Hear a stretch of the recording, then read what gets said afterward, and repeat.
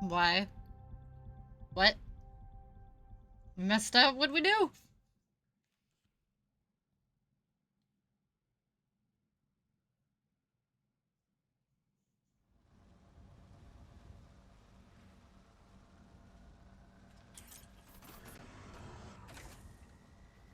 Oh, yeah.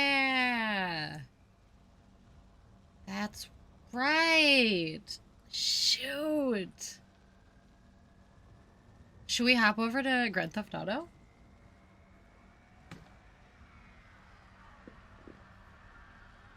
I totally spaced. Which is funny because yesterday, was it yesterday? This morning? I don't know. Sometime I was like trying to think, all right, now what were we going to do for the schedule? You know, like how are we going to, I totally forgot. And I wasn't on Monday, yeah, which I'm going to blame that. I'm going to blame not being on Monday. You know, just throwing us off. It was a request. Should we hop over? We could do some GTA today. At least we'd be like half committed, you know? And we forgot. We forgot. I was even like thinking about the schedule. Oh. How do we do this?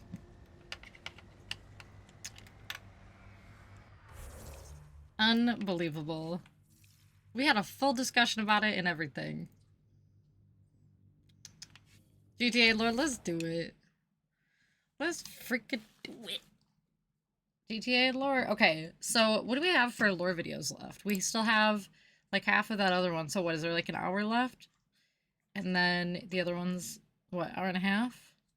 I'm just trying to... Let's see. I can just look. Why am I asking? I have it on YouTube. Shoot, do you have the second one? I think I forgot. I just realized I think I forgot to save the second video.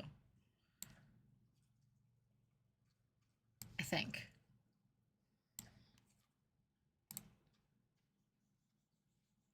Let me look. Unless that's in my history. It might be in my history. Hold on.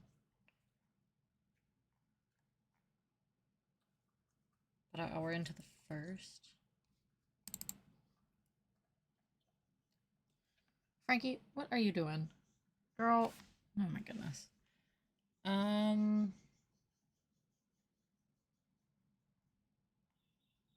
really only have the one? I thought I opened them both up. Maybe not. Maybe I do just have the one. Oh, you never sent the second link. No wonder. I'm like, why is only one showing on here? I thought I had them both open.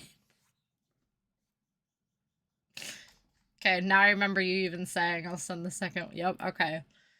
Oof. Done did it. Done gaslit myself. Various potatoes. Was okay, yeah, we're an hour and 23 minutes into the first one. Okay. Got it. Now I've set the second one. Now it's there. I got an hour and a half of that. Okay. So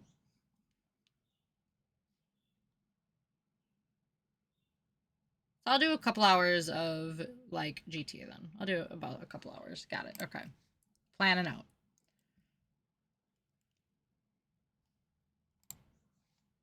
Yes, okay. And it's still on there. It's still in the place, so that's good. We're set. Let's get some GTA. Launch. Play.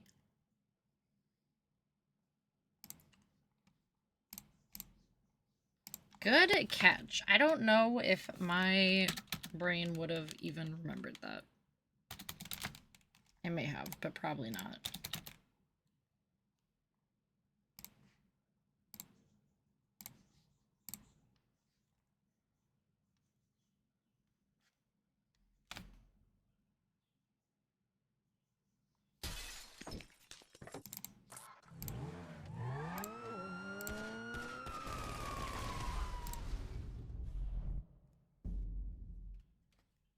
Alright, alright, alright.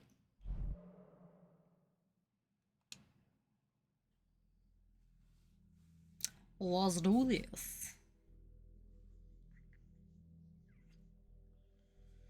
Ay, ay, ay, ay, ay, ay, ay. I love this game. I love all the games I play, but this one's just been such a long time coming.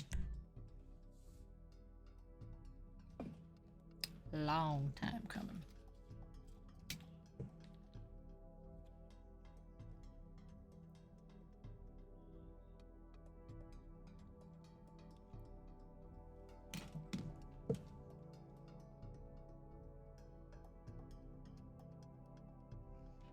What? What? I do. It's so fun. I don't know. And it's just so different because, you know, the only GTA I ever knew was the older ones. And so this is like such a new upgraded version. It's crazy. What? What? I got stuck in 2016 YouTube.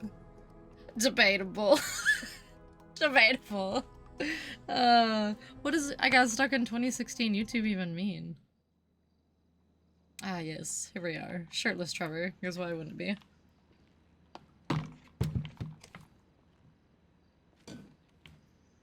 This is a peak man right here.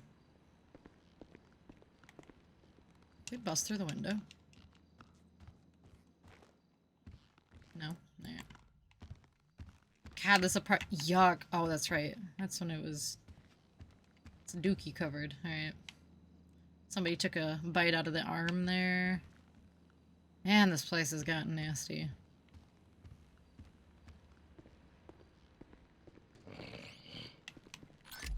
Ah! Oh my god, what is that? Why is that? Oh my god! This place is foul. This whole apartment is just foul. Oh. He's dreaming about questionable things. Okay. Oh, good morning. Anyway, I am purchasing my first clone in at least a decade plus. Hey, which one are you getting? Not that I'm probably gonna know what it is, but freaking love clones. 2016, which is all your mama jokes and calling everything gay. Yeah, that is very much 2016. That is all sounding very correct.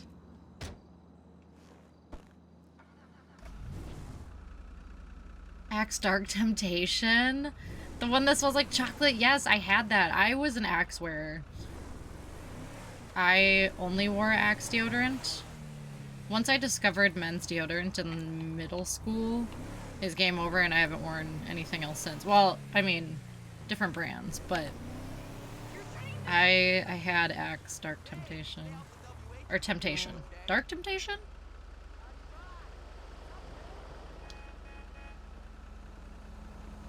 Seems to be a general winner. Yes! Everyone was back then? Yeah, oh man.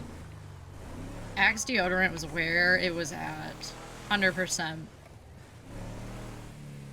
I still wear men's deodorant, but I actually threw out... I still had some Axe that I wore, but I threw out all my deodorants that have, like... What is it? Aluminum and all the crappy stuff in it. And now we wear, like... I have, like, Duke Cannon and... What's the other one? Harry's? And some other ones. But yeah, I don't know. I love the smell of men's deodorant. Works harder, too. Ooh. I gotta get my eyes checked. Sorry, dude, you good? Yeah, he's good. He's good. He's alive. Alright, what do we got going on here? Not a lot happening. All the rampages are done. Okay, okay. You know what? We need to find somebody that needs a ride. Lamar. Because we need to take them to you know where. Hey, Loco, you scare me, but you're kind of cool. We should chop it up sometime. Franklin or without him, whatever, dog. Yes! Let's go hang out. How do we hang out?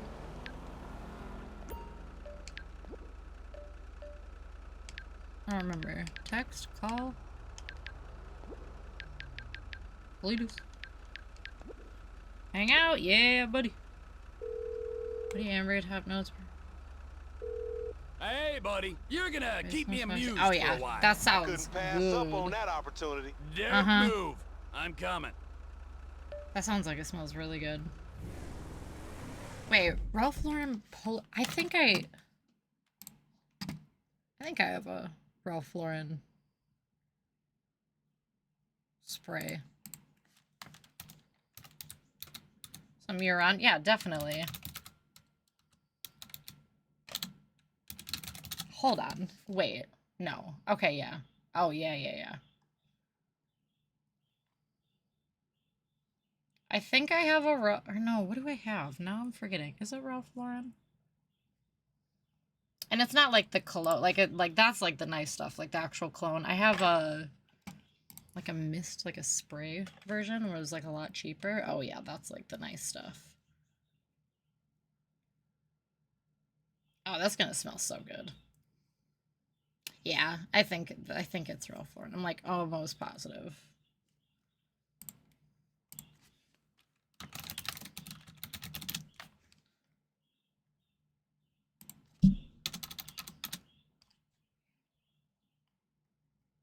But it smells good. Ralph's Club, maybe it's that. Yeah, I think there's like a million of them. I don't remember which one it is, but I have lots of sprays and colognes and purple. Wait, really? I think I'm in love with you. Can you tell? I didn't know that. I'm a sucker for, like, me and Derek are opposite. Like, he's like, you know, very cleanly, very whatever, but he doesn't like, he just likes deodorant. That's it. And I'm like colognes, perfume. I'm like, I want to smell good. Totally opposite.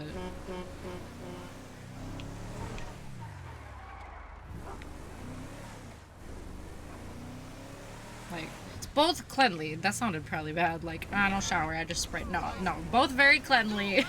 But I love a good perfume.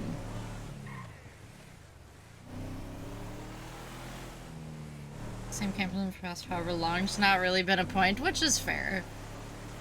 Like, to be fair, like, yeah, sometimes I even do it when I'm just at home. I'm like, I just want to smell good. For what? I don't know. I'm not going anywhere, but it just smells so good.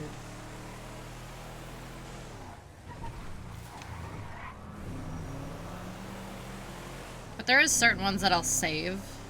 Because, like, I have a couple of, like, clones, for example, that I just can't find anymore. That or they're, like, too expensive to want to buy another bottle, so I just rarely wear them.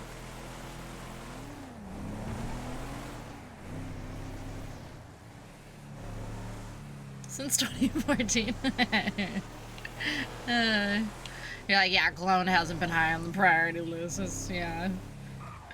Hey, nothing wrong with that. Nothing wrong with that. Ooh. What is wrong with you? My bad.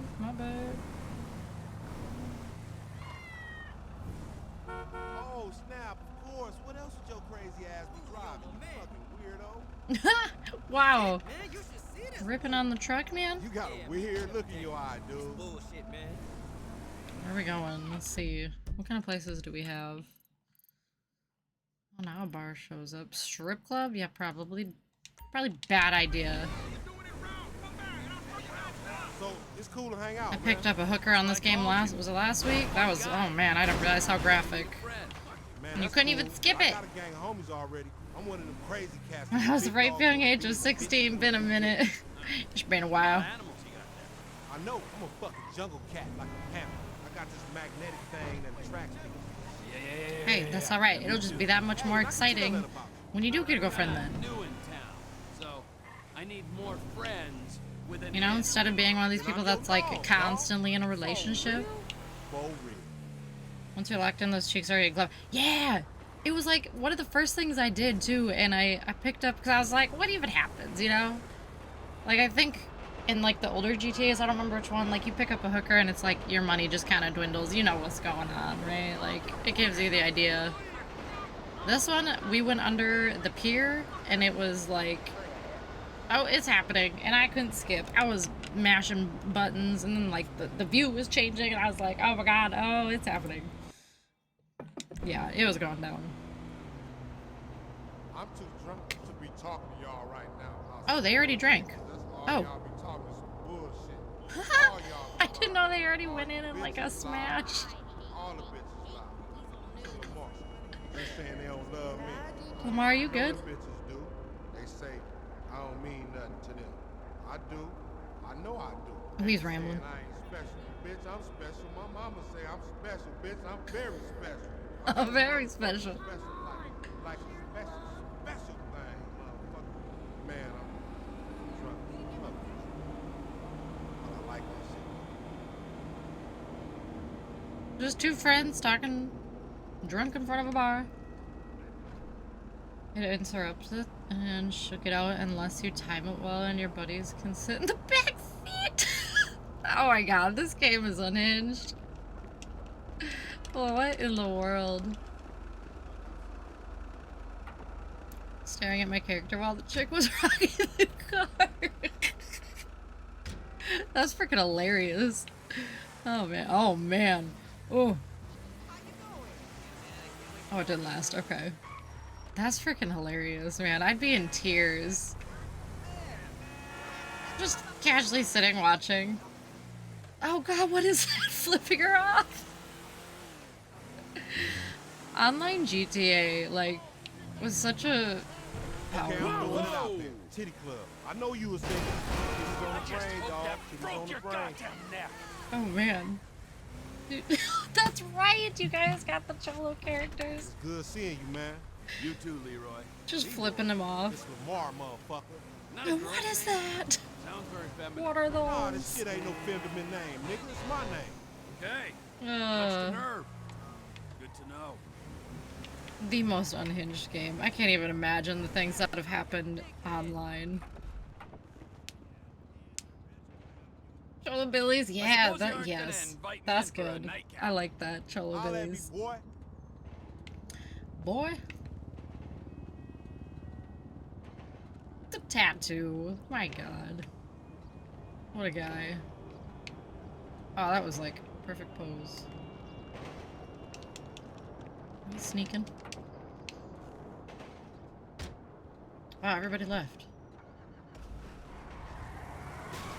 Great bonding time. Screw your mailbox. Alright, alright, alright. Right on the tracks, why not? Let's see. Oh, I see green question marks. We'll just leave him on the tracks, he'll figure it out. It'll be good.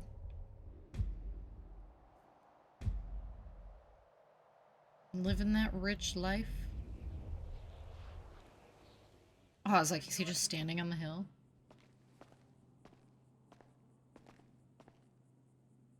That, I feel that.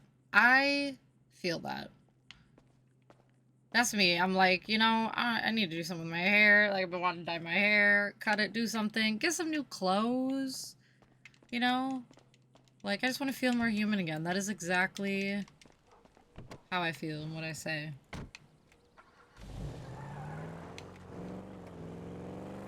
It's just it's a boost.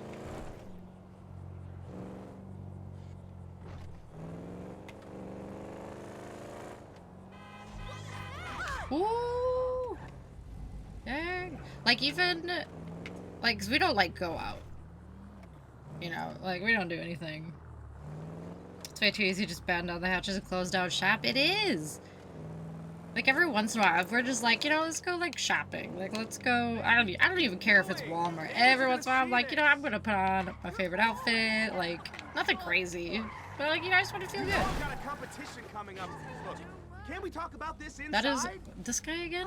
Oh, he ran off last time. That's right. I scared him. That's it. Walk away like you always do. Yeah, we quiet Hey, people you. just kind Listen, of... Can you give me a ride? My wife's gone can. crazy. I'll throw some dollars your way. Yeah, in the man, car. I guess so. Once we, Why you not? know, like... Thanks, man. Just shut down. We just shut down. And then it's like sweatpants and t-shirts for the rest of your let me grab my days. favorite iron. She's not getting that. It's way too easy to What just a mess. do nothing. A really great wardrobe out for all to see. Whatever. I can't deal with it right Get now. your stupid golf club. Let's go. Can you drop me off at the golf club in Richmond?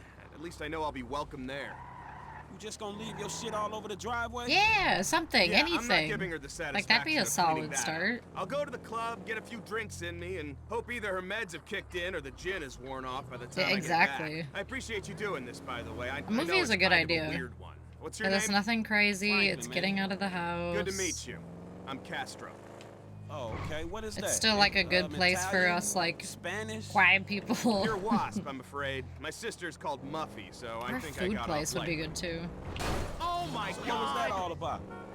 Ah, just the usual Don't psycho scare the dude. stuff. That was your She thinks I've fault. got another woman on the side. And do you? That's not the point. She doesn't know that I have one. Hey, guy to guy now. I have a very strict code. Only Yeah. on out-of-town Baby trips, steps, no baby real steps. names, a dead trail. That's a gentleman's way, right?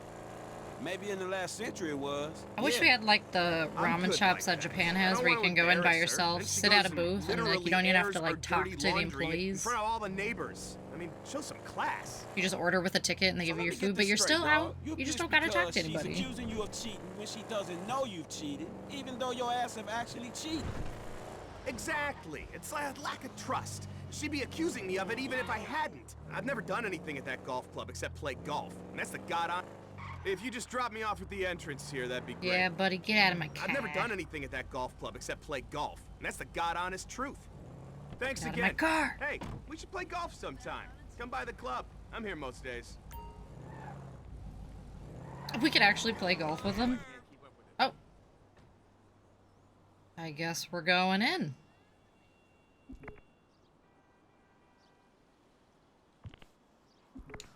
Hard? No, I don't want to. Oh, brother. Okay.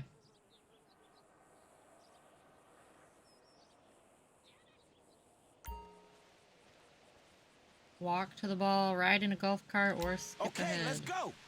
Let's go. This is gonna be interesting.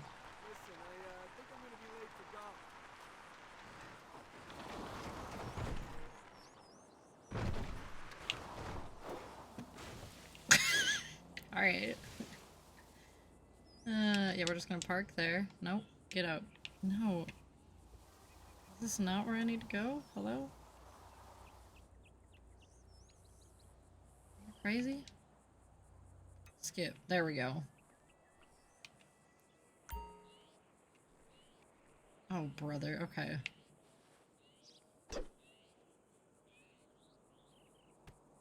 Would have went a little harder.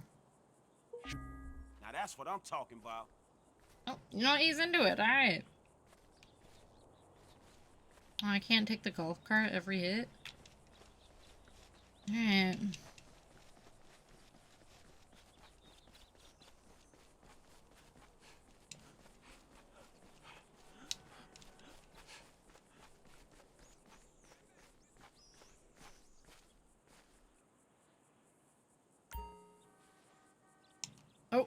Oh, I forgot the button. There she blows.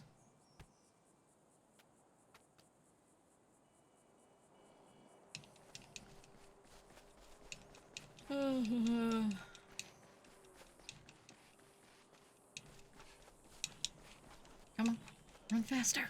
Go.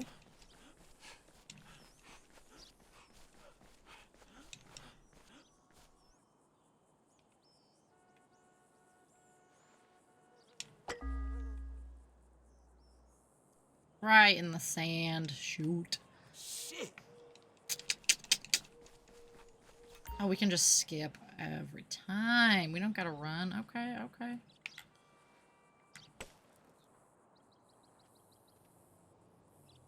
There we go. Rough. Oh god, what? Oh. This is bad. This is real bad. Damn. Bogey. Okay, alright, yeah. That was lovely. Oh god, how many are there?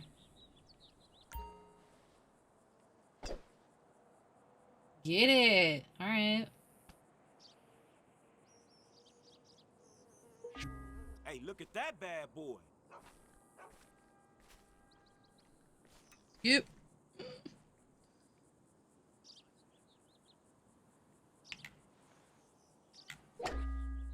Right through the tree. Come on. Damn.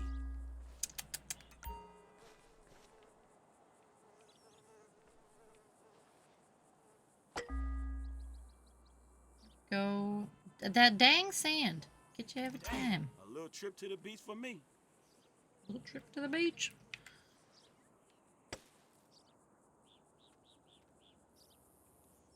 Now that's what I'm talking about.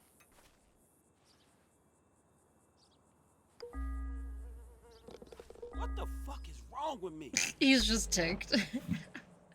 Alright, we're quitting. We're quitting. Oh, shoot.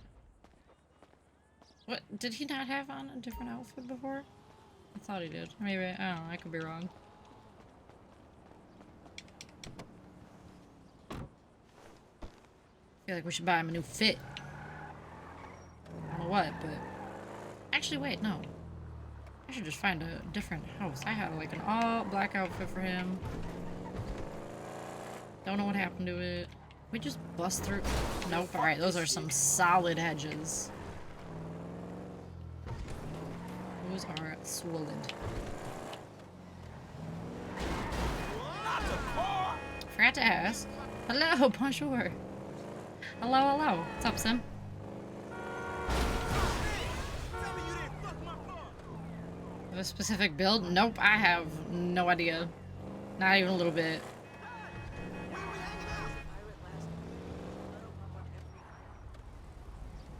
We could give him something fancy. That ain't cool. Yeah. Hello.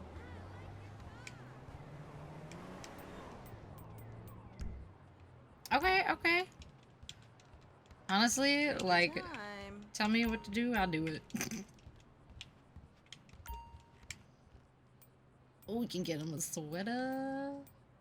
Wow, those are expensive. Okay, those are nice, those are nice. Quality build with any extra points slopped into faith or intelligence. Okay, okay, okay. I mean, I'm down. You should try it on. Coral, I am trying to.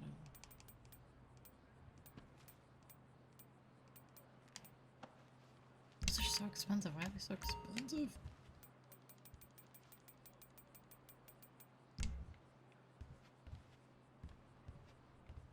Look at that.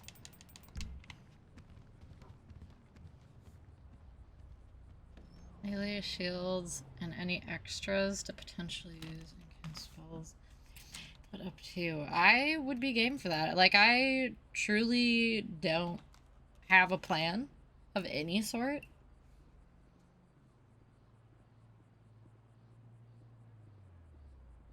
So you have to use the stuff, so it kind of interrupts melee flow. Okay, okay. Yeah, I'm down. I'd be fine with that. I Splurge. can see Get him you a fancy wearing sweater. that. I'm also like not super great at like putting together a build, I would say. Like a specific one. Doing it.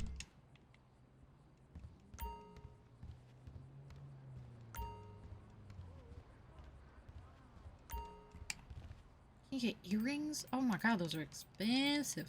Holy cannoli.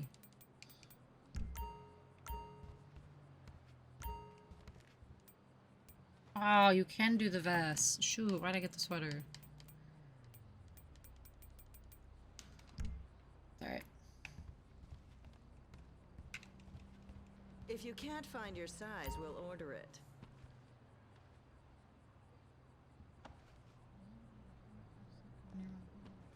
Bench. Okay, sick. Alright. That'd work.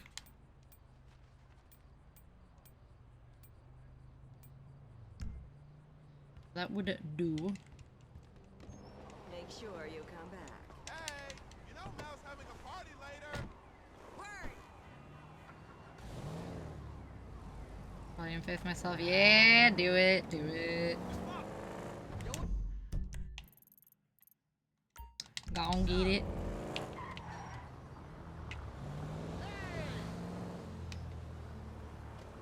Things available to use, which is smart. Jeepers. Yeah, we love having the ability to have options.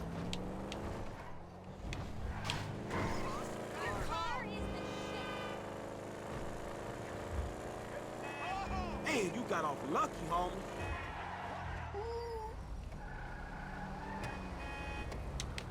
Oh, god dang it. No, it's gonna get away! Shit, that hurt. Yo, you still on. Give me your car, I need to catch the other car. Wait, no, it's still, no. Don't get all hysterical, honey.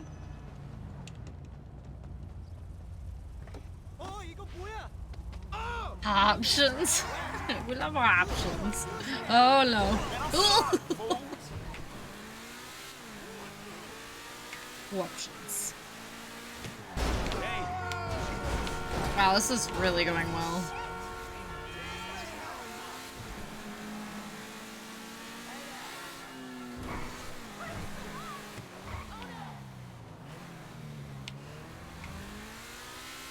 Can I get a latte? Non-fat. Oh, it's this guy. What's his face? We just pull right up. If this is the right treat. Yeah, just let me You are chaos in the flesh. Real bad. Hey, Bev. It's always something. Fucking ruined the shot. You ruined the fucking shot. Oh, What the fuck you talking You about? ruined the fucking shot. It's a fucking reality show, and you ruined it, homie. Homie, Whoa, you got you them attitude. photos. Poppy Mitchell, the English princess, the others. Oh, right, man. You know, don't even remember, right? The whole thing is like, But what about my money? we're shooting a show here, trying to work. Hello. Just Wow. call my agent or something. Man, fuck you. Whatever. Back to one. We were shooting douchebag. something. Okay. Now where were we? Guys, Does fame go is to your this head? because I'm a celebrity Oh. and you're not? Oh. He's mad. When did we discuss money anyway? He's really trying to fight now? You ungrateful prick! He still films him. I've moved on. Deal with it. After all I've done for you. Why are you so bitter? Oh, about to hit the camera guy. He's really just gonna keep chasing. You were never cut out for this business. Oh. Is this because I'm a celebrity and you're not? Dang, dude.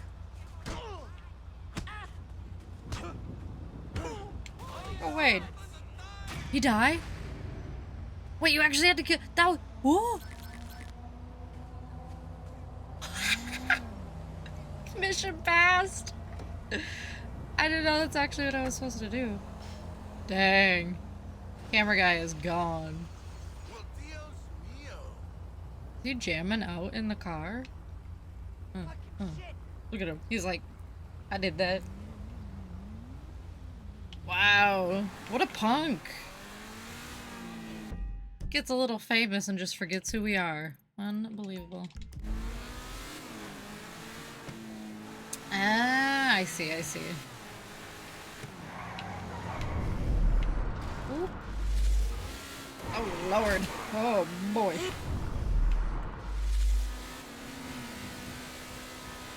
cruising.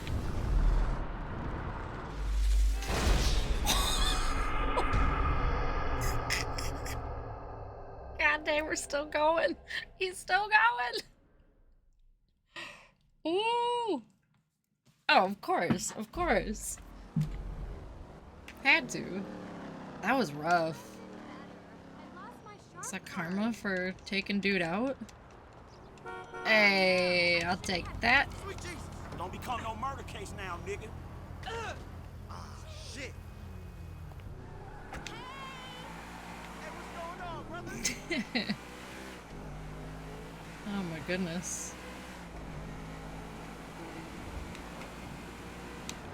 Oh my god. Thought those were gonna be solid. Oh lord. Get it together.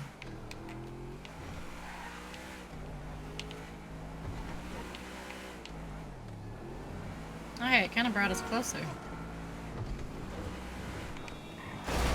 fuck this shit. Alright. Excuse me. Sorry about that. Strike. Where am I going? Where? Wait, hold on. No, tell me, was that who I was supposed to work with? Did I just run over what I was supposed to... Oh no. Oh no, wait, I gotta go back now. I think I goofed, maybe, possibly.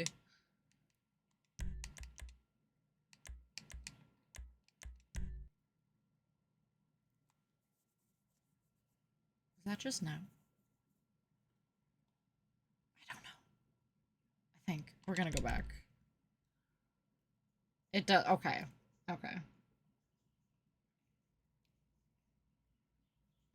Good lord. I always run over the people I shouldn't.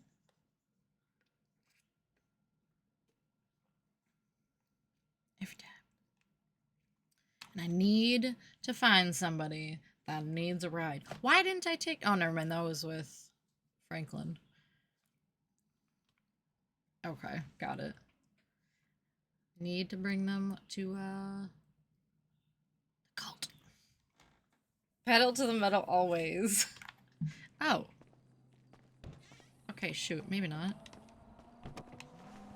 I guess we're going back here. Alright, this works. Let's roll. You know what? No, no, no. I want the bike. I want the bike. Change of plans.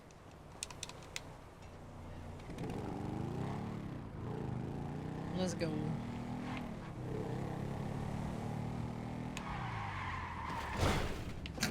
Wow, okay. Right? I didn't expect it to be there.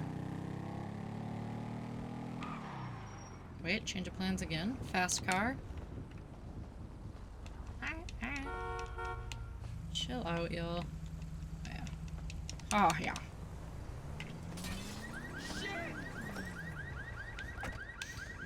Taking cars, broad daylight.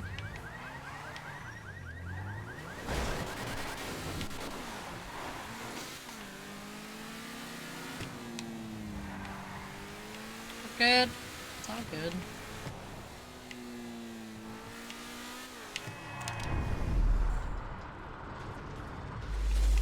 Okay.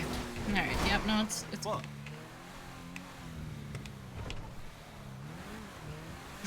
No. I don't know if we'll make it to our destination alive, but we're gonna try. Because we're flooring it.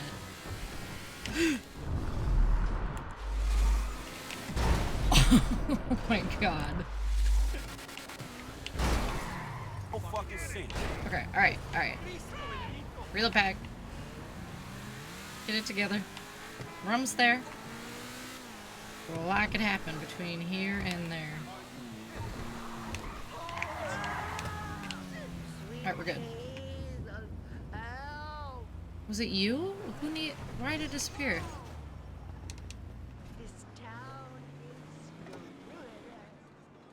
Why did it disappear? Was it her? I'm so confused. Hey, what's going on, brother? Hey, buddy. My new website covers That mean I'm all dying, three dog? of my careers. Yeah, that. I don't get it. Tell me if I have the big C. Did I mess up again? Don't care about that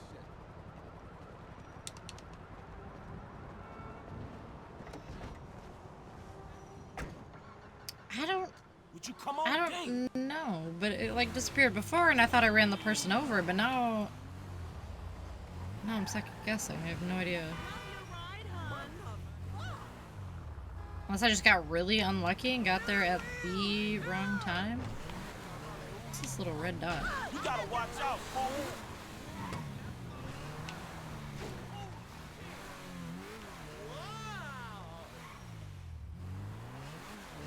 Give me your fucking money. Now. Don't shoot! I don't think so. Not today, buddy. Where'd she go? She's out of here. She... Ma'am? Ma'am? Vanished. To thin air. Wow, okay. Alright. Is she safe? Yeah, she's gone. Done did it. He doesn't even have any money on him? Sorry, pal. You shouldn't have done it, though. That was kind of rude. Oh, we gotta go all the way around. Shoot. Gosh, I'm so curious what the, like, little question mark was, but... I guess it'll show back up if it wants to show back up. I really want to find somebody to, take to the old cult. Bruh. What are you doing? I feel like this is typical Trevor behavior. Taking a little nap.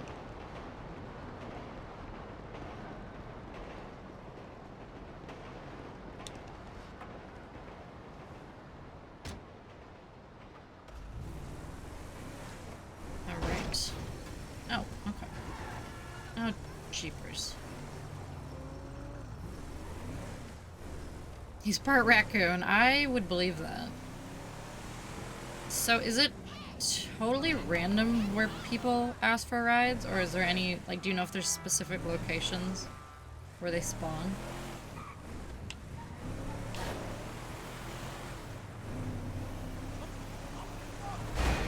Fool, you're a fine fucking fool.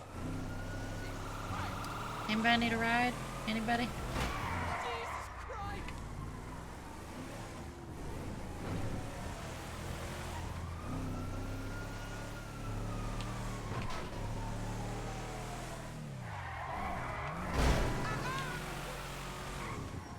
Need a ride?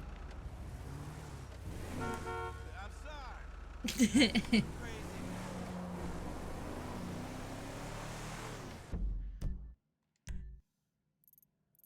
I feel like we gotta go out in like the middle of nowhere again. Maybe. I don't know. What is out here where we haven't been?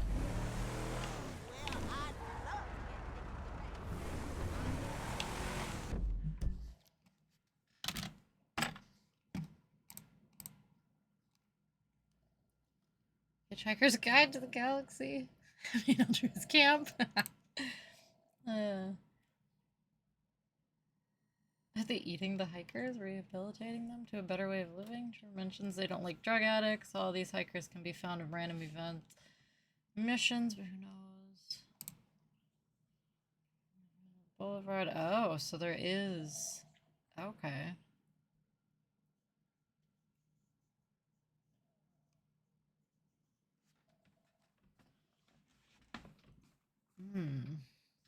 Better yet.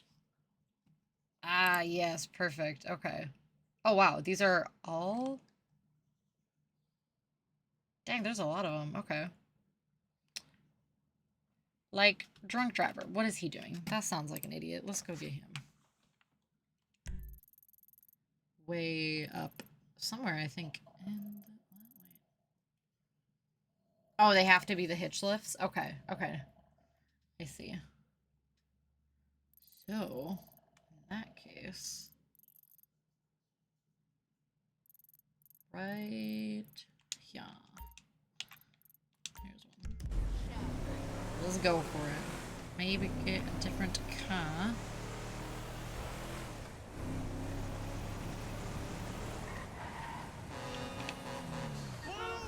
Oh, come on, get me. Hello, my friend.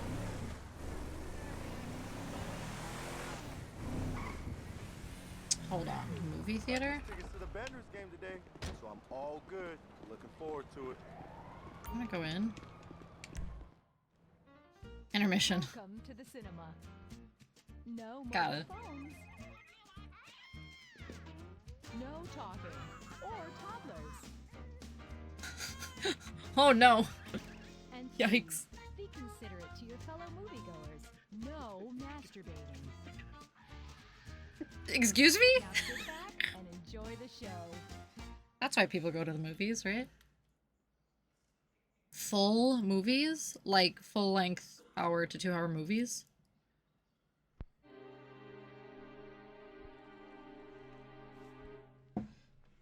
So like, is this gonna be a full movie? You can zoom. 20 to 30 minutes? Good lord. Oh, no, no, no. Is this gonna be... what's going on here? Oh. Antoine, Antoine, réveille-toi, réveille-toi. Pourquoi est-ce que tu dors? Comment peux-tu dormir? Oh, this is a bad acid trip. What is going on? No estaba dormido, estaba durmiendo, pero despierto. Ta femme doit être remarquable. Ces rêves que tu as à la fois éveillé et endormi. Mais tu n'es qu'un simple voleur. I can look around.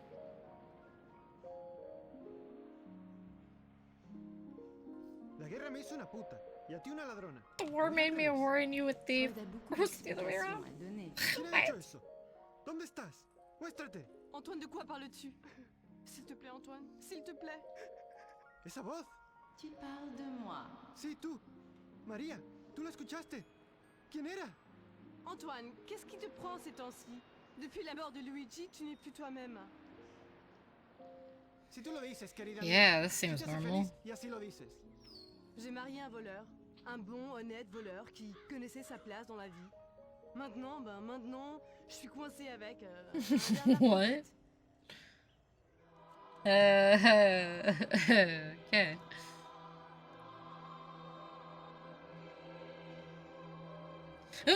See eyeballs, what? Une créature qui ne sait plus s'il est un homme ou une femme. Quel est le mensonge et quelle est la moitié de la vérité? Pourquoi les choses doivent être aussi simples mais continuellement compliquées avec toi, Antoine? Sí, María, contigo las cosas no son tan complicadas. El carnicero viene y abre las piernas. La policía viene a detenerme y abre las piernas. El cura viene para confesar. De nuevo, sabemos dónde acaba. We know the outcome. You get the pattern here. This is very, very strange. It appears that we are like the only one in the theater. Whoever came up with this little film, I don't know what they got going on in their head.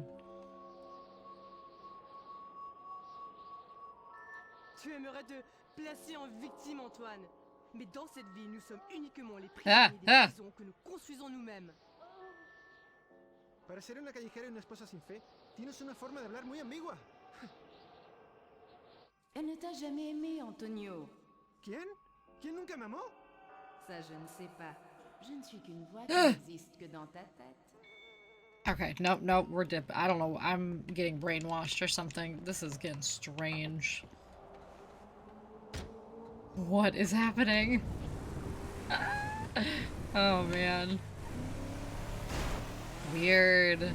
Very, very weird. Okay. Ooh, good car. This'll do. This'll do. For now. I totally... Come on! Out of the car, lady! Lady? You fucker! This is so bad!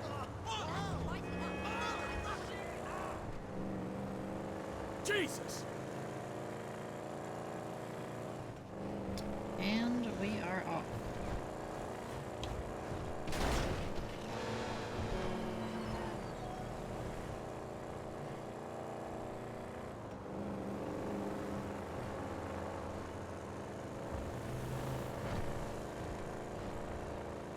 Oh, whoa.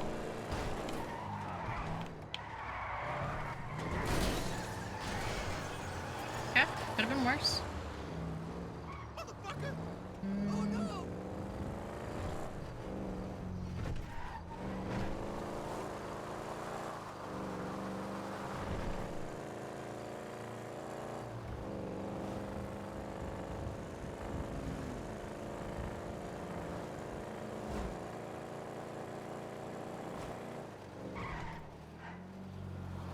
Oh, dang, I should have took it.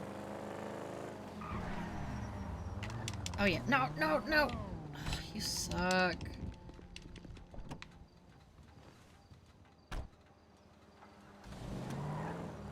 Wait. No! Man, all these people. Going around.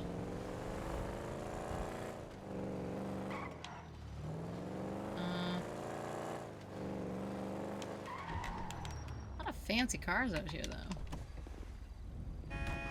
Shit! Holy shit!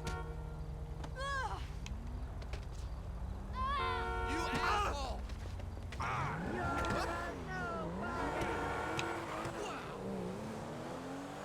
We'll trade.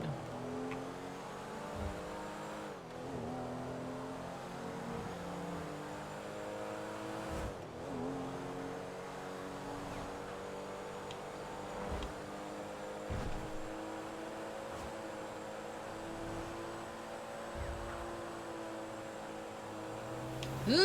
Well, Yep. I'll be fucked. Figured that was gonna happen eventually.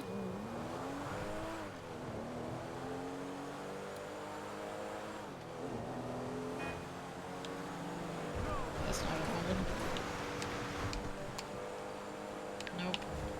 Oh lord. Ah, look at that. You Ooh. gotta love rural America. Look at that. Now, we have you surrounded. Make it Dang. yourself. Drop Dang. your weapons and come out with your hands up. It's going You down. disgust me.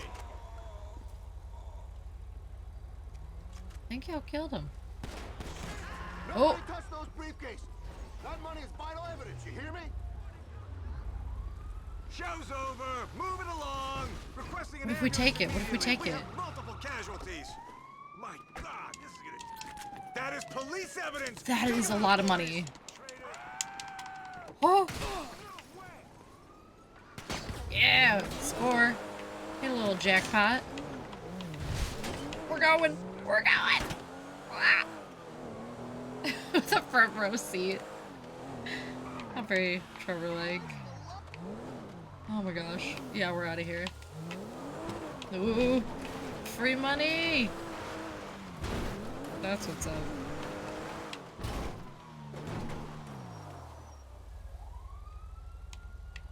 Oh shoot, how do you duck again?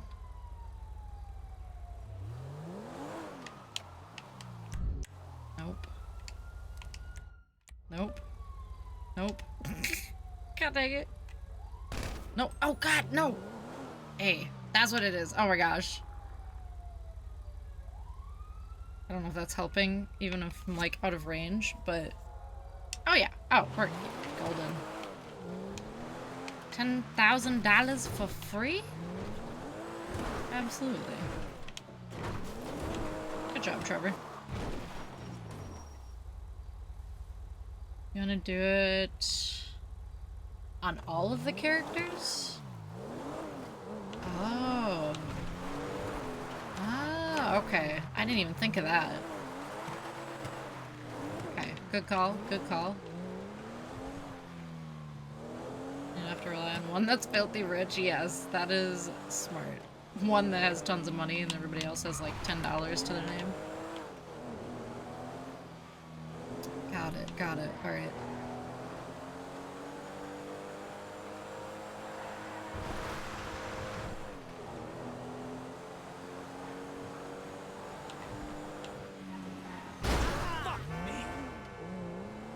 He did.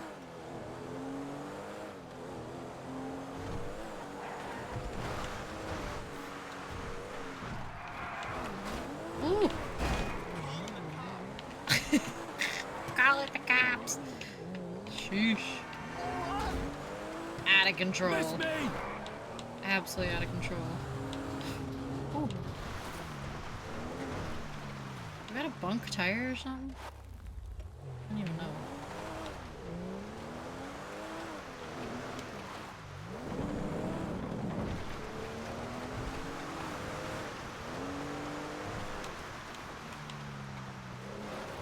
There's a lot of deer running around.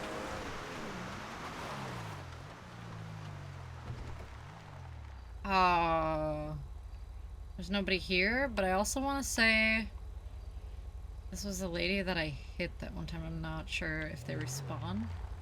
There's nobody here. Get out of the road.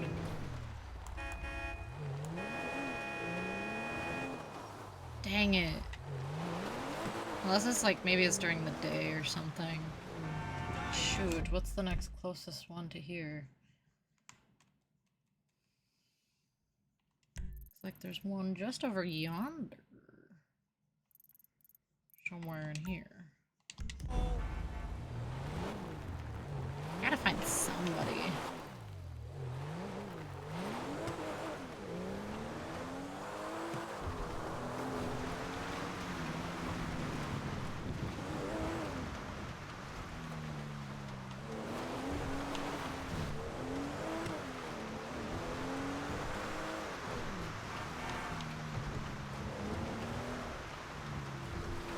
How did you not see me?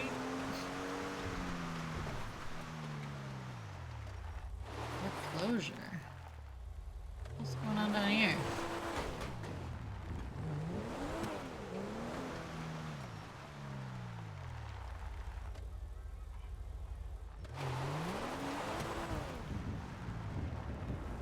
Somebody's jamming. Ooh.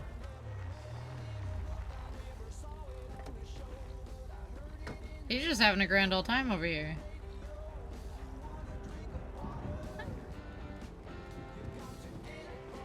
Oh, looks like we can talk to him?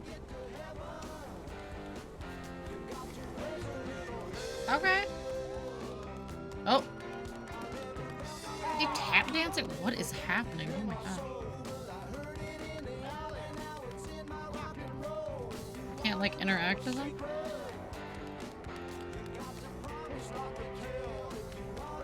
Just a man and his pig. Maybe if we pull the car up?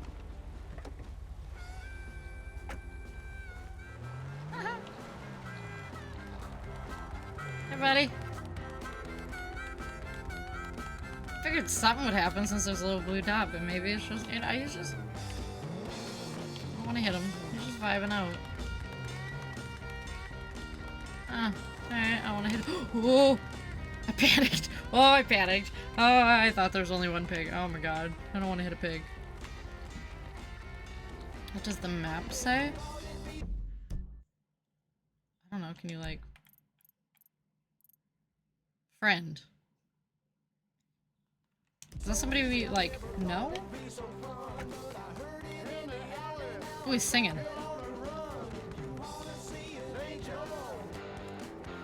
Dance like nobody's watching.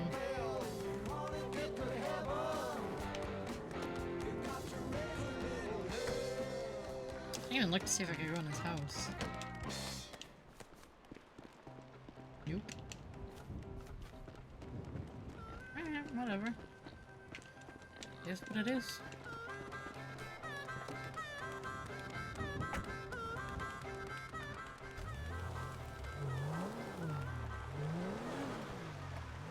Like, maybe we can interact eventually?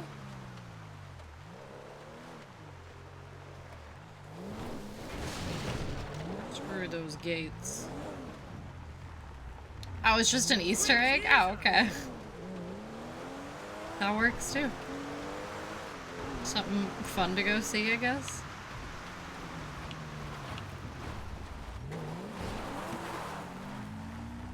Look where he was born. Oh boy.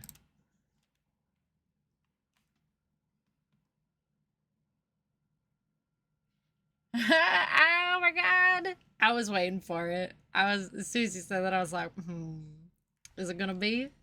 It is. Radio in game, which is the country station. Oh, okay, that makes sense. And then you can go find him. We accidentally found him. The dancing hillbilly, the dancing outlaw. Jesco, old Jesco. I like him. He's a vibe. Just a country boy, you know. A West Virginia country boy. Vibing out. Ooh, we are sliding.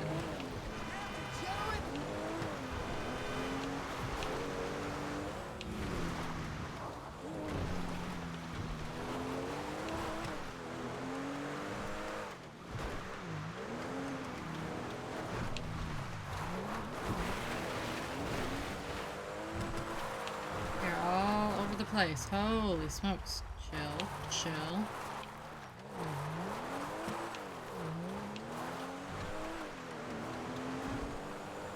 Ah, yes, regular roads.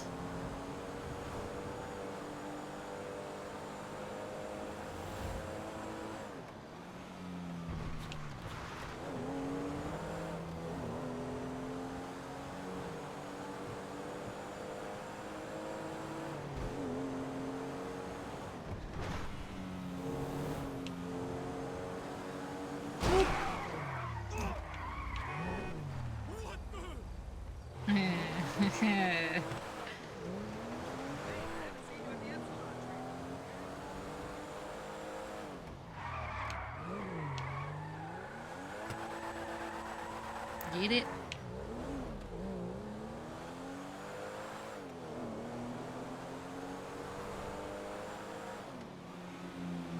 Wait, is that...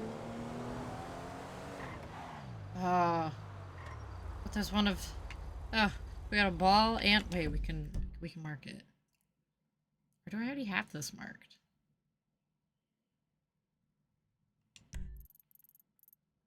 Point of interest. Oh, I already had that one marked. Alright, ma'am. Hey, got room for one more? Sure do. Oh, I think there's room for a little one. So, big favor. Can you take me to the top of Vinewood Hills by the sign? Sure. Sure thing, girl. Alright, where is... there it is. Thanks. Yeah, lady, hop sweet of in. you. I was starting to think no one was going to stop. Speaking of cults, I finished Synanon Fix. Crazy. Absolutely wild. Short dress, boots. I mean, I finished it like vulnerable, over the playful demeanor. weekend. What more does a girl have to do these days? I don't remember You what day it cast out was, this but kind of bait, you'd expect at least a couple of nuts. old sharks to come sniffing, but along you came. Thank God. Yeah, thank Less of the God. old, please. I'm in the prime of my life. Just promise me you're not going to wear my skin or imprison me in a crawl space for 20 years. I'm not. Joke. Kind of. You're cool, right? Sorry, I'm coming down. I've been partying like a biatch. Yesterday was a blizzard, man. I don't even remember getting out of bed, let alone going to bed. Good times. Yeah, girl, you're gonna have more good Okay. times. And what's on top of the Vinewood Hills? I'm Yeah. going to see my man. Oh my He's the gosh. security guard at the broadcast tower right behind That, the like, famous whole Vinewood situation sign. took He's been so many stressed out, really turns. working long hours, so I thought I'd surprise the big lug. We Like, haven't seen each it other just for like a kept week. getting crazier Or and maybe it's crazier. 2. I don't know. And then it Crazy just... how time flies. It was a slippery Wait, slope. that's my phone. Speak of the devil. Hey, sweetie, I was just talking about you. To this guy who was nice enough to give me a ride? This guy. No, not like that. I'm pitching back into town. Yeah, I know what happened last time, but I'm pretty sure this guy is okay. I ran out of money or I would have gotten a cab. Yes, all the $1,000 you gave me, what's the big deal? I said I'd pay you back. I'm sorry, okay? My phone was out of juice. You're never gonna I see only her just again, got it boy. charged. I was staying at a friend's at Sandy Shores. You know, Brianna or Susie. No, Sounds I shady. haven't spoken to him in weeks. This is just some random guy, I swear. Calm down, babe. Look, would you tell him? She's cheating. Are you talking to me? Yes, tell him you're not a guy called Brian, you're just some random guy. What? Just shout it.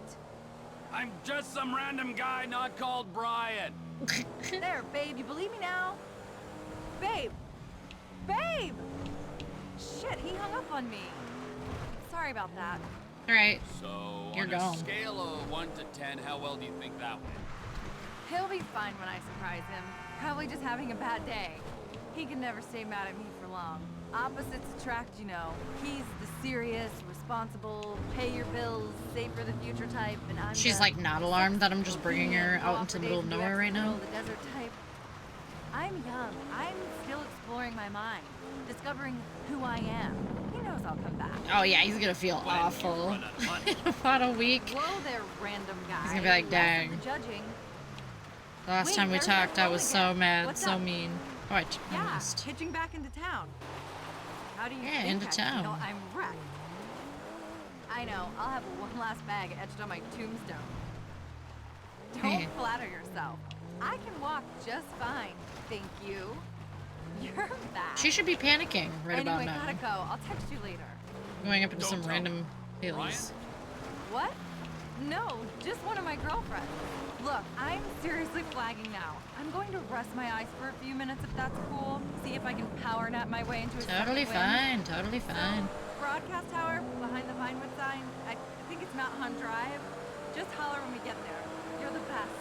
And don't touch me or anything, okay? Girl, what? Why? What? Are you sure this is the right way? I am absolutely positive I am taking you starting to where question you need it. to go. Can't promise anything. I jest, of course. You're horrible.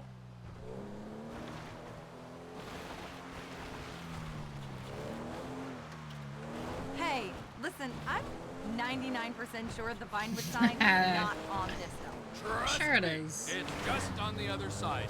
I hope you're right because this is weirding me out now. She's getting creeped out.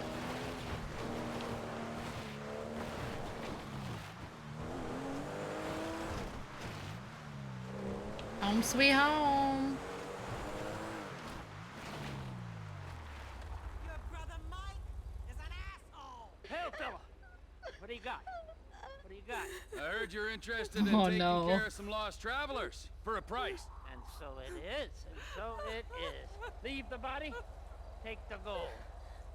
Come on. Move. Move. Oh no! Oh, it's so messed up. Let's go get more. Accomplishment. Deliver an unsuspecting victim to the cult. Who's next? Let's go. Let's find our little map. Now we are on a mission. Okay.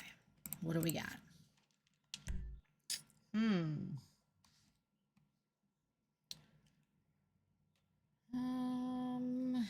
Let's see. It's down here.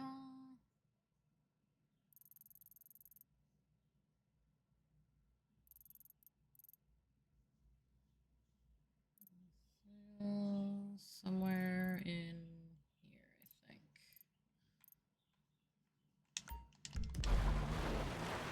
Like a bounty hunter for hillbillies that may or may not be cannibals. You know, that's what we do. Gotta make that cash. We're on a mission. Let's roll. Oh boy. We're reckless on these roads as we do. Trevor is on the job. What's going on up here? Rides? Anybody? I'm gonna find some place in... Sure, whatever. They're like, man, we're just smoking. Leave us alone.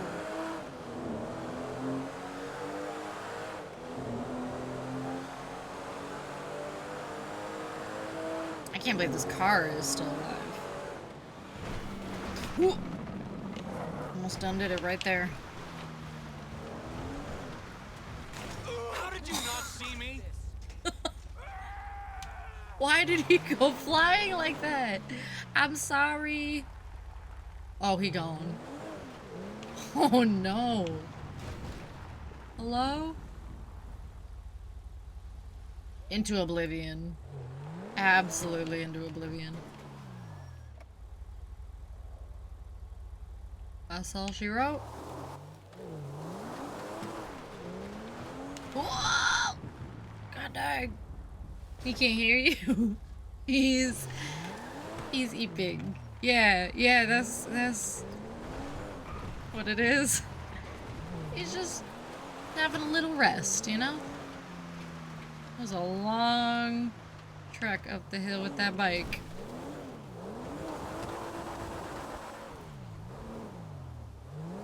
He's gone. That was rough.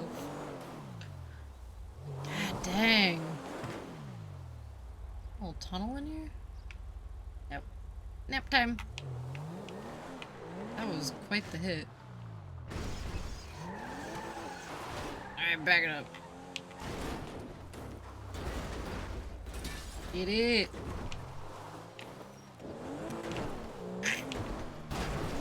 Woo! Alright. On the road again.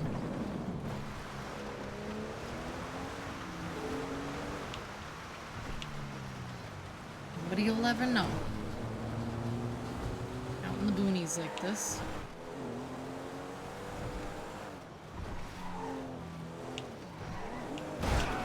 Y'all need to get out of here with them bikes. Sheesh.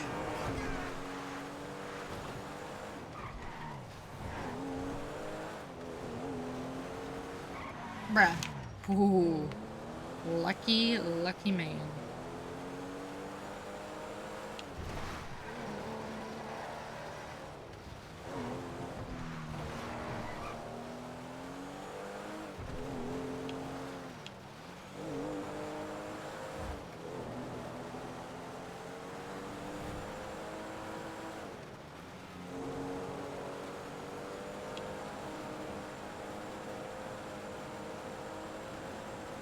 Somebody up here? Hopefully. Please be present.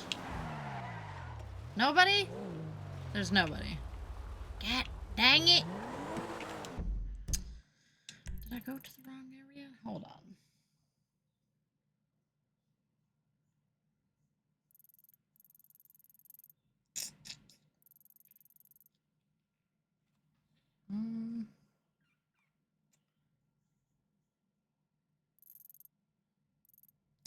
So, oh yeah, definitely the right area. Maybe just up ahead, I don't know. Still nobody though. Dang, where's all the hitchhikers? Is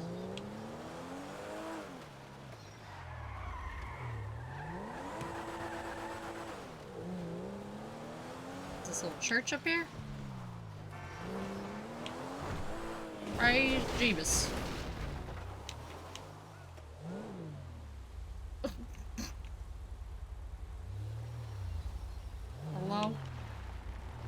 What is that? That looks like... Is that one of those notes? Like the murder note things? Alright. Alright. Accidental win. Start, you turd! Conveniently in the cemetery, though. Makes sense. Not the fleurs.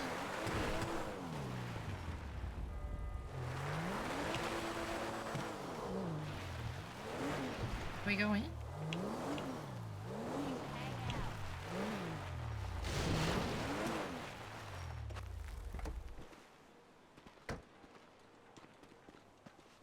Ma'am? Don't pay me no mind. Can't even go in. Trevor would probably bust into flames anyway.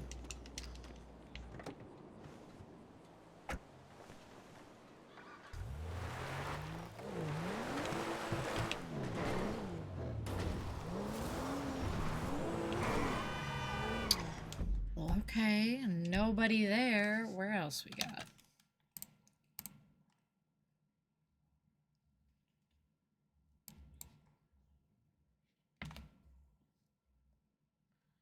You can find a rogue cult member? What happens with that? That's not far from us.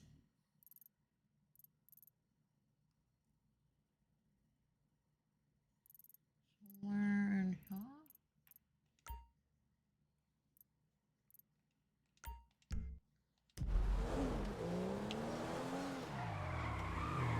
Big old jacked up truck.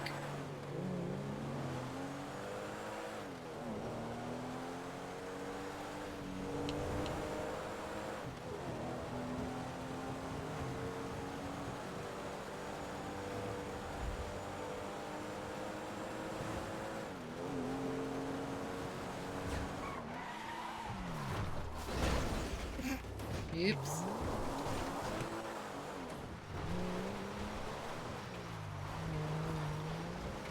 What if we take a shortcut?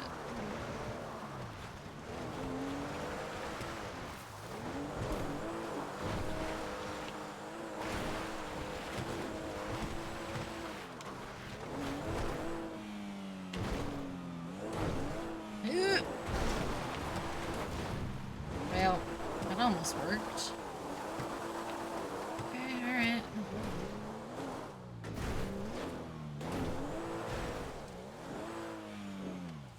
God dang.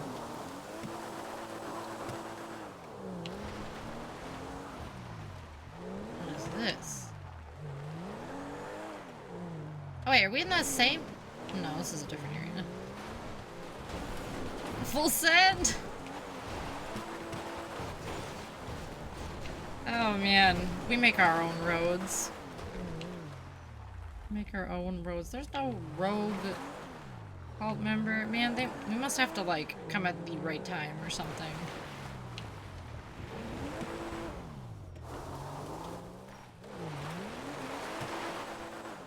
Darn it. I want to find all these people.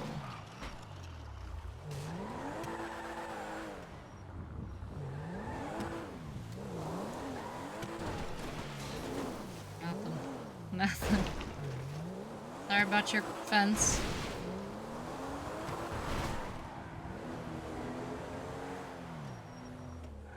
Well, shoot.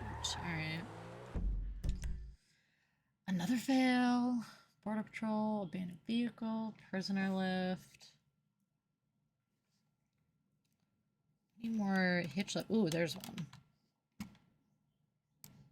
Oh, it says day or night? Wait, maybe... Oh, the first... Okay, hold on. Got it.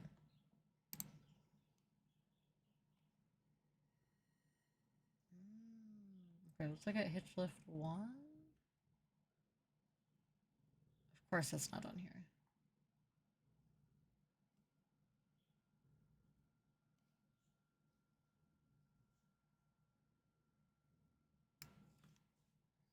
Oh, hitch lift 1 has no option to be taken to the camp. Hacker number 2 is better known as Ursula. She talks about eating drywall and other strange things. I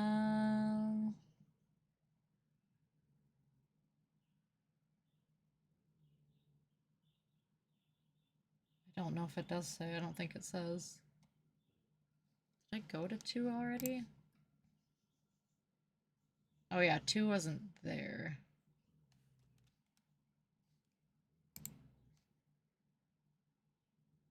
Unless I'm missing. I don't think it does say.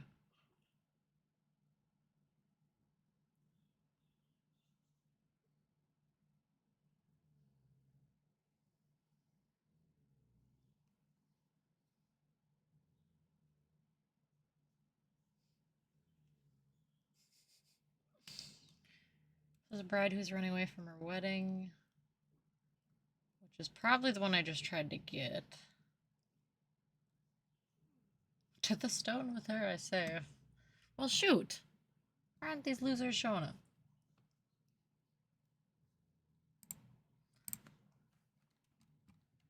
Maybe I just gotta wait till nighttime. I don't know. Although you wouldn't think a wedding would be at night.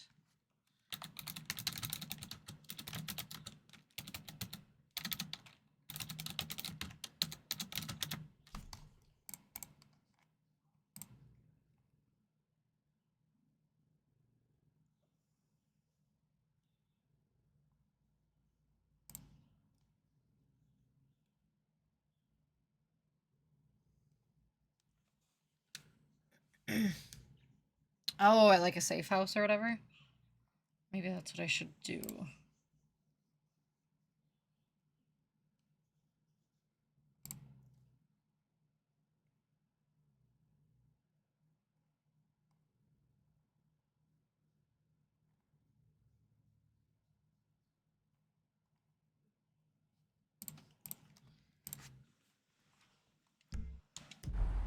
I feel like this one would probably be during the day.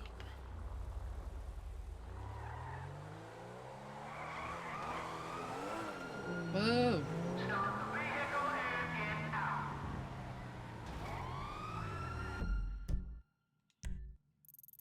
Poop. Oh no, this was the rogue. Whatever.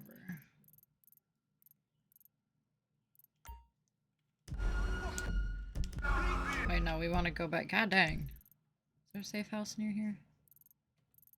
Not too far off.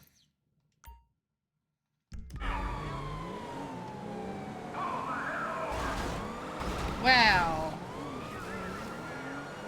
Now we're in trouble.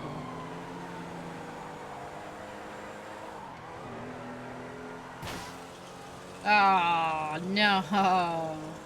Oh, the timing. Get me out of here. Oh, jeez. It's getting chaotic. Alright, we are in need. Tractor? Really? You know, we gotta go. Take what we can get. No, that thing's gonna be so slow. Oh, okay, nope, we need it. Oh, boy. Truck. Perfect. Or whatever this is, SUV. It's just a robbery. Oh, I am so sorry. Go home, man. Nope. Trying to go home. Oh boy. Now they're all mad. They're all ticked off. Oh man. Great. Ooh. That's rough.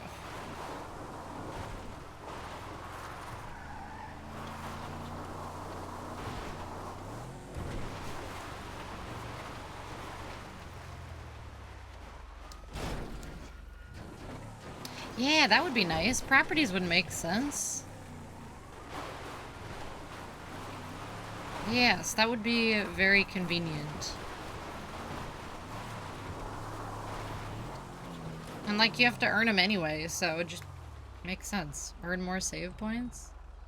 We're good. Totally should.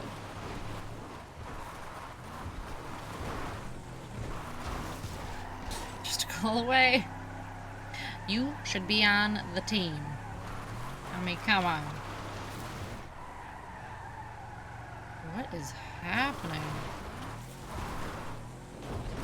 God dang.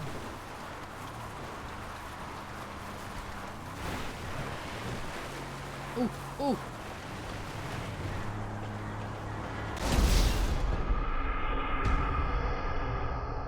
You know, that was really stupid, but I couldn't resist. I couldn't, it was right there. I had to. I just had to.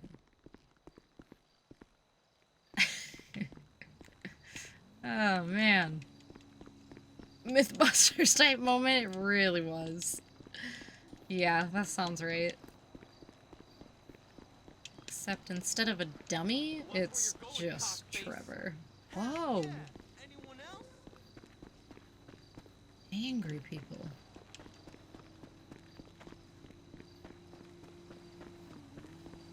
What you doing? Looking a little suspicious over here, girl. Please, just stay away. Well, what you doing? You want me to call the cops? Well, try it. Try me, lady.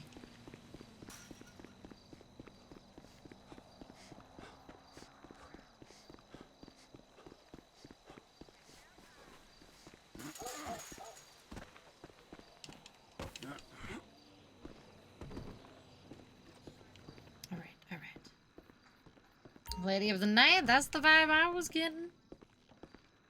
Sure seemed like it.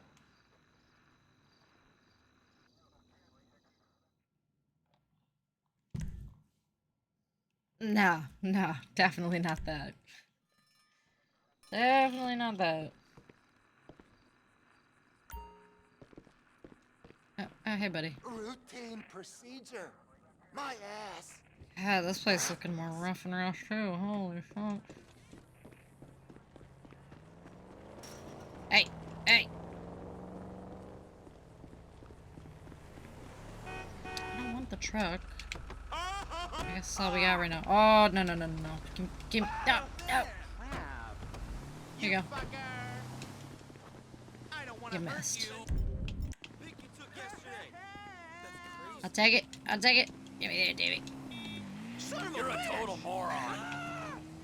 Give me the ATV.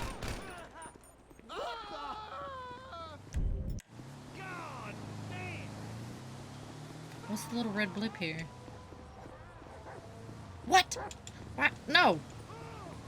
No, no, no, no, no, no, no, no, no, no, no, no, no, no, no, no, no. No. No. No. I refuse. I refuse.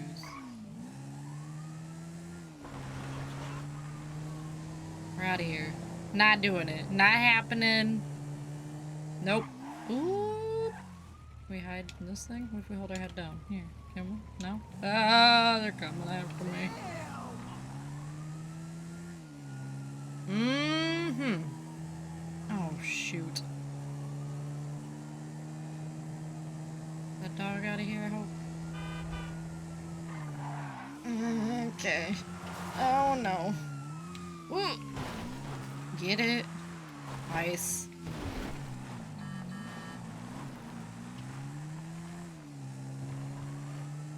Get him. Get him. Lucky miss. Okay, we need to go back to those areas. Map.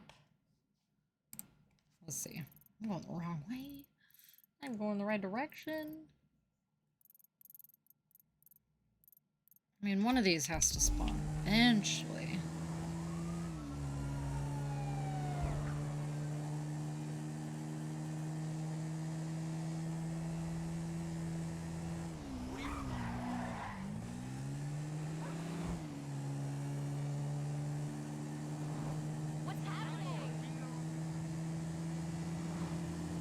That is beyond annoying.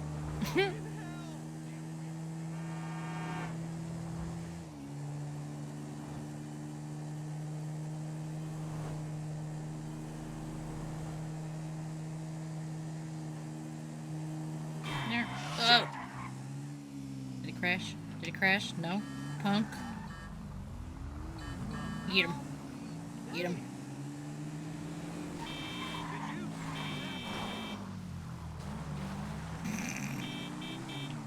Just honks. You know what? Fine. Screw you. Does he have a horn? Heck yeah, it does. Main game? That's crazy. Miss me! That was close. DLC is 95. That is crazy. One off. Good lord. The hype is serious with the DLC.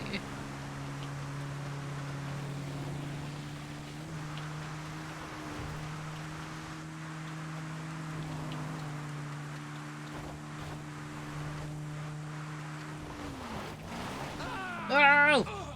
Trevor. Fine. Fine.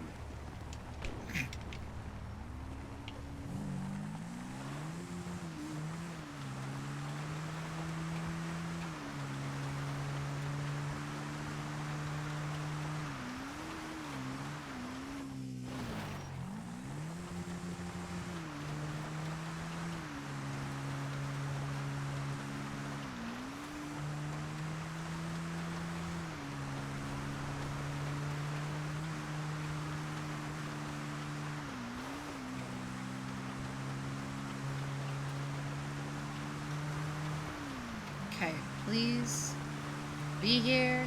Somebody be here. Let us down again, huh? And dang it, Barry. Okay, we're just going for joyrides at this point, and it's fine. Totally fine.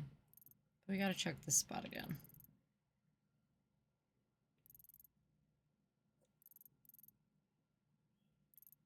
I think was over here.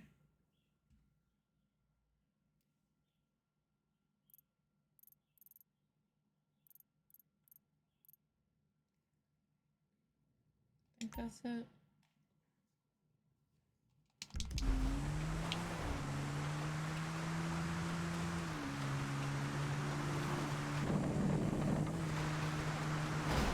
Oh.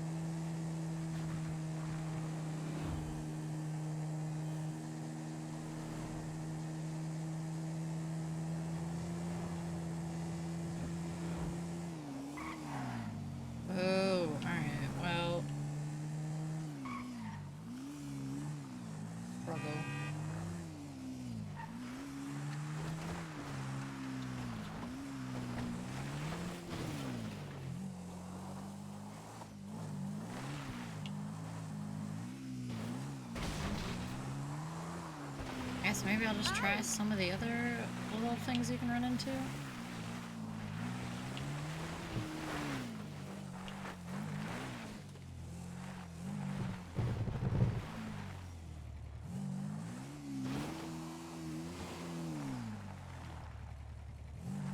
Nothing.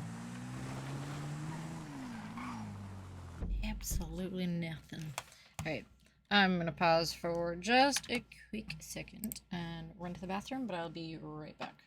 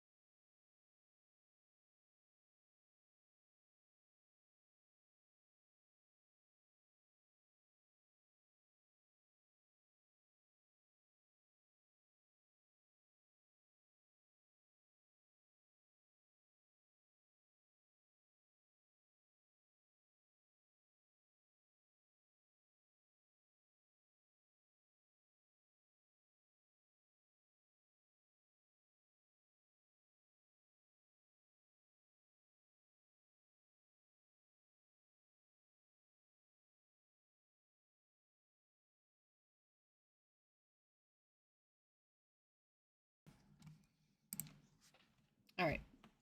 We've returned. What were we gonna do? We're gonna find one of these other random things. Deal gone wrong. Car theft.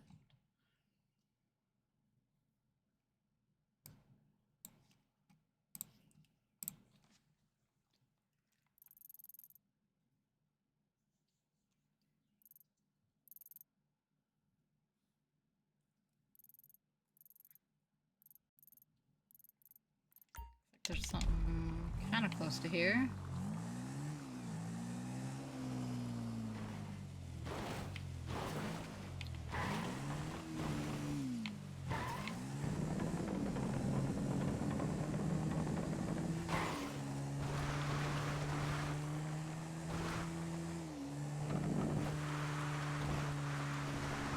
Maybe, maybe not. I feel like all these are just failing. Okay, never mind.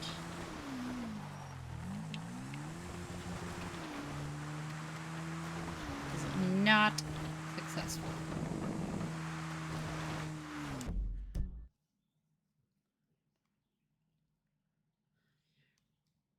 Bardem, who is Javier?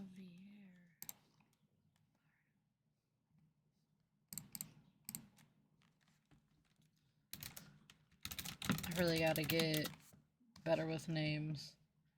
Okay, is married to... Oh, okay, here we go. Okay.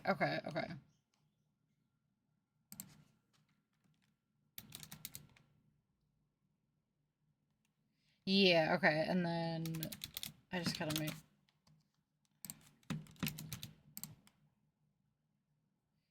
Wait, they're Really? I didn't know this either. I did not know that. Yeah, look at, there they are. Wow, there's a lot of photos of them. Huh. The more you know. I learn more stuff like that through you than anything. Like, all of these, like, connections and stuff like that, I learned through you. It's funny. Alright, where's my map? You're like my source of any kind of information. Countryside gang fight? At least find that? Nope, that looks like probably what we already did. I'm assuming. Abandoned vehicle? That would be something. Countryside robbery? Since I can't find any of these hitchhikers. Like at all.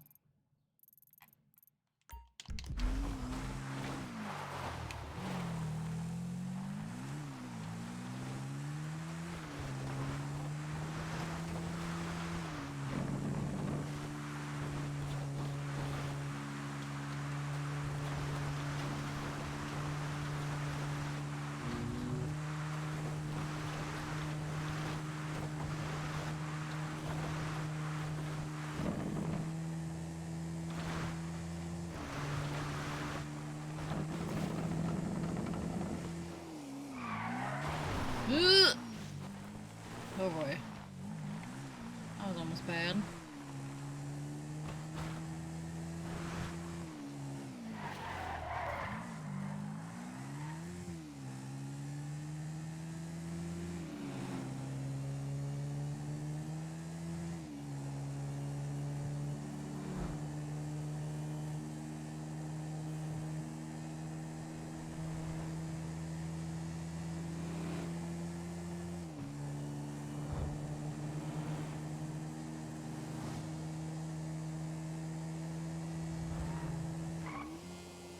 Anything? Oh, that's probably what I literally was just involved with. Of course, the thing that I pick is where I just got that money. Why is this just such a failure? Alright, where's my house? I'm back again.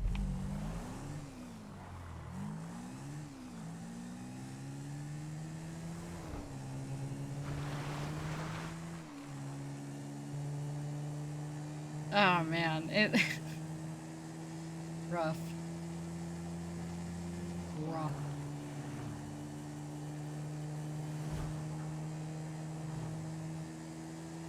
God dang.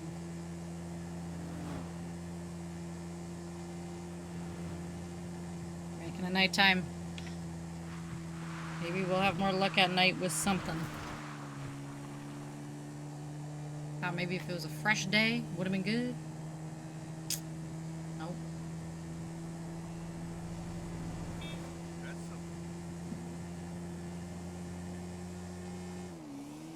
You guys mentioned my banner yet? What is your banner?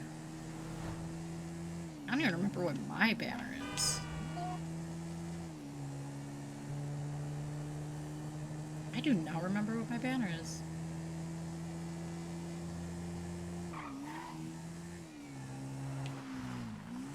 But now I'm very curious what your banner is.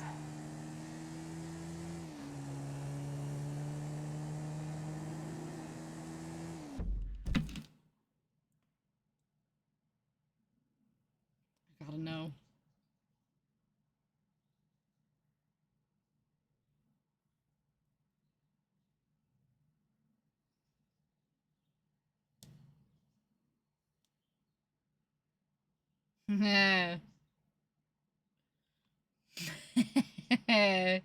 Yep. Yep.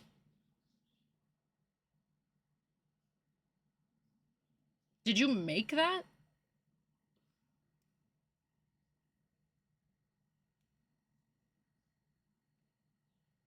Show you it? Wait, show you what?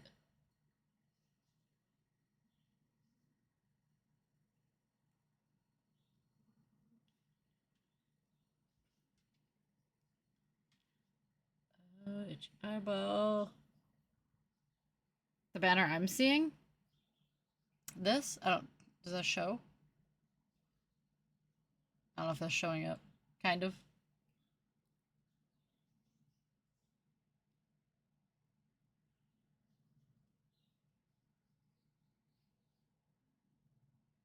Nope, refresh it. Oh, okay. Yeah, I thought, like, you were getting crafty. This is something you made.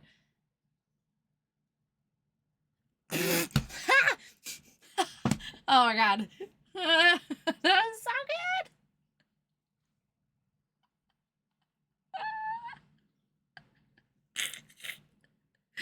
Oh man, that is good. Where did you find that? Or did you make that? Who made this? Oh, shoot. There's a full photo. Oh, that's good. That's good. The king. I gotta see what mine is now. I don't. Oh, yeah, Oblivion. Duh. Just a meme going around. That is awesome. I love how it fits perfectly in a banner, too. Like, it works.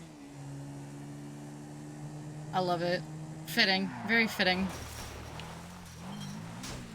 Fitting for the times. I hope he sees that photo floating around.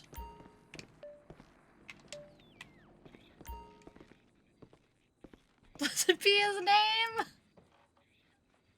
Praise be. Oh, man. That's freaking hilarious.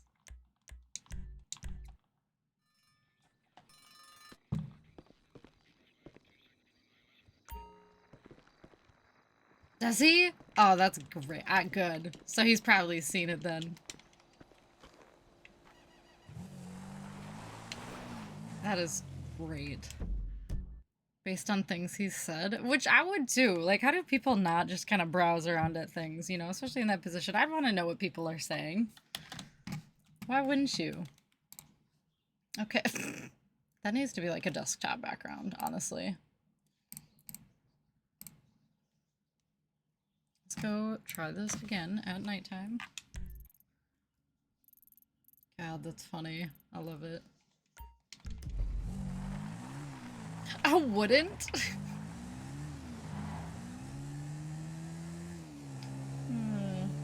Why not?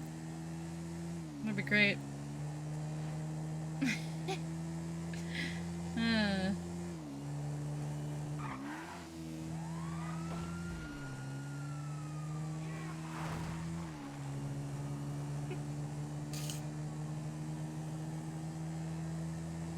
Oh, wait, you wouldn't search or you wouldn't put it as a background? Wait, that could have been to two things I said.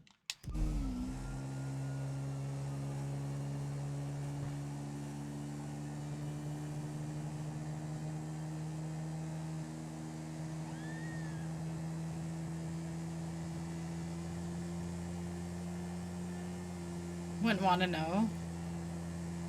I feel like my curiosity would get the best of me. I'd be searching. I'd be looking at the subreddits. I'd be looking at everything. I mean, that's what I say now. I guess I don't know if I was in the actual position what I would do, but I think I would search. Ooh. That was close. That was close.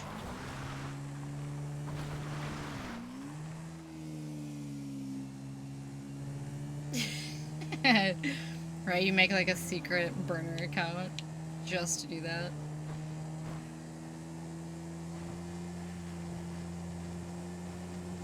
I mean, there's always gonna be, you know, some not great things being said. So you just gotta go in with that mindset. But yeah, immediately get annoyed when people are talking smack. Woo.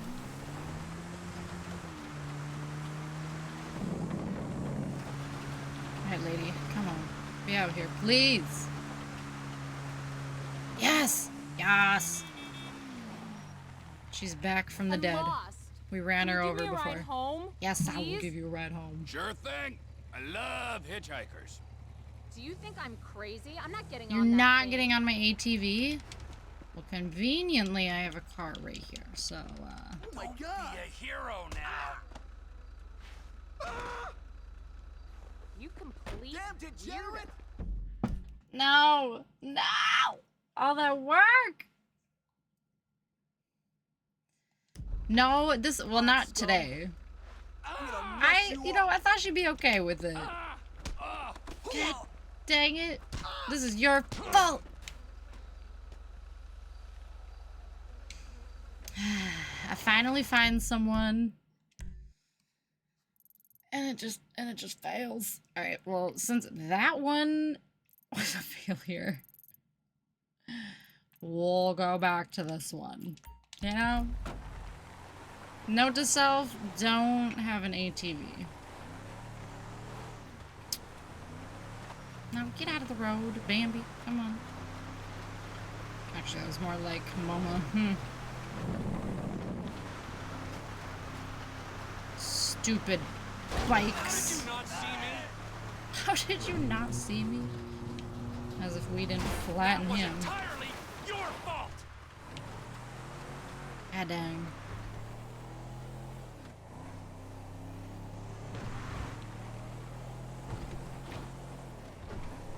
Had zero luck with that chick. Ooh. I guess third time's a charm with her. We'll make it work eventually.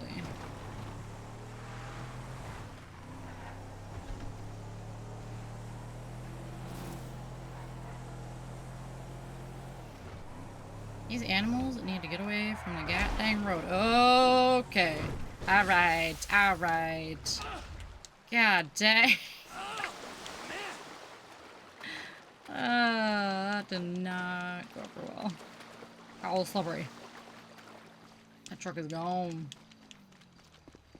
Oof.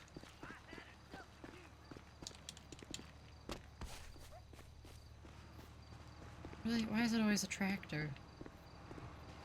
Any other options? The bike until we find something else. Hold on. No. You know what? No, I'm gonna get myself into trouble. Okay, here we go. Oh, please.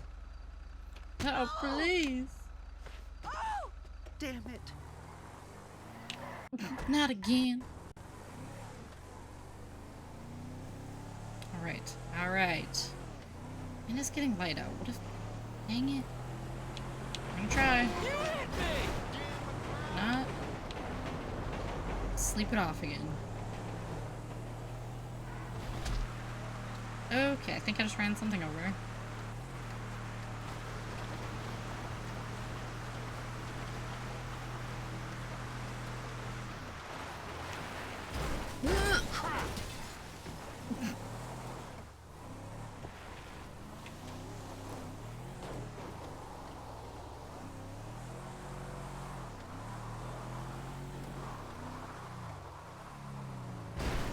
God dang!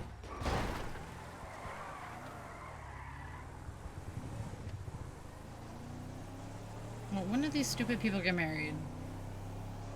Gosh, I really lost my chance. Unbelievable. This has just been one big failure.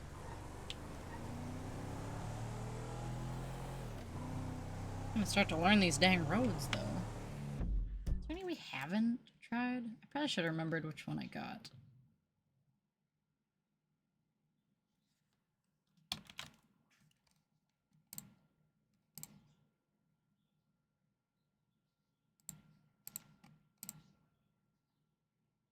Burial?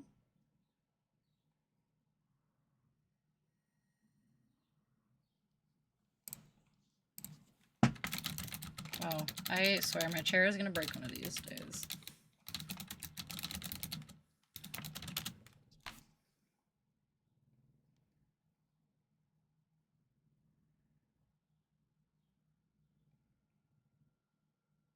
Oh, okay, hold on now.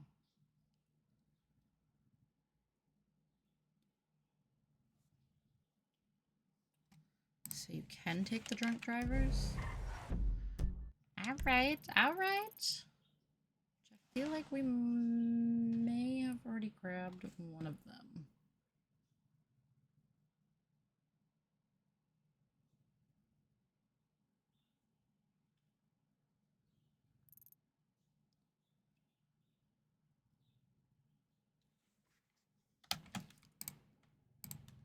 Gotta get something. Driver wanted to escape properly. Snatched.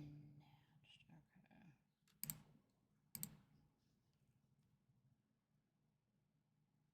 Drunk driver 1. He's way in town. God dang. Alright, let's just go kind of back home, I guess.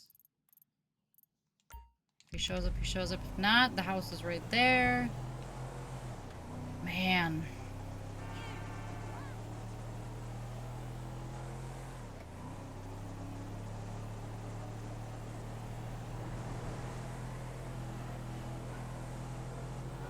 Whoa!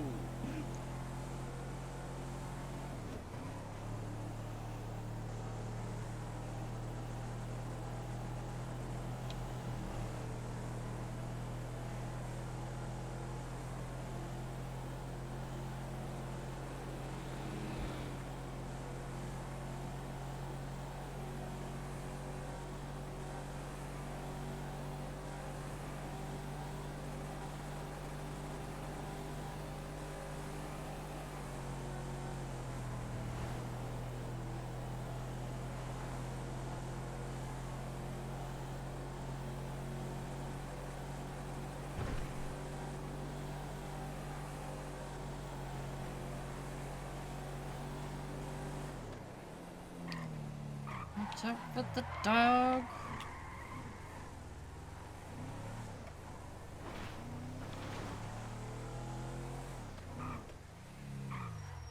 Yeah, he's not there.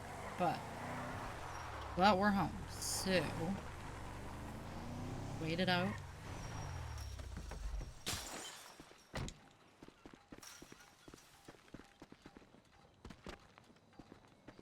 Put your gun away.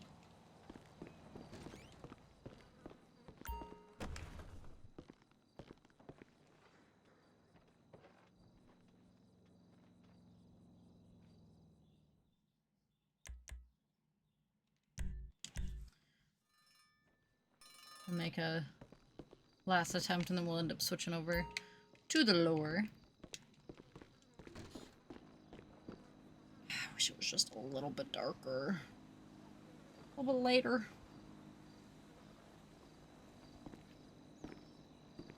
Do I dare?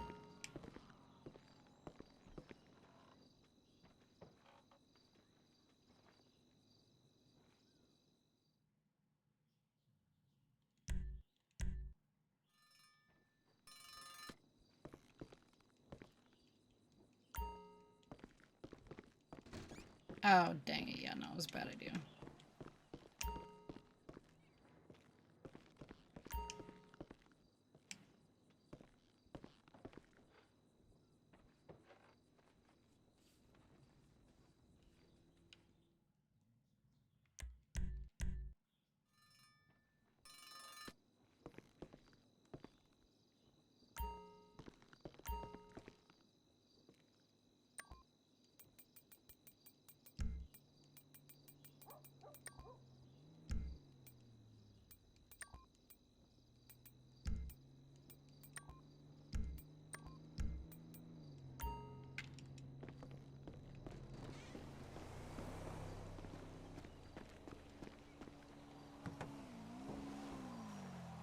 Stupid ATVs. Start, you turd!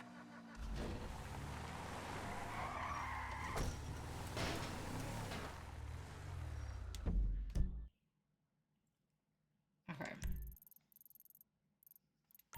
Just trying to remember where these people are.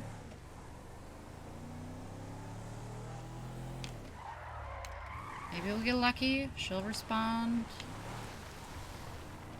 In like 2 days.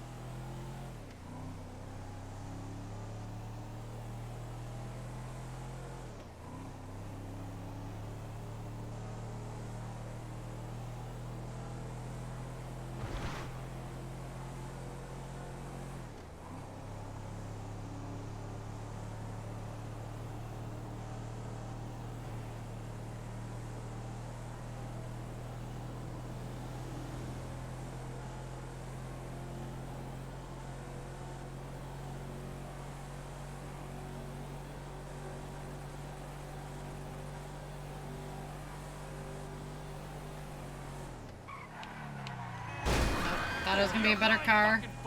Definitely wasn't. Sorry, lady, don't want it. Didn't mean to kill you. Stupid bikers. I am so sorry. Oh, god dang it, now they're all mad. Why do I get myself into these situations? I gotta smush them all. No, that guy's not having it. Is he just gonna go in circles? I just hope that broke your goddamn neck. God. Yeah, get out of here, punk. Got things to do.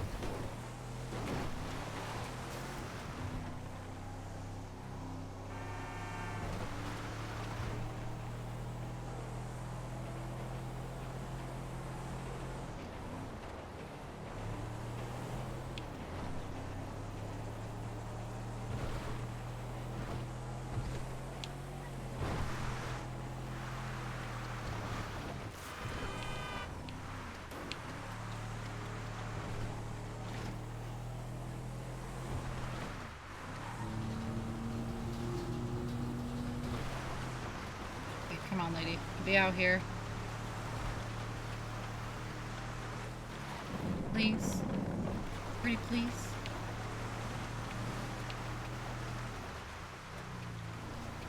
Yes. Okay. Cool. Cool, cool, cool, cool. She's here. I'm lost. Can you give me a ride home, please?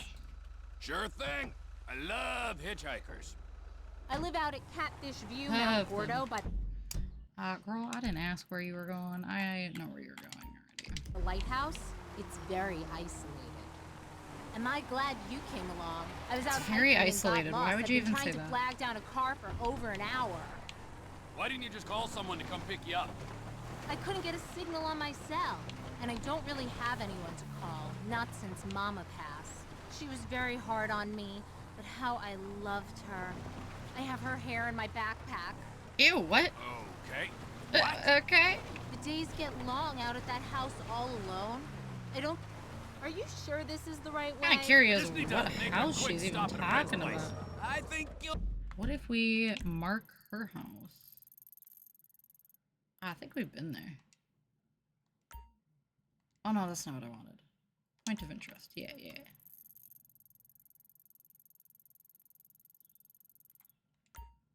like them.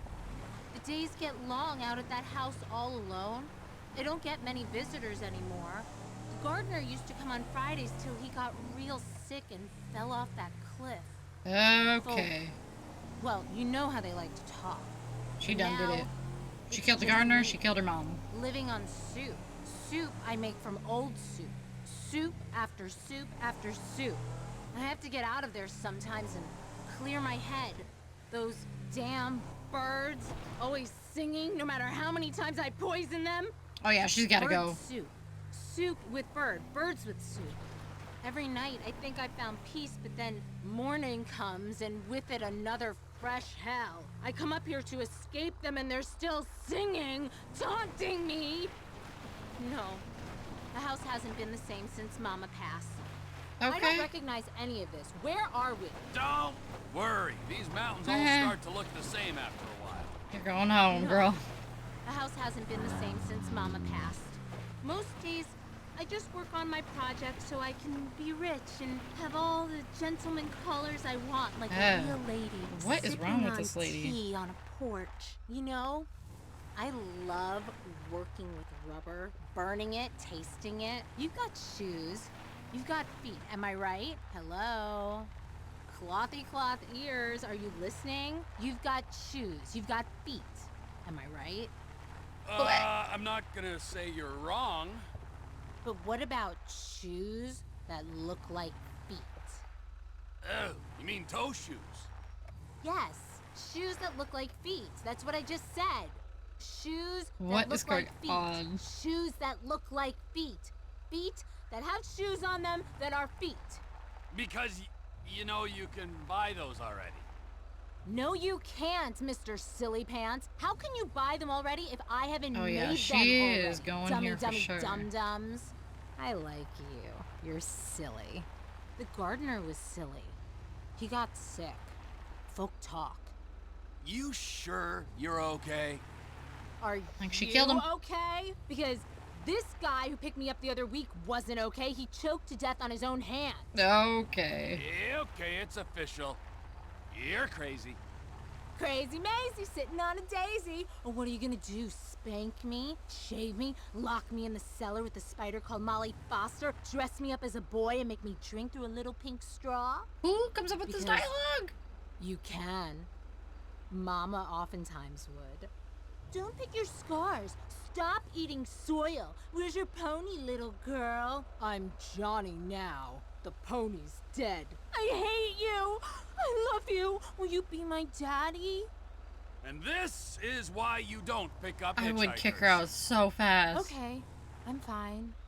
Focus on the sunshine. Go to the garden. Pick them pretty flowers. I'm sorry. I didn't mean nothing. I get so anxious ever since Mama took Blanky away and burned him. You seem like such a nice man. Have you ever drunk a mint julep? Why do I always go and ruin everything? Just like I did with that litter of puppies. I'll just be quiet. Yeah, maybe that's a good idea. Oh, you're going right where you need to, girlfriend. Oh my god. Yeah, this is where you belong. Let to us, fella. So you keep saying. Move! Psychopath! Welcome back. It is a sign. Yuck, that girl is nuts, man. Holy crap. What was her problem? Dude, her dialogue was nuts. I'm going to her house and seeing what we can find. I don't know if you, like, know any of her dialogue or remember, but, like, she just got crazy.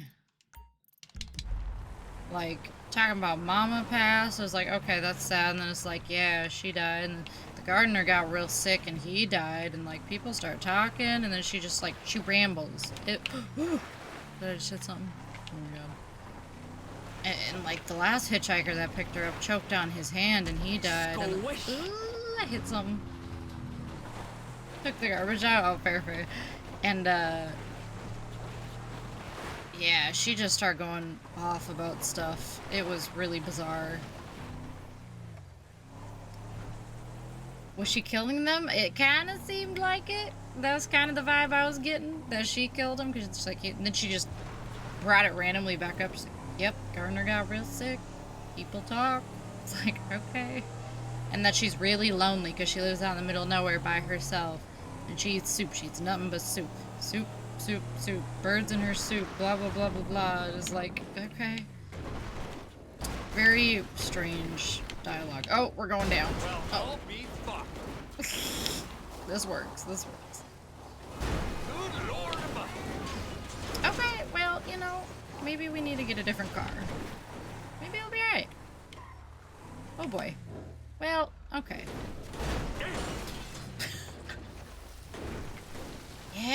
Yeah! Yes. It was very bizarre. Why am I down here? Okay, well, new car it is. Can I get out of here? Oh, maybe we're good. Nope, we're dipping. This award-winning chili, yeah, I was getting those kind of vibes from her. Yeah, very much, except it's her soup.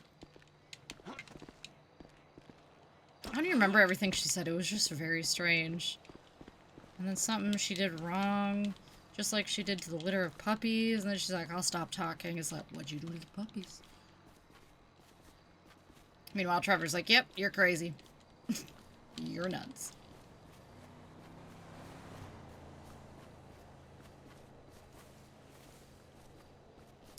So yeah, I did not feel too bad bringing... Oh my god. I didn't feel too bad bringing her to the cult. Yeah, get out of here. I'm trying to steal a car.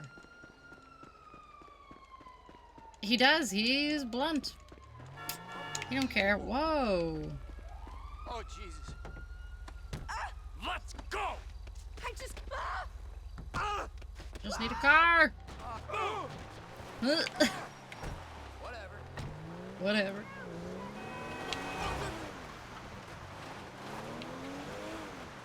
Oh, freaks. When they kick her out or she takes over. Oh, no. The way she was talking, I feel like she could. It was very, very strange. Like, I feel like she'd make a good, crazy cult leader.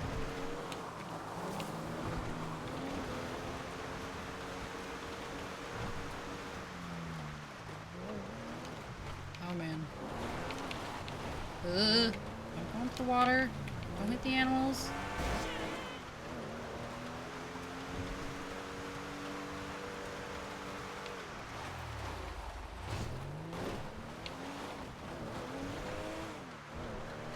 Alright. So now I'm gonna go to where I was supposed to bring her and see if we can go in that house, because that'd be really interesting. And then after that I'll switch over to the lore.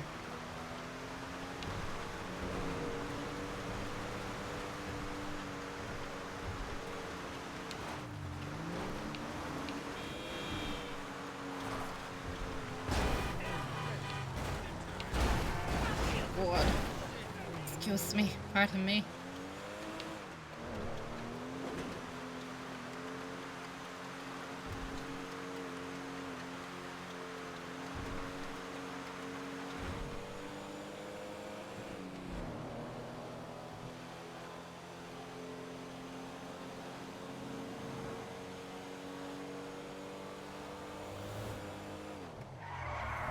You hit me!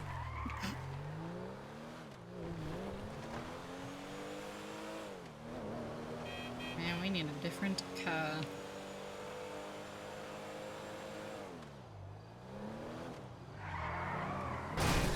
Lord, help me!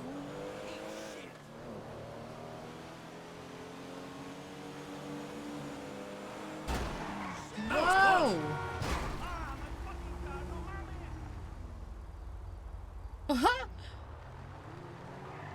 Oh man, he's angry. He's following, huh? Oh no. Let's go! That's what you get. Don't mess with Trevor. Don't mess with him.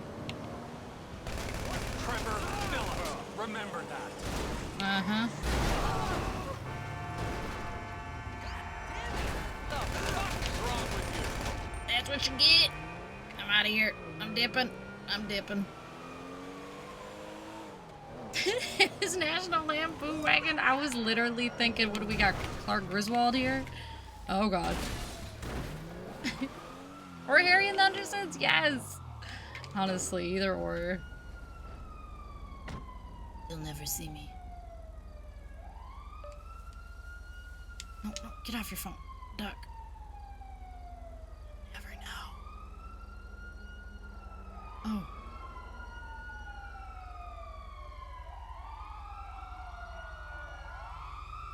If I don't move. Look who it is.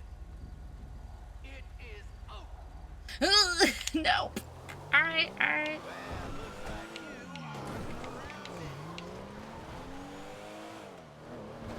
Dang it, I just want to creep out at her house in peace. Yeah, here's where we're supposed to take her. Which I feel like looking at this now, I think we've been here, maybe? We get inside? We can't even get inside? Oh, okay. There was butcher knives in the dartboard. Oh! Will they see us if we hide in the bushes? We have the suspect in sight. Yeah, it definitely should have just kept going. God dang it! I just want to look. I want to look at this place, and they're after me. I wonder I'm kind of curious what happens when you take her home too. I might YouTube it, just out of curiosity. Just to play that dialogue, so it was crazy. Yeah, I wonder. I wonder. It would make sense.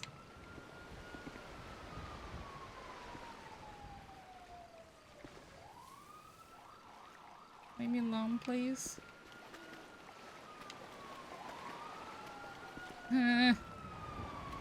Nah, go away.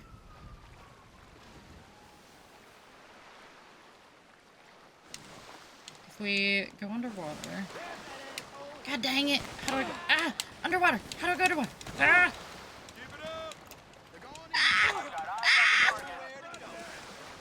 I don't want to die! I don't want to die!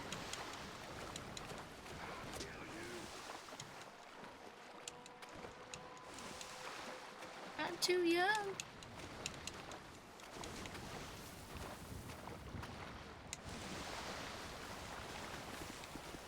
Alright, we gotta be good out here, right? I need to snoop.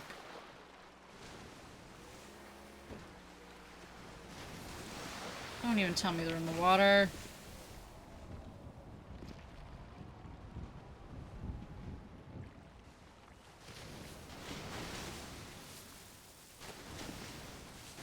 Y'all should have been at the house for a different reason, not me. Ha! Okay, we're good. Yeah, I really wish it would let us go in the house. Yeah, we're going back. Half dead. But you know, it's alright. We made it.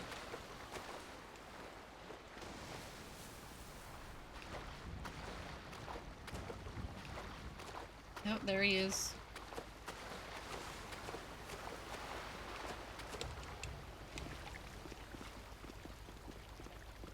Oh my god. Yeah, all stuck. They're all bald. Just staring. So much bald.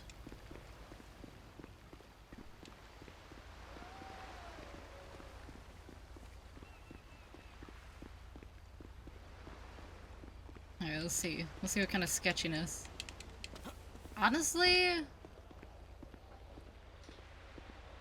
Doesn't that kind of look like it's... Why is there a pumpkin? Maybe not. I feel like it is just like a ranch house. Also, she'll stand behind Trevor Franklin's vehicle and take a photo of it, whether the car place or is unclear after this Ursula becomes a booty call. She always wear her red backpack. We'll wait for the protagonist. To her house, she'll give any vehicle parked outside her home will be repaired after the booty call, and the weather will change to heavy rain? That seems really, really bizarre. The rain? Like, what a strange, strange character.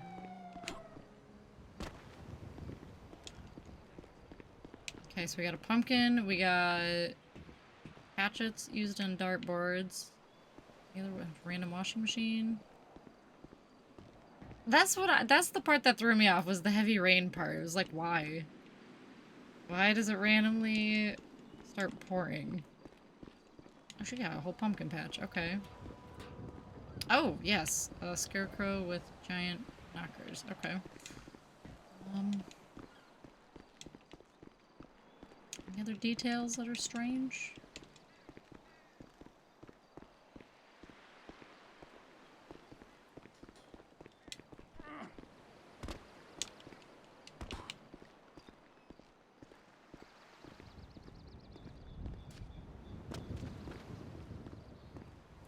Maybe not. But there's some funky stuff going down in that cellar. Uh-huh. Oh, well, what a lovely lady. We killed her once. Scared her off a second time, which, looking back now, I don't know how she was scared off, because she was frightening. Okay, look, health. That's the voice actress.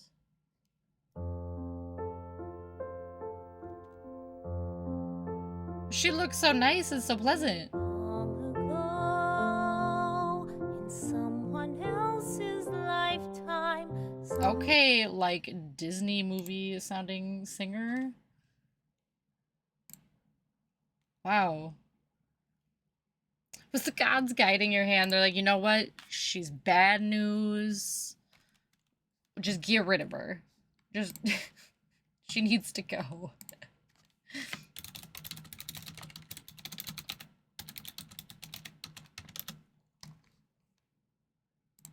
Okay, is this GTA 5? And I mean, as I'm on the right side of the map with her. Just pick her up. You came along. I was out hiking and I got just have lost. to. I've been trying Trust to us, flag down bro. a car for over an hour. Just for the Why culture. didn't you just call someone Just so to we have come the full pick you up? experience here. I couldn't get a signal on my cell. I don't And know if he's really taking her have anyone home, to but call. Not since Mama passed. oh, he is. She was very hard on me, but how I loved her. I have her hair in my backpack.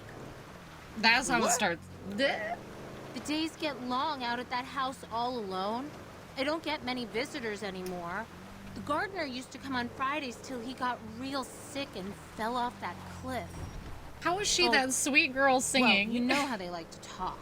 But now, It doesn't even make sense. it's just me, living on soup. Soup I make from old soup. Soup Stops after the car, soup like, after what? soup. I have to get out of there sometimes and clear my head. Those damn birds, always singing, no matter how many times I poison them. Bird soup. Soup with bird. Birds with soup. Every night I think I found peace, but then morning comes and So is with she it just another poisoning fresh herself? hell. I come up here to escape them and they're still singing, taunting me. No, the house hasn't been the same since Mama passed. Most days, I just work on my project so I can be rich and have all the gentleman callers I want, like a real lady, sipping on tea on a porch. You know? Normal. I love working with rubber, burning it, tasting it. You've got shoes. You've got feet, am I right? Hello? Clothy cloth ears, are you listening? You've got shoes. You've got feet. Am I right? Man, I'm not gonna say you're wrong. But what about shoes that look like feet? You mean toe shoes? Yes, shoes that look like feet. That's what. Ghost? Hello? Hello? Oh my goodness, I had to pause. How are you? Holy cannoli. What is up? I'm still alive! Oh my god, Goose! Right? He's in the house. Oh, my Lanta, how are you? We have missed you so. God dang. Daddy, I'm here to continue my collection. I still got my 700K. I love to see it. I loved it. He's back. He's back to continue. Oh my goodness. I hope you've been well. We've missed you. Still looking sexy, I hope. And skinny is still skinny. Oh my goodness. Hi Corvo, how's it going? Oh Goose, I've missed you. Oh, I love to see that name pop up. It has been so long. Love to see it. What I love just to said. see it. Shoes that look like feet. Did a Shoes thing, that what'd you look do? like feet. Feet that have shoes on them that are I'm feet. so happy to see you, Goose. Cause you know oh you my can buy gosh. those already, right? No, you can't, Mr. Silly It's Pants. been a How can freaking you buy them year. already if I haven't made them already? I gotta turn this down though. Dum-dums. I love Ugh. you. You're silly. The gardener was silly. Oh, got skinny. Oh my god. Corvo, okay. No, what did you, what is the thing? We need to know the thing. You okay? Because this guy who picked me up the other week wasn't okay. He choked to death on his own hand. Okay, it's official. God dang, Your Goose. ass is crazy. I thought about you. I'm like, what's Crazy that boy up nice, to, you're man? sitting on Like, Daisy. what But is he are you gonna doing? do, spank me, shave me, lock me in the cellar with a spider called Molly Foster, dress me up as a Alright, boy, so we're and make getting me close drink to your her little pink destination, straw. and Oh, I thought we're here for the dialogue. as you're taking her here, you realize this Okay, I Franklin wanna is see out what here a few happens. Will times. you be my daddy? Nothing out of is the it, ordinary thank you. happens, so... You did the pre-order. You did do it. You weren't kidding. Captain Corvo's new. Corvo, Goose, Corvo. You did it, huh? You bit the bullet. Heck yes. Here's my number. Will you call me sometime? I get so That lonely takes care of the out here all by second. myself. I love you. Hitch a lift. She just dips. That's Double truly it. Alright. Yeah, every now and then I'm just like, you know, Goose pops into my brain last year. I'm like, what is he doing? We miss him. It's been so long. Like, I hope he is good and well. Corvo, yes. Why am I spacing it too? I played both of them. Great games.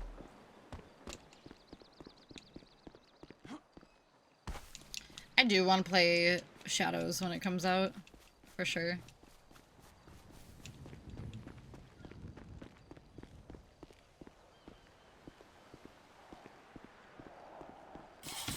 Oh. Bless you, Gumbo. Dishonored, yes, that's the one. I don't know why I couldn't think of it. I am about to get attacked. Okay, I don't think so. Warning shots. Warning shots! Ah! Alright, well. That's one way to, fast travel, I guess. It's Ghost! I know! Holy freaking crap! God dang! That was all of our reaction too. I'm building a shelter. How many do they see? Shadows figurines. There's items. Wait, yeah, did you get the collector's edition? Like you mentioned? Did you do it? You're gonna have a whole, like, shrine. What is this? Golf cart? Oh, yeah. That's happening. Fucked up, man. Sorry, pal. We need to go home and save. Return of the King! Oh! Well, Oh. I'll be... I'll be... Ooh!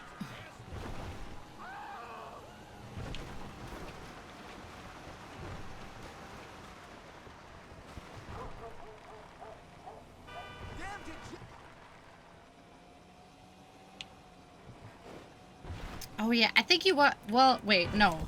I'm pretty sure he was because I think it was Goose that at the time was like, it was after you changed your name. Well, wait. You might not have been a Gravelord Nico yet. You might have been the other one. But anyway, he was like, who's the new guy? And I was like, it's Pandism. Yes, he was the confused one. Because he's like, where did Pandism go? And who's the new guy? And we're like, wait. Almost no Twitch since I've been gone. I mean, really, that's not like a bad thing. Sometimes you just gotta get away.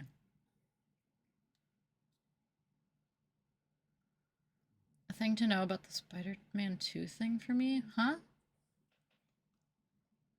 It was like, I think a couple months at least. Okay, to get Spider-Man 2 themed PS5 and the Spider-Man 2 Collector's Edition. I believe that. You got the PS5 and the Collector's Edition? Yeah, that's definitely gonna be like a chunk of change. Ooh, I missed my turn. But if you're into collectible things, worth. Like, I'm a sucker for collectibles, big time, so I get it. That's devotion. Alright, let's change... No, not change clothes. Let's save. So we can jump into the lore. We need the lore. Oh, dang, Corvo, you're going in. You're going all in. Go big or go home.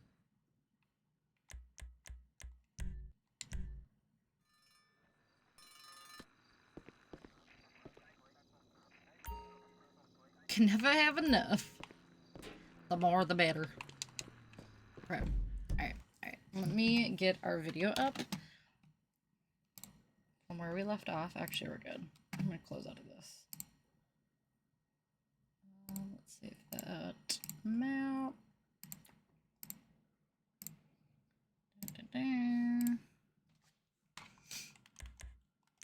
31,000. We getting some money. Exit. Quit. Go on, get. Alright.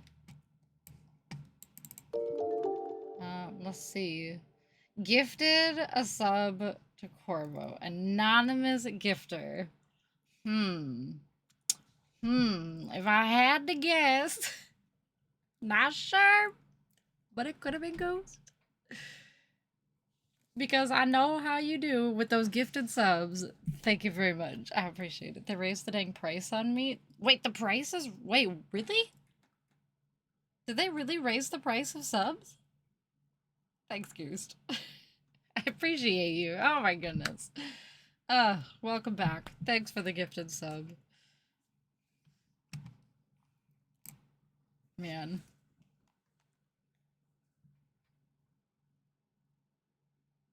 Username ain't lying. You're the best. I can't believe you're back. Oh, he's here. Goose is here. He's back. Just boom, randomly in the chat. Super Goose. I was like, no way. Ain't no way.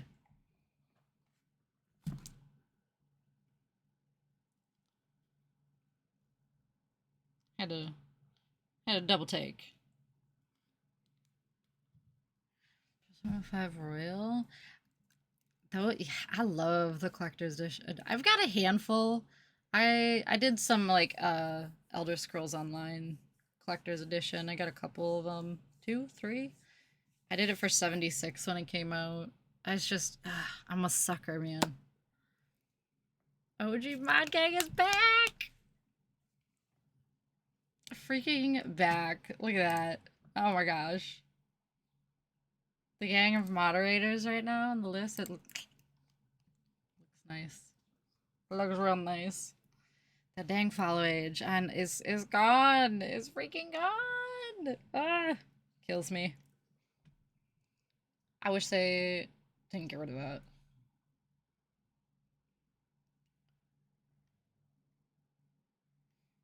May 9th. Wait, okay, how do you find out so quick? What's the alternative? Or do you just pull up a list somewhere? Also, I think I'm gonna go grab a protein bar before we start this. Click username in chat. Oh, that's right. I forgot it says that. Yep, May 9th. Look at that. Oh, look at that.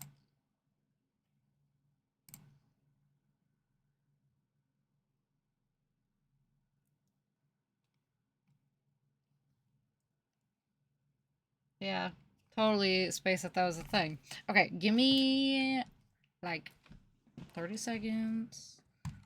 Took the helm. How to play Origins? Heck yeah, get into it. Be back in like 30 seconds. I'm gonna go grab a protein bar to snack on. Ooh, thanks for the follow, Goose. And then I'll be back and we'll start playing the video. I can't think. Okay, be right back.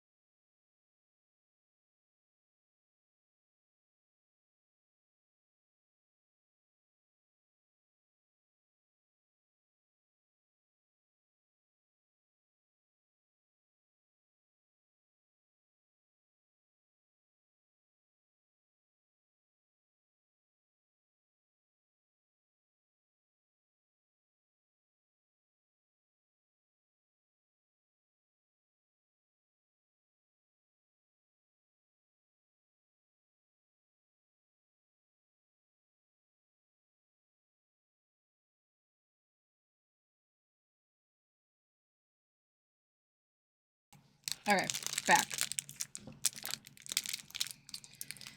Lola Bear account. Gosh, I haven't seen the Lola Bear account. That's going back. That's going back. Yeah, that was really, really close to when I started streaming. It was not far off at all. Oh my gosh. Why is this so sticky? Look at... what? Huh? What's happening? This is about to cook. Okay, I don't know what I'm looking at here. Huh? Huh? Oh, I don't like that word. Next to, what, okay. I'm alarmed. When is this for? What am I looking at?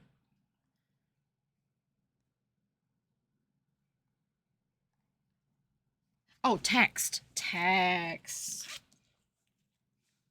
Like, cell phone text. Got it. Okay.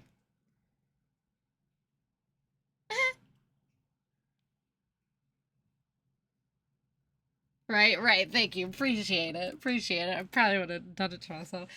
Okay. Looks like something from NASA, right? Right? Like, I'm not that smart to read the radar. Right? Yeah. That... for real? When is this for? Mama Wisconsin about to cook? Don't cook. The curve on the right is scary. This? Or, I don't know. Oh, that's alarming. I'm just gonna nervously snack over here.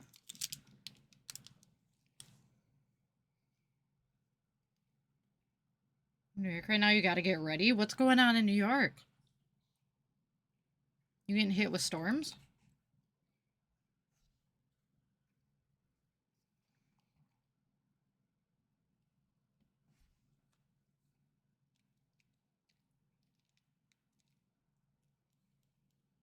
Alright.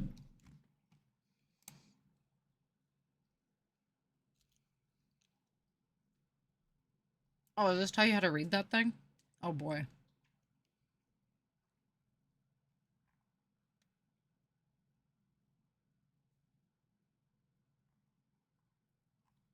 Oh wow, this is like broke down to a lot of little sections. I should save this and look at it. Oh, no. That's not what I meant to click on.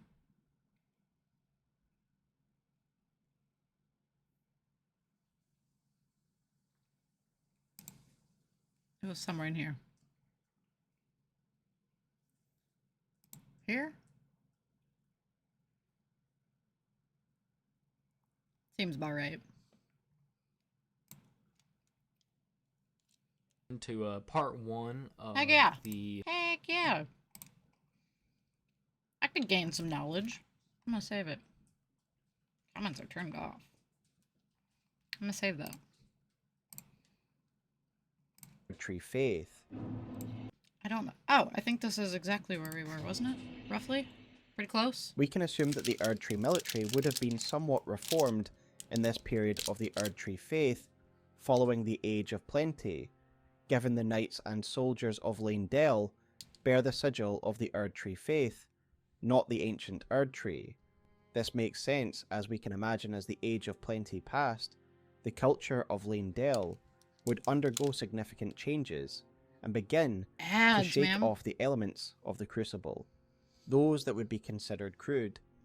For example, the Crucible Knights were likely sidelined at this stage. I gotta pause.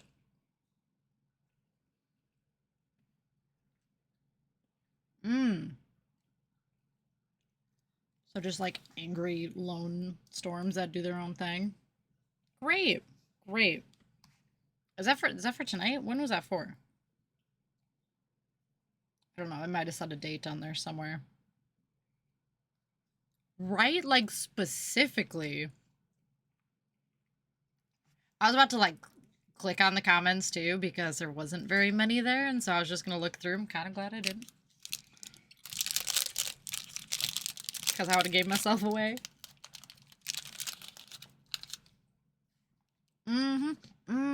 Exactly. Gets real specific and you're like, age, given the description of their gauntlets, which read, "In time, the strength shown by these knights, and even their appearance, was seen as chaotic and deserving of scorn. It would therefore make sense like for the that. Erdtree forces I don't like that. to make a standing army of its own, more in line with its beliefs, if the Crucible Knights were banished at this time. This new force would not rely on the strength of the Crucible, instead Thanks, would rely dude. on various protective Appreciate incantations it, homie. that invoke the Erdtree's power. One Man, of these that's incantations links this era to one of the more interesting 31 conflicts in the months. story. I appreciate The you. conflict Oh, known man. as the Liurnian Thank you. Wars. Jumping As the right into Barrier it. of Gold reads, one of the incantations of Erdtree worship. Monday, This June 24th. incantation was Okay. used by the Okay. champions of the Erdtree in the First and That'll be Second interesting. Liurnian Wars, during which the red-haired Radagon joined the heroes' ranks.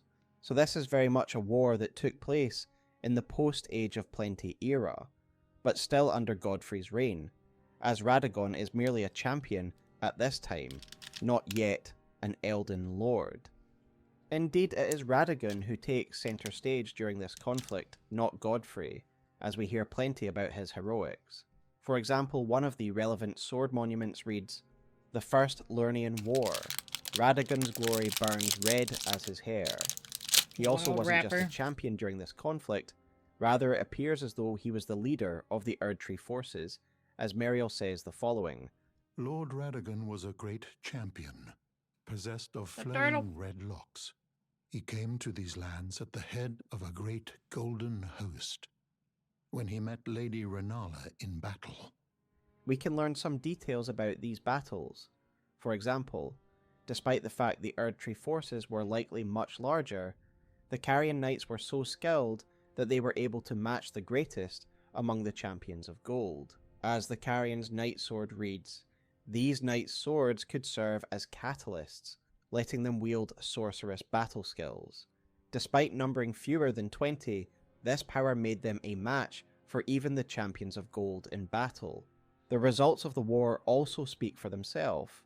The Carians were able to hold the superior forces of the Erdtree to a standstill as a sword monument reads, "The Second Liurnian War. No victory for the Golden, nor for the Moon. No prize but atonement. The birth of a vow. Oh, the dang. wars of Liurnia Mm. instead end an alliance. An alliance sealed Cat by hair, joining yum. the two houses, via the marriage of Radagon and Queen Renala. This symbolic union took place at the equally symbolic Church of Vows, and Meriel describes these events to us, as he says, Radagon once cleansed himself with celestial dew, repented his territorial aggressions, and swore his love to Renala. The order of the Erdtree and the fate of the moon were conjoined, and all the wounds of war forgiven. This miracle blesses the Church to this day, and so you need only follow Radagon's example to restore any bond, however strained or severed, to its rightful state of harmony. This marriage is an important event in the history of the Lands Between, as not only does it bind the Lands Between together through an important alliance, but it has many other effects, such as the erosion of Carian traditions, and of course the birth of some extremely important characters. Ranni, Rykard, and Radahn are all born of this marriage, and each would go on to have a profound effect on the Lands Between. Perhaps most importantly, the marriage would change Radagon as a person, and his learning here would provide the foundations on which he would build Golden Order fundamentalism. The Radagon icon reads, "As the husband of Renala of Caria, the red-haired Radagon studied sorcery, and as the husband of Queen Marika, he studied incantations. Thus did the hero aspire to be complete." We will return to the relevance this has Gosh, to there's so much to this fundamentalism game. later, but just bear in mind that Radagon learned a lot from his marriage to Renala, and it was the source of his desire for holism. At some stage during Radagon's marriage to Renala, was just another immediately on a significant event mission. would take place, Immediately. likely a result of the evolving ideals surrounding civilization and the desire to Said I'm shed back, any attachments and I'm to getting the to work. Crucible era. The event I am referring to is the banishment of Godfrey and his warriors. We hear about this event via Marika's own words. In Marika's own words, my lord, and thy warriors, I divest each of thee of thy grace. With thine eyes dimmed, ye will be driven from the lands between. Ye will wage war in a land afar, where ye will live and die. This is the origin of the Tarnished, with the term tarnished referring to their graceless status, a tarnishing of their honour and standing within the lands of grace. We then learn that Godfrey led his people on a long march to find a new home, an event referenced in both Hoaraloo's remembrance and in his axe's description. This was so great a journey that even his mighty axe was shattered in one of the many battles of this Odyssey. Upon Wait, really? settling, Like Godfrey the- returned to being Hoaraloo, ruling over a new tribe in a region why can't I known think of as the the word? Badlands. However, we know Categories? the Tarnished spread far and wide. We can choose various starting classes and And races gambling. I didn't that even know speak to that. the diversity of the Tarnished peoples. The fact that Tarnished can be of all races, including the Numen for example, tell us that they are not a people necessarily connected by blood, but it is a shared heritage. Miyazaki himself discussed the nature of the Tarnished in a pre-release interview with IGN where he said, "So the Tarnished, you could call them tarnished individuals who have lost grace, and this was a long time preceding the setting of the game, a long time before. The ancestors of the characters that are present in the world were banished and exiled from the lands between these Tarnished. Despite their banishment, there Tarnished. also seems to be a strong loyalty to the two Weird. fingers. I didn't even and the know greater that. well I mean, that's embedded nice, though. in their culture.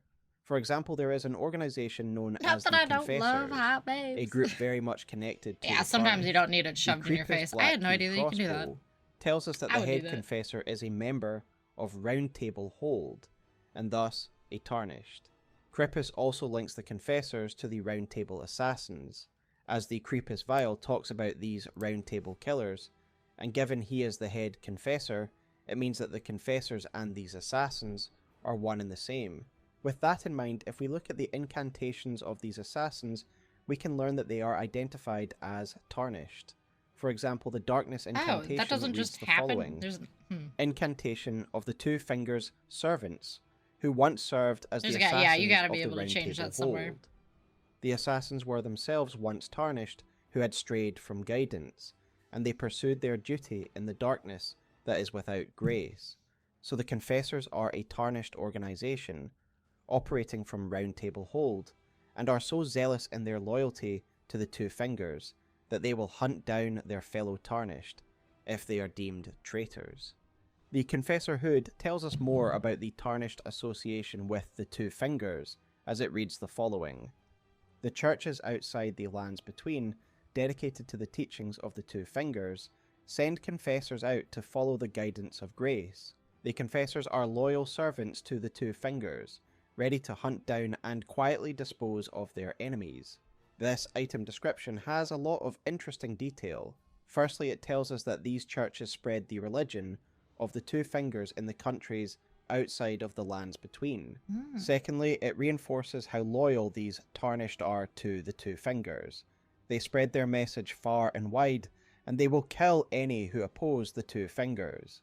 There is another interesting interaction which reinforces the idea that the Tarnished are often considered to be servants of the Two Fingers, as when we first arrive in the lands between, Burnell asks us if our faith in the guidance of grace holds firm.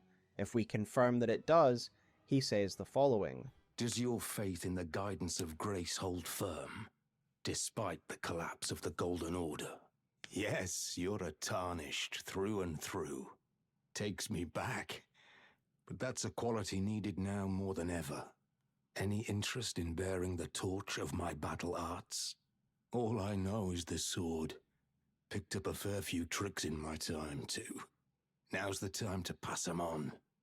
To a good and proper Tarnished, like you. This is the expected mindset of a Tarnished, and I have personally always found it fascinating that the Tarnished have retained their loyalty to the Lands of Grace, despite their banishment from it. With Godfrey vacating the throne, the power vacuum would be filled by none other than Radagon himself, who would abandon his marriage suddenly in order to return to Leyndell, and this is told to us by Muriel, who says the following.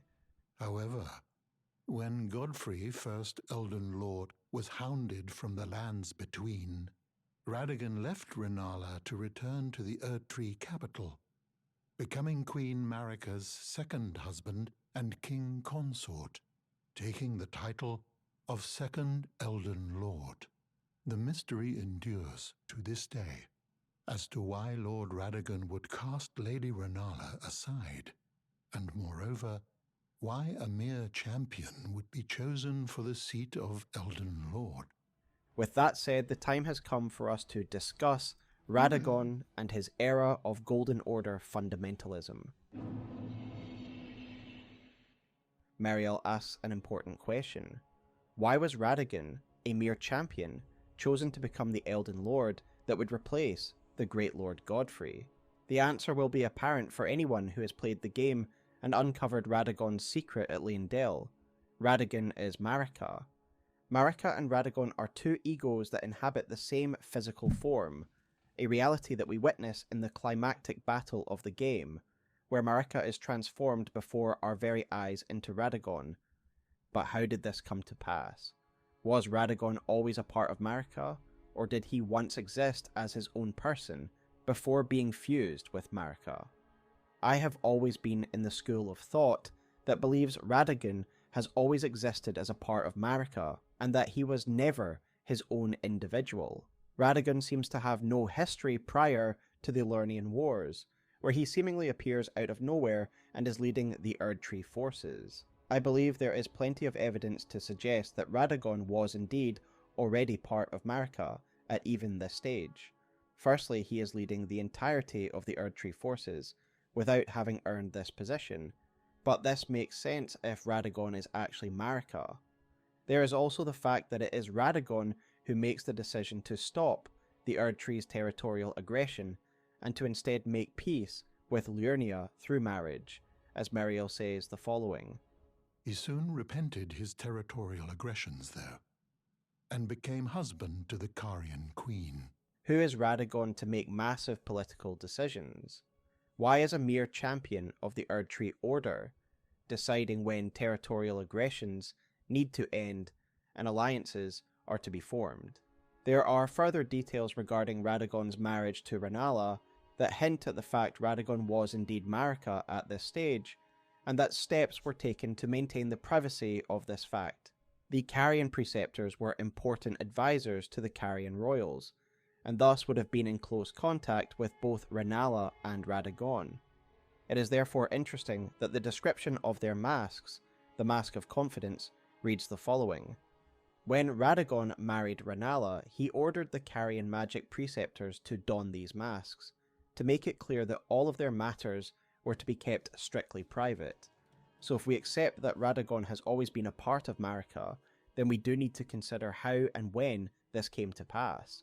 Was Marika born with Radagon as a separate persona, or did he manifest at some important moment in her life? I lean towards the latter for a few reasons, and specifically I think Radagon manifested at the climax of the War of the Giants, when Marika became the ruling god proper. The first piece of evidence I would direct your attention to is the description of Giant's red braid, which reads the following. Every giant is red of hair, and Radagon was said to have despised his own red locks. Perhaps that was a curse of their kind. For me, the language used here is very interesting. That red hair is a curse of their kind, and I believe that Radagon was created during this conflict, and somehow the red hair curse of the giants imprinted itself upon this new persona of Marika. Consider the context of this conflict. It is the final battle of a long series of wars. It is the moment when Marika is crowned god of a new era. but it is a bitter conflict with Marika herself, taking to the field and slaying the fell god herself. She seemingly hates the giants a fair bit, as her dialogue quoted in the Fire Giant's remembrance is pretty callous. Is it possible that Marika's hatred of the Fire Giants also imprinted upon this new personality? As for how Radagon came to be, I would speculate that it was perhaps an effect of the Elden Ring itself. After all, Marika is a vessel for its power, and it isn't too much of a stretch to imagine that it caused Marika to create a secondary persona. Radagon and Marika certainly have some thematic connections to some of the ideas found in alchemy, specifically the concept of an alchemical rebus, the magnum opus of the field, a being which is reconciliation of opposing matter, male and female in one body. The rebus is said to be a combination of the White Queen and Red King, and it is hard to ignore the clear inspiration that Marika and Radagon take from this concept. The rebus is said to be the perfect being, given that it is the unification of all matter, and perhaps this is why the Elden Ring transformed Marika so that she would be the perfect god and vessel for the Elden Ring. This is all just speculation, and Radagon is an extremely complex character, and I would therefore direct you to my Radagon lore video should you require a more in-depth explanation of this character. With all that said, perhaps it isn't too much of surprise that Radagon is a character very concerned with wholeness and the reconciliation of opposing schools of thought. These are the concepts that form the basis of Golden Order fundamentalism. We can see this in the actual gameplay elements as Golden Order. Fundamentalist incantations like Law of Regression require both intelligence and faith in order to cast them, the reconciliation of sorcery and faith. We gain a further understanding of the ideals of fundamentalism when we examine its two main laws, the law of causality and the law of regression. Both of these laws reinforce the concepts we have already discussed, that all things must be conjoined, connected, and reconciled. It is a philosophy of holism. For example, the law of regression reads the following: the fundamentalists describe the Golden Order through the powers of regression and causality. Regression is the pool of meaning, that all things yearn eternally to converge. As is explained by content creator Last Protagonist in their excellent Great Tree video, this law of regression is a reference to the real-world statistical phenomenon known as regression towards the mean. Regression towards the mean is the idea that in a set of data, the extreme outliers of that dataset will move closer to the mean, or average, in subsequent sampling. In the context of Elden Ring, the law of regression is slightly different, and instead is a reference to the fundamentalist desire to have life converge into a more uniform form. This is why Golden Order fundamentalists are so brutal to those who exist outside of their holistic worldview. They are extreme variables that contradict their ordered, converged view of life. I serve the Golden Order, that I might put this crooked land to rights, following only the guidance of the Great Elden Ring. Those who live in death fall outside the principles of the Golden Order. Their mere existence sullies the guidance of gold, tainting its truth. And so it is the vermin must be exterminated, down to the very last. Before we move on to the Knight of the Black Knives, we need to discuss another important element of Radagon's rule, the birth of his children with Marika, Miquella, and Malenia. Miquella and Malenia were born special.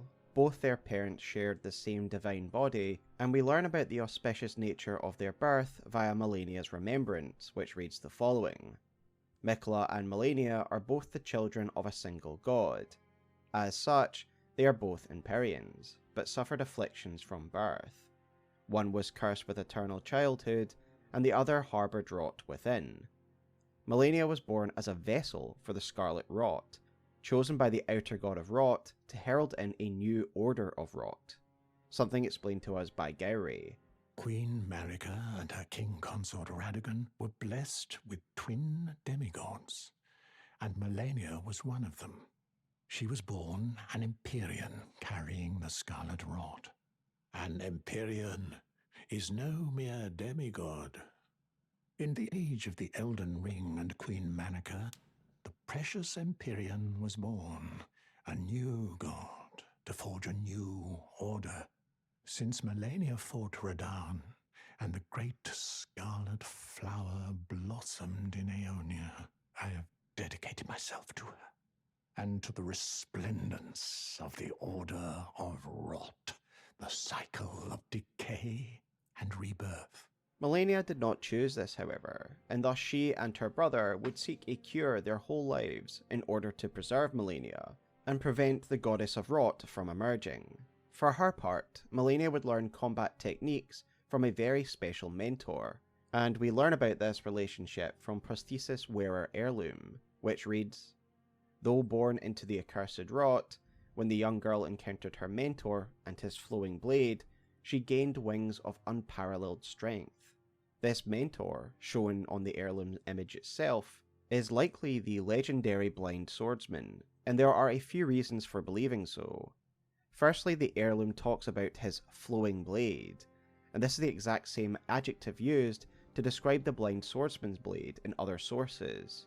For example, the Blue Dancer charm reads the following: "The dancer in blue represents a fairy, who, in legend, bestowed a flowing sword upon a blind swordsman. Blade in hand, the swordsman sealed away an ancient god, a god that was Rot itself. This swordsman had a long history with the Scarlet Rot. Using the flowing, water-based techniques of the Blue Fairy, he sealed the avatar of the outer god of Rot beneath the Lake of Rot. Flowing water thematically fits as the opposing force to Rot, due to the Shinto view of stagnant and flowing water.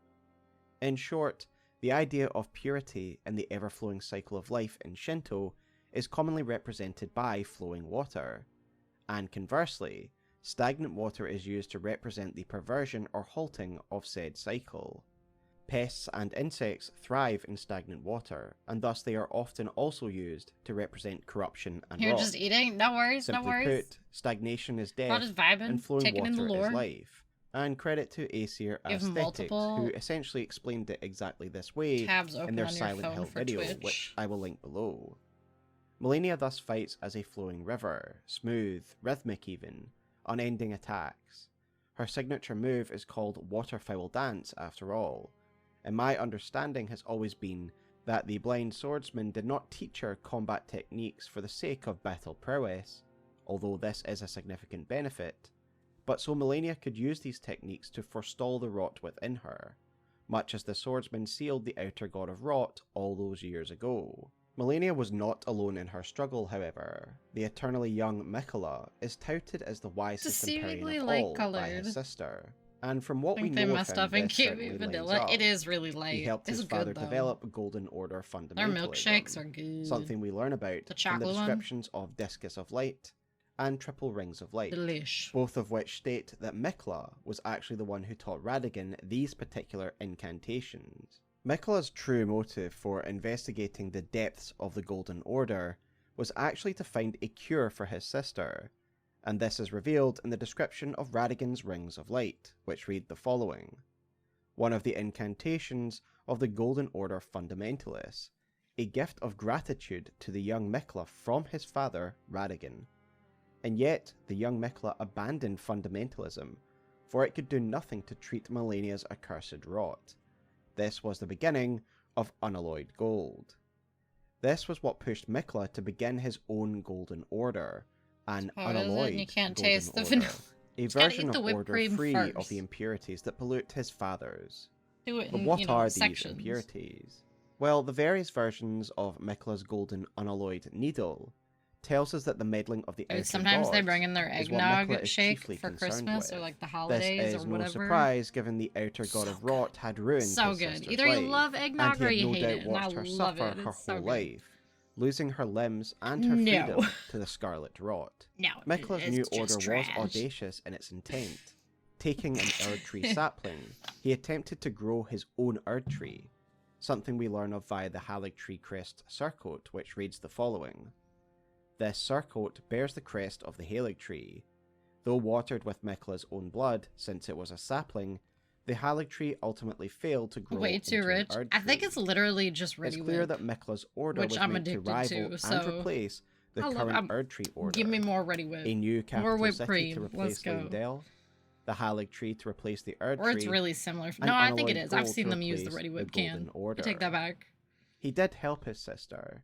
He forged her unalloyed armor and gold prosthetic limbs, works which with no the doubt helped to Jacko. forestall the rot within her body. I need all of it. And I most imagine you could get it importantly, without if you it seems request as it. though he gifted her But I would one never. of his unalloyed gold needles. We find the broken needle in the heart of Aeonia, right beneath the original Scarlet Bloom, suggesting that Melania discarded it or dropped it just before she unleashed the Scarlet Rot during her battle with Radahn. We can give this repaired needle to Millicent, one of the Scarlet Valkyries, and the needle successfully holds back the Scarlet Rot and allows her to function without debilitating pain, and thus we can assume it did something for Melania when she had it. Mikla's empathy for his sister does seem to have carried over Added to the denizens sugar? of What? the Lands Between in general, as he appears to be a protector of the weak What, and having the whipped outcast. cream on there? The sacred crown helm, worn by his foot soldiers, reads the following: Who is it that Mikla shall bless, if not the low and the meek? Indeed, the Haligtree town seems to be home to the reviled Misbegotten, and the Albinaurics have also been granted sanctuary in the Lands Between. Mikla also seems to have cared for Godwyn and those who live in death. The Golden Epitaph, a memorial sword, reads the following: A sword made to commemorate the death of Godwyn the Golden, first of the demigods to die, infused with the humble prayer of a young boy. O brother, Lord brother, please die. Oh, maybe, a true yeah. death." I mean, The young boy quoted in this sword is of course Mikla, that's what would make her a rich. fact reinforced by the It's weapon just art super of sugary. this sword, which presents a Haligtree sigil when used. It's like having sugar on Mikla top is of also your sugar, associated you know? with Castle Sol, a castle which seems So to be yeah, devoted that makes sense. to returning the souls to those who live in death, something we can learn about from the various ghost dialogues found around the castle, who are beckoning the eclipse to swallow the sun to return the souls of the dead. Mikla's connection comes from a specific ghost dialogue, wherein the Castellan of the castle, his ghost, apologizes to Mikla for failing to return Godwyn's soul to him.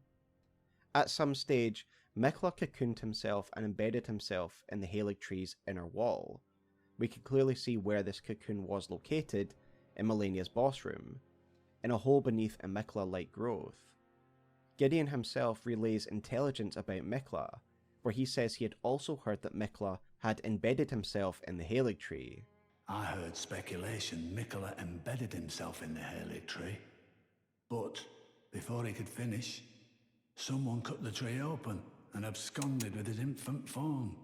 Indeed, it seems those words held weight. Why did he do this? Well, Melania's armor contains a quote from her, in which she mentions that Mikla had made a promise that he would keep. In the past, I'd speculated that this was to do with his ascension to godhood, and that by embedding himself in the Haligtree, he would be able to become the unalloyed god, and banish the outer gods forever, fully curing his sister and others tormented by the machinations of the outer gods. However, with the release of a DLC trailer, my thoughts have somewhat shifted. Mikla has somehow travelled to these lands of shadow, with the flavor text from the Bandai Namco website telling us that he gave up his very flesh in order to travel to these lands. Is this cocooning process tied to that journey, that it somehow allowed him to ascend in spirit to this different realm? Only time will tell, but Mikla strikes me as a being who has plans within plans, and it's likely he is searching the Shadowlands for something that will allow him to achieve his goals. As of right now, neither Melania or Mikla are in a good spot. Mikla was captured by Mohg during the Shattering, and his mortal remains have been corrupted by Mohg's Omen blood. Mohg wishes to establish a new order, the Order of Blood. Mohg's patron is the outer god known as the Mother of Truth. Like any order, however, this order needs a god, to which Mohg will be the consort lord. Mohg has therefore stolen the Empyrean Mikla, hoping to transform him into the god of blood.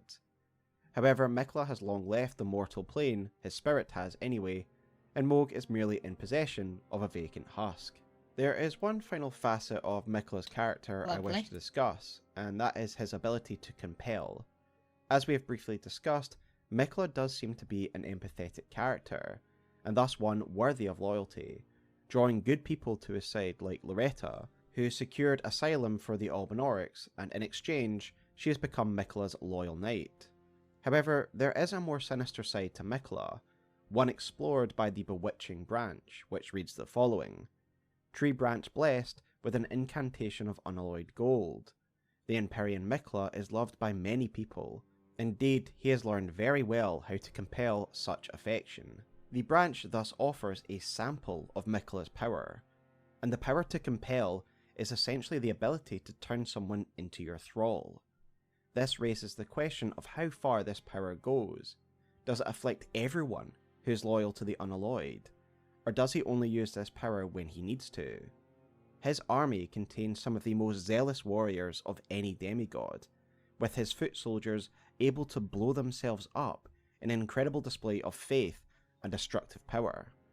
Is Malenia's love for him even real, or is it another effect of his power? I do think many, including Malenia, love Mikla for the qualities we've explored in this chapter. However, I have no doubt that despite his appearance, Mikla could be a terrifying vision to his enemies. There's a lot more to Mikla, and he will play a big part in the DLC, so I would highly recommend my recent Mikla lore video. Every But with time he that mentions said, another let us video, I'm return like, to the timeline of events and look at the I'm gonna Night watch of the it. Black Knight. Like, lore videos are just so interesting. In both the introductory cinematic and the story trailer, this event is almost presented as a prelude to the Shattering War, and I am of the school of thought that this night was an aggravating event that would eventually lead to Marika shattering the Elden Ring. Rogier gives us a good overview of what happened that night, as he says, It happened during the golden age of the Erd Tree, long before the shattering of the Elden Ring. Someone stole a fragment of the Rune of Death from Malekith, the Black Blade, and on a bitter night, murdered Godwyn the Golden. That was the first recorded death of a demigod in all history, and it became the catalyst. Soon, the Elden Ring was smashed, and thus spun forth the war known as the Shattering. Rogier also gives us a nice overview of how this murder took place.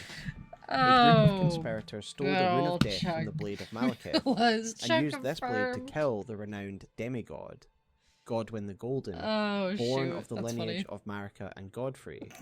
He then later identifies the culprits of said conspiracy, as in a separate dialogue, he says the following. You recall our conversation about the Night of the Black Knives, yes? They say the assassins who carried out the deed were scions of the Eternal City, a group entirely of women, arrayed in armor of silver under cloaks which fooled the eye. The knives they wielded, though, were imparted with the power of the Rune of Death through sinister rite. The Black Knife assassins are descendants of the Eternal Cities, thus they are kin to Marika and the royal family, given they are Numen or Nox. This is why the Black Knife assassin armor set relates these individuals to Marika, as it reads, the assassins that carried out That's the what it deeds felt of the like. Night I of was the like, Black who? Knives Which I don't know were why it all didn't hit me women, right away, because and rumored Chuck. to be Numen, I mean, who had else would close you be ties talking with about? Marika herself. I was There very are many loud. reasons why Like, these women would conspire against the crown. After all, they are descended from the Nox, Duh. who have a long history of resisting Erdtree authority. What you talking about? And it therefore isn't difficult to understand that there are some of Marika's kin who have an issue with her rule. However, they may well have been gathered and influenced by the lead figure of this insurrection, Ranni the Witch, stepdaughter to Queen Marika. Through some investigation, Rogier is able to identify Ranni as the hand that crafted the Black Knife blades. When confronted with this accusation, Ranni does not deny that she was involved, as she says, I see. Quite the sleuth, aren't we? Indeed, I am the witch Ranni. I stole a fragment of the Rune of Death and used it to forge the god-slaying black knives through fearsome rite. I did it all. In the past I have speculated where Ranni could have learned such a fearsome rite, and I believe that her mentor, the Snowy Crone, is the most likely source of such magic. Ranni's new puppet vessel is indeed based on this witch, something we learn from the description of Ranni's clothing set, and it is therefore clear that this figure had a large influence on Ranni. This witch also taught Ranni ice magic, and taught her about the deeper mysteries of her dark moon.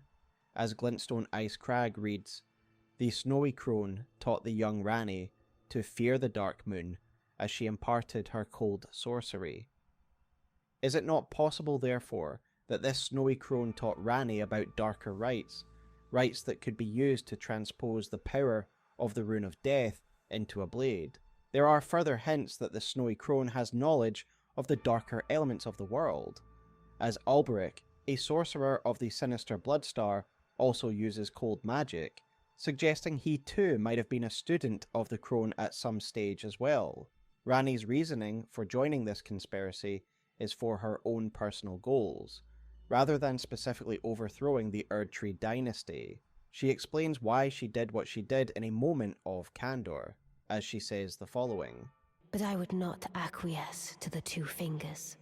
I stole the Rune of Death, slew mine own Empyrean flesh, casting it away. I would not be controlled by that thing. Ranni's aim this night was to destroy her own Empyrean body, in order to free herself from the control of the Two Fingers and the Greater Will. Wait, did Indeed, he call we can find her Ranni's Snowy Crone? original body, Or that she discarded knew and with the half-wound wheel of the centipede a upon Snowy her Crone? back. The description of the curse mark No, I that don't we know. can take from her I didn't body think he did, but maybe he did. reveals the truth of the ritual that she executed that night, as the item description reads, "Curse mark carved into the discarded flesh of Ranni the Witch, also known as the half-wheel wound of the centipede. This curse mark was carved at the moment of death of the first you demigod, snowy ninny. and should have taken the shape of a circle. Uh, However, 2 demigods perished at the same time, Poor Ranni. breaking the curse mark into 2 half-wheels.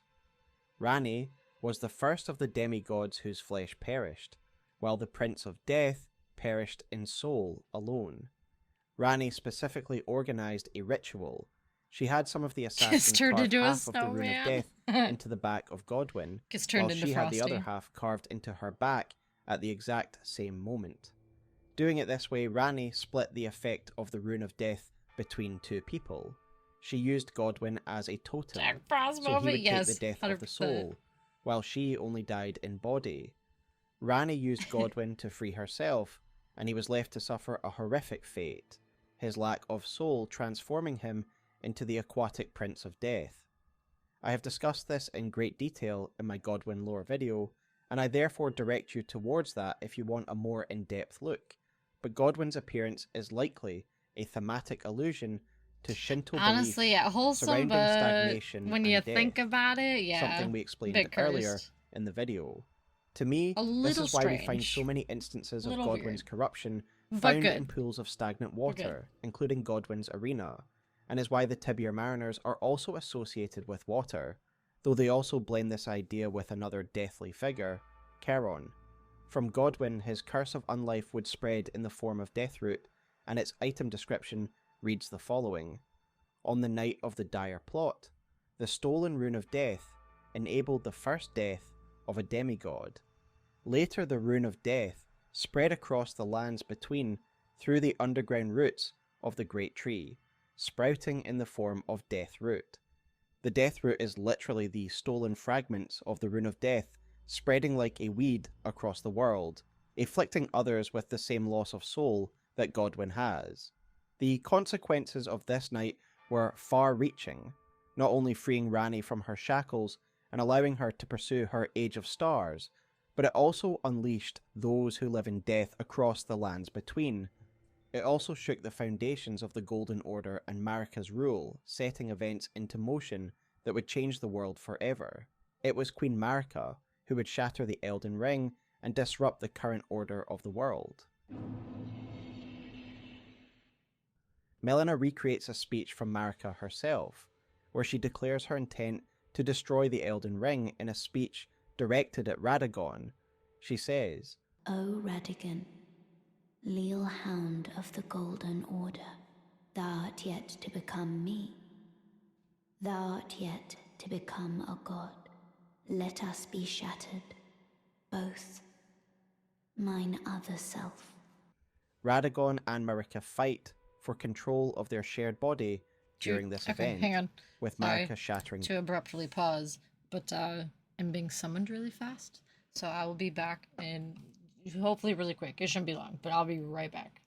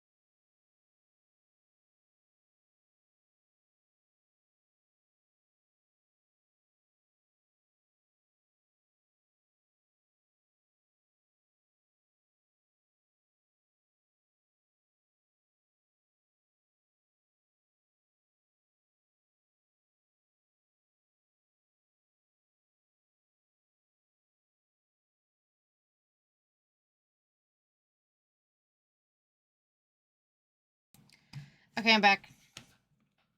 We're good. We're back. Derek just needed help giving Sugar a pill because she has to have an anti-nausea pill because she has to go to surgery early in the morning. Phew. Phew. That was that. And she is all growly and grumpy. So, yeah. That was a fun job. Anyway, we're good. She's got it. The Elden Ring, while Ready to Radagon roll. tries to repair it. Something told to us by the description of Marika's hammer, which reads, "The tool with which Queen Marika shattered the Elden Ring, and Radagon attempted to repair it."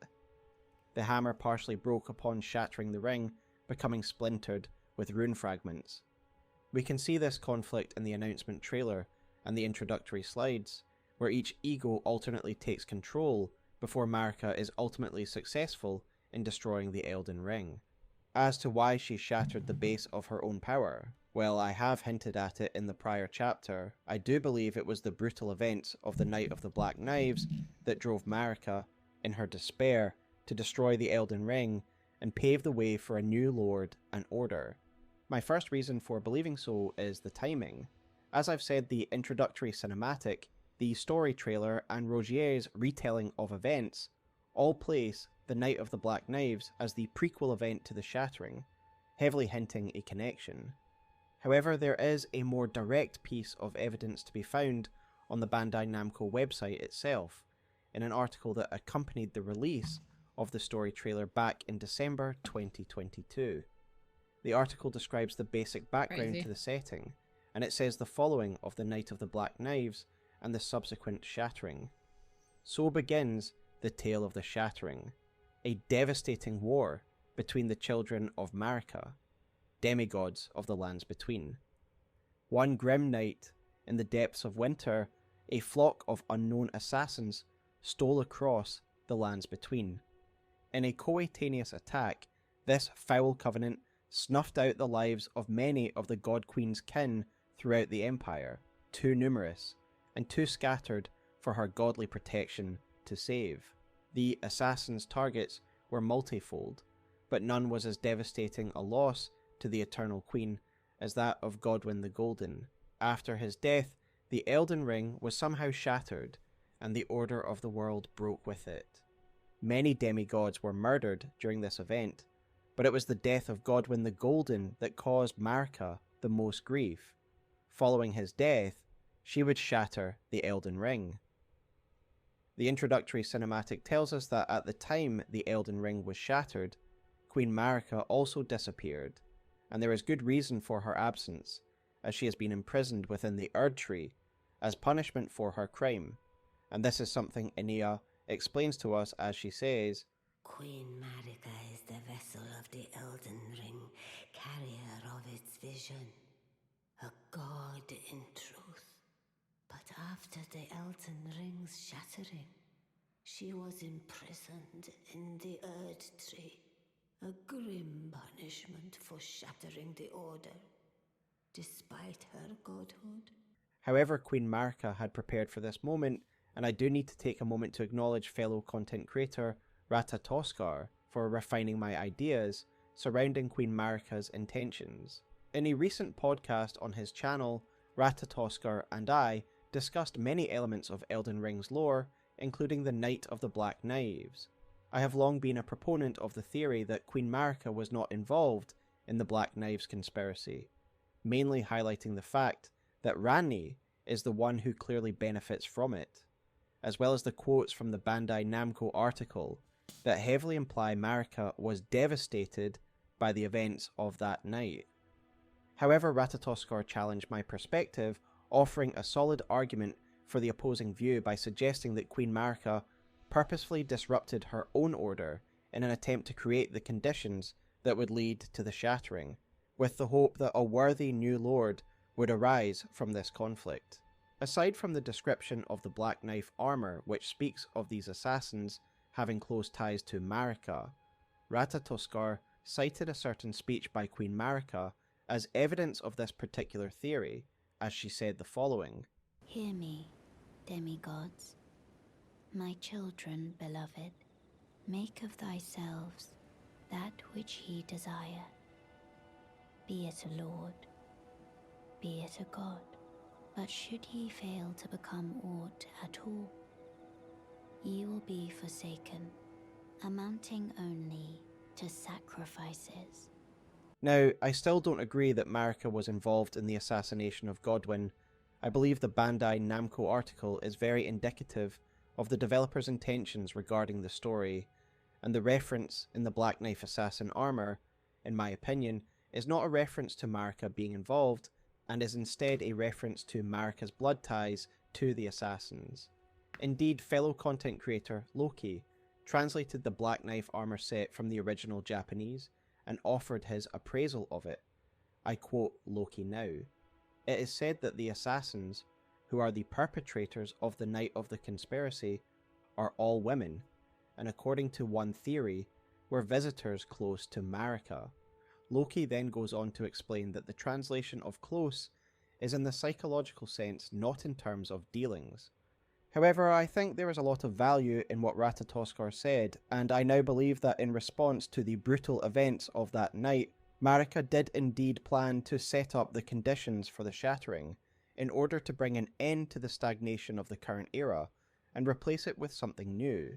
She therefore warns her children of the coming conflict, that they will be set against each other in a brutal competition that will forge a new lord. She also planned for their potential failure, as it is she that seemingly assigns Hugh to Round Table Hold, instructing him to produce a god-slaying weapon for the future Tarnished. No. I need to do better than this. This will never kill a god. I can do better than this. It needs to slay a bloody god. She must have done this prior to shattering the Elden Ring, as she would be imprisoned after that point, meaning that Marika was laying contingencies in advance of shattering the Elden Ring. Indeed, it seems as though Marika long considered the Tarnished as her ace in the hole, as when she banished them a long time ago, she already promised them that one day they would return to the lands between.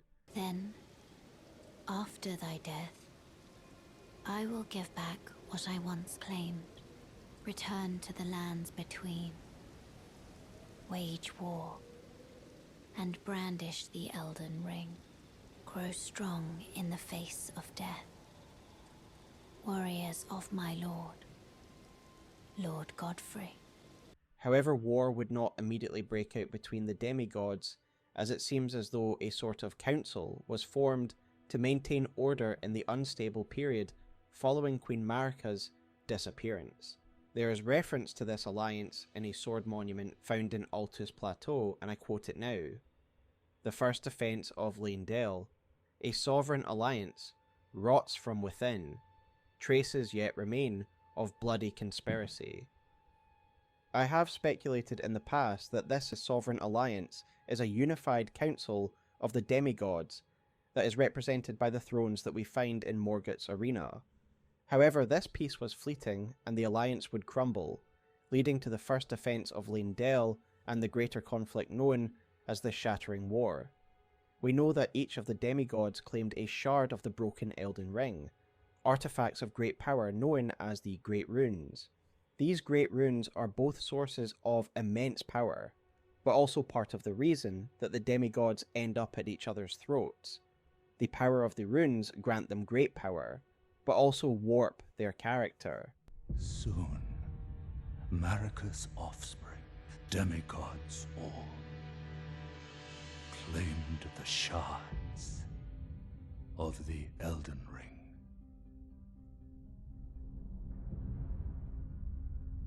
The mad taint of their newfound strength triggered the shattering.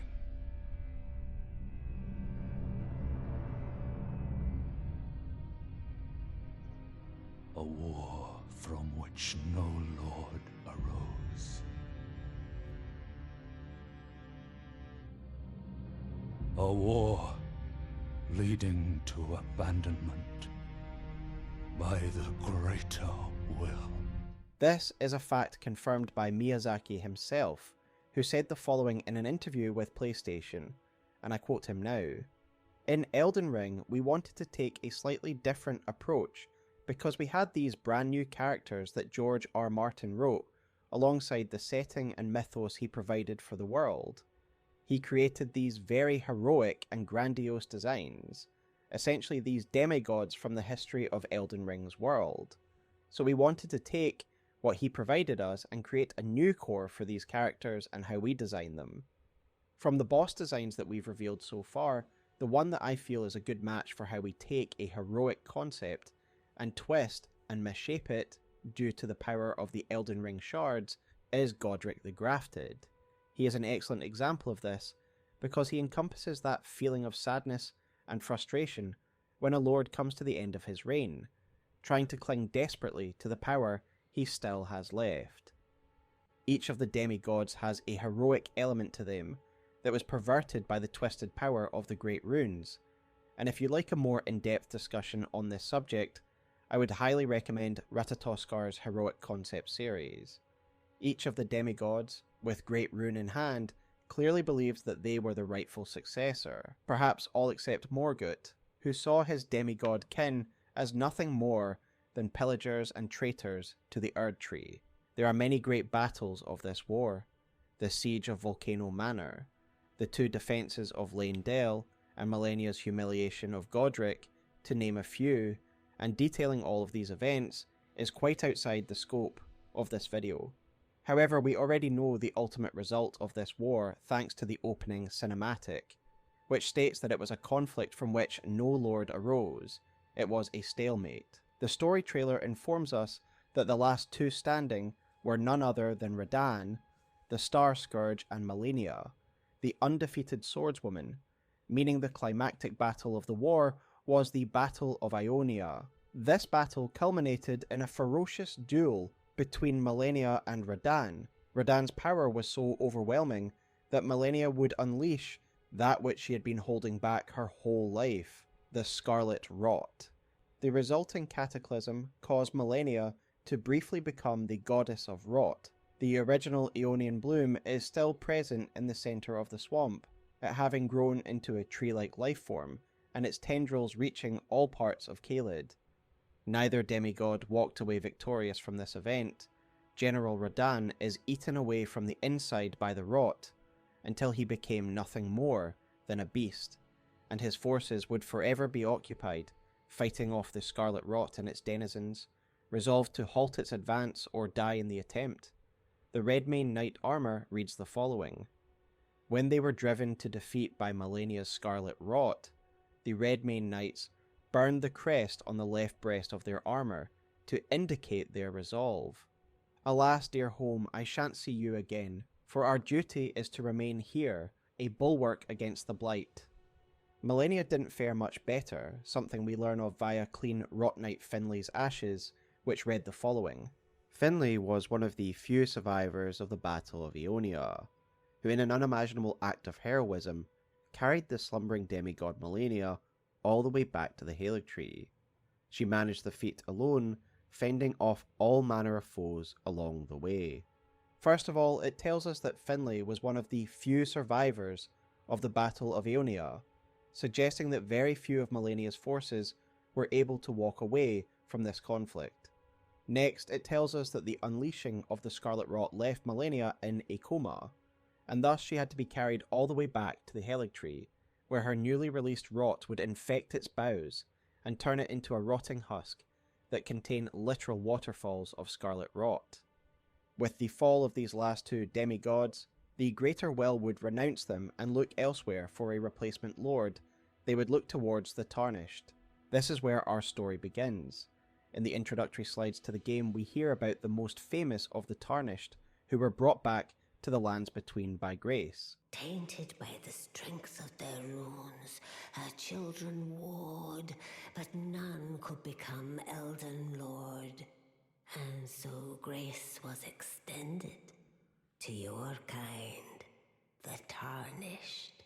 Listen, the fingers speak. The Greater Will has long renounced the demigods. Tarnished, show no mercy. Have their heads Take all they have left. Indeed, we do see a sprite of Grace next to each of these characters if you look carefully enough. We ourselves are eventually granted Grace, resurrecting us and bringing us back to the Lands Between. This is the power of Grace. Not only does it guide the Tarnished, but it is the source of their immortality. One thing that you will notice is that all of the legendary Tarnished, with the exception of Fia, are dead by the time Grace comes to them, telling us that it brought them back to life before guiding them to the Lands Between. Indeed, we see this process happening in real time to our own character, who is granted Grace at the beginning of the story, resurrecting them and bringing them to the Lands Between. In the book called Overture of Elden Ring, Miyazaki confirms the connection between Grace and the Tarnished's ability to resurrect, and I quote him now, "The immortality of the Tarnished stems from the power of the guidance of Grace. Tarnished that die outside the Lands Between are given new life through the guidance of Grace, and are beckoned to the Lands Between." This is basically the start of the game. I guess the guidance doesn't want the player character to be freed. We as the player arrive quite some time after the first Tarnished arrived in the Lands Between, as the Round Table Hold has quite a rich history, and many stories of past Tarnished who have come before us. For example, there is Vargram, the Raging Wolf, they will always who is be described by delicious. his armor set as It's one been of a while the since first I had one, Tarnished but to I've have had a lot of visited them. Round Table Hold. There are also veteran Tarnished like Old Knight Isvan, whose armor set reads the following: Armor worn by Old Knight Istvan. Istvan is one of a few wizened Tarnished who survived to this day. The term wizened really reinforces how old Istvan is and how long he has been in the Lands Between. There are also hints that the Two Fingers have been here for some time, as the coded sword description reads, "Champions would gather at the Round Table Hold in days long past, when the Two Fingers were masters of oration, their flesh yet full of vigour." We find this weapon in the fortified manor, but it is clear that it is the ethereal Round Table Hold that is the gathering place of champions being referred to. These halcyon days seem to be long past. The Two Fingers are now withered and crumbling, hiding in their inner chamber, rather than giving inspiring speeches. The champions of our time also seem to be far from the great champions of old, most of them clearly incapable or unwilling to take on the demigods and claim the great runes. Vari, a servant of the Lord of Blood Moog, gives an excellent appraisal of the sorry state of the Round Table, as he says, "But how did you find the Round Table?" "Oh, you don't have to say it. Before, the Round Table was chock full of venerated warriors, but now it's home to puff chests and has-beens. I fear you've been terribly disappointed. I don't blame you." There are also a few notable Tarnished who almost became Elden Lord, before we even step foot in the Lands Between, Vyke and Bernal. We learn of Bernal's failed path to lordship from his armor set, which reads the following: "Beasts are drawn to champions and to lords, and this armor befits a champion worthy of becoming a lord." And that is what Bernal was, until his maiden threw herself into the fire. Bernal certainly is a mighty warrior, and it is therefore not surprising to learn that at some point he was close to becoming Elden Lord. However, his plans were stymied by his maiden throwing herself into the fire. Perhaps being denied lordship after all his work was what made Bernal bitter, and was what pushed him to become a recusant. Vyke seemingly got even closer before pursuing the path of the Frenzied Flame, once one of the greatest champions of the Round Table and the closest to Elden Lord. We learn of Vyke's sudden change of heart via his armor set, which reads, "No other Tarnished was closer to the throne of the Elden Lord than Vyke." But without announcement, Vyke travelled far below the capital and was scorched by the flame of frenzy. Did he make his choice for his maiden, or did some other force lure him with suggestion? We ourselves are tempted to take this path, by none other than Shabriri, who tries to emotionally manipulate us into accepting the frenzied flame. You are about to sacrifice something precious, the life of a fair maiden, that you would toss into the fiery forge, only so that you may be lord. What a horrible thing to ponder. Your ascendancy requires her sacrifice, whether she wishes it or not. But how would the Lord, crowned so, be looked upon, chosen, tarnished, and would-be Lord? Dare That was to a lot. tread the path of true Take it all rigor. in. Spare the poor girl, and singe your own flesh in her stead. Content creator V-Limit, in his video on Vike, suggests that Vike was also confronted with this dilemma, and was unwilling to sacrifice his maiden, and thus chose the path of the frenzied flame. There is definitely some weight to this, as in the region where we fight the frenzied Vike's Red Phantom, there is the corpse of a maiden found in the nearby Church of Inhibition. Is this phantom version of Vike still defending his maiden even after her death? Ultimately, Vike failed and he was imprisoned on his way to the Flame of Ruin. A tragic story here, and I would recommend V-Limit's video if you'd like a more in-depth look at this subject. So it is up to the player character to succeed where all others have failed, and we certainly rise to the challenge. We slay the broken demigods and claim the Great Runes, earning the favour of the Two Finger and gaining access to Altus Plateau and the capital. We then kill the current King of Leyndell, Morgott the Veiled Monarch, staunch defender of the Erdtree and our nemesis, who has tried desperately to prevent our ascension by assailing us as his Margit alter ego. Upon his fall, we should be granted an audience with Marika and become the next Elden Lord. However, we find our access blocked by thorns and a certain seal, the Seal of Radagon.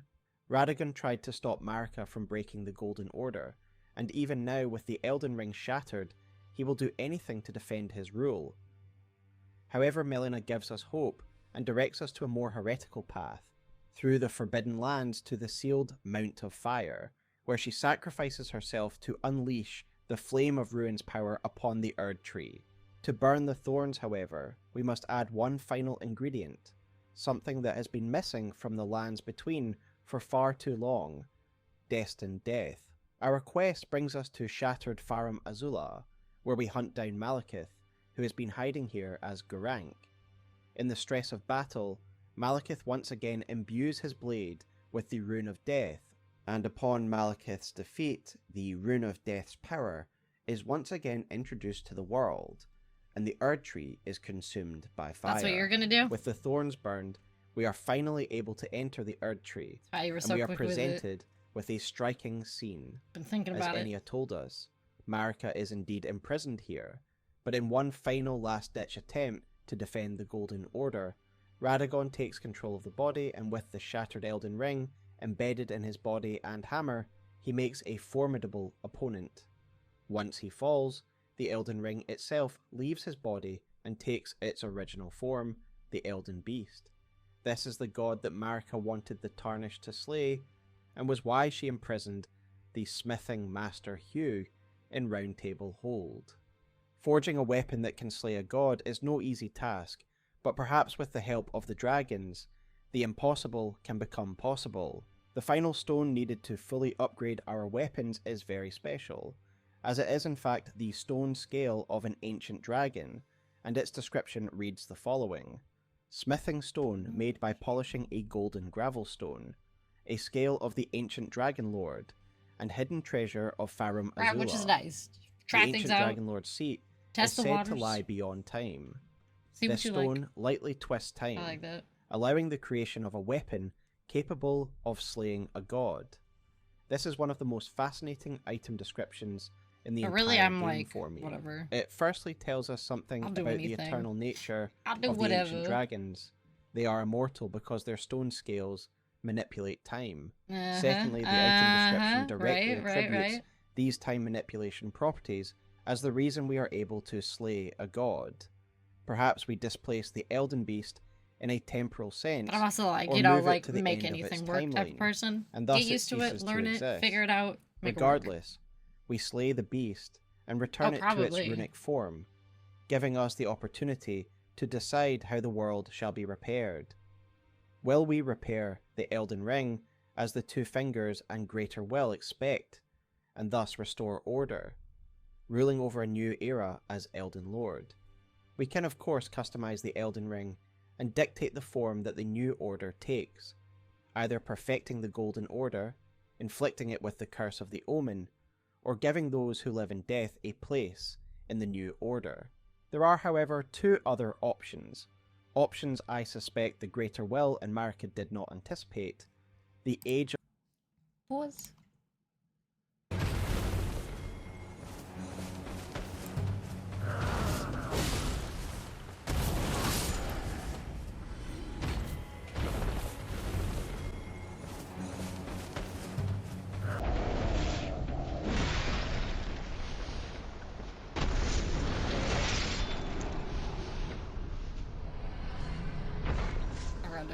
Okay, I gotta pause.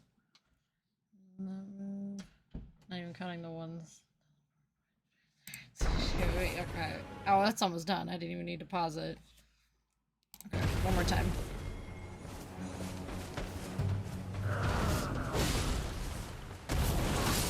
Mm-hmm.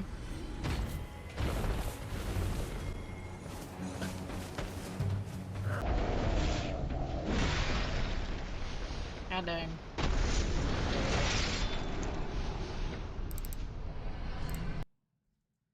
Plus, if it, gosh, me and my tabs.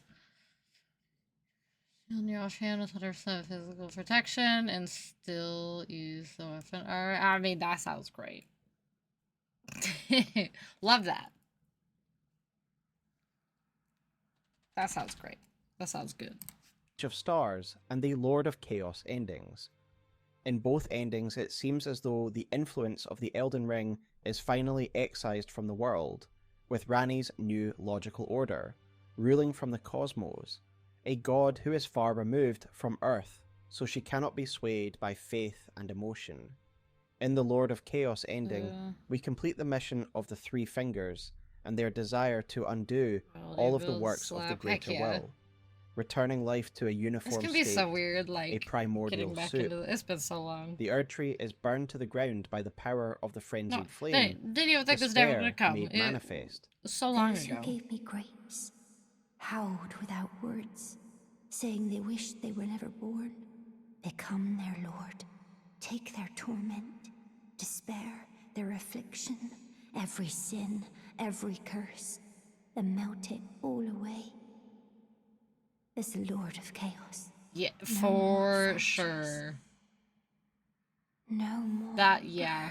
I don't even know how it's gonna Melina, go. having not been burned in the flame of ruin, Gonna be a little has rusty. the power of destined death A lot of returned to rusty. us, and the gloam-eyed queen promises us death for bringing ruin upon the world. That is currently where the lore sits. Miyazaki has confirmed that there will be no new endings introduced in the DLC, and so you can safely choose the ending of your choice before entering the Shadowlands. However, I do wonder if there will be some alternate dialogue with Melania, so if I had any advice it would be to leave her boss fight alone for now, considering we will be meeting her long-lost brother in the DLC. Thank you all so much for watching this video, especially if you made it this far. This was the most ambitious script that I've ever done, and I'm so grateful for everyone's support.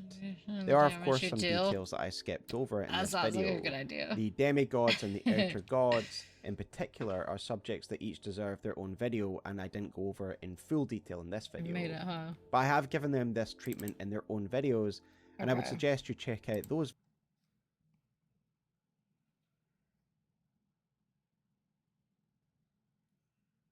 It's harder if you avoid them. I mean, making things easier and smoother sounds cool. Do I still have that second video up somewhere? No, I must not. Liked videos? What do I do with it? It's somewhere.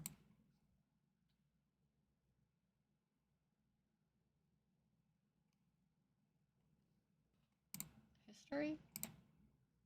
Why do I lose things?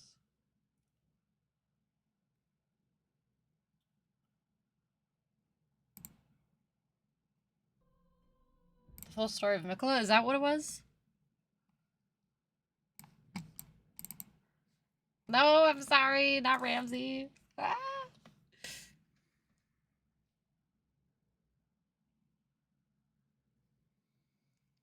Super important. This is without blessings. Look at right hand numbers. Okay, compared to... Okay, what was the Mikola one? Oh, shoot. Okay. Oh, okay.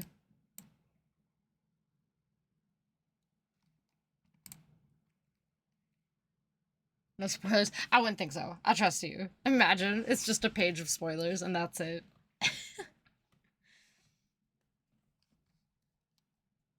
Oh, shoot. Oh, I was looking at the wrong thing. My bad. Oh, heck yeah. Okay. Oh, dang.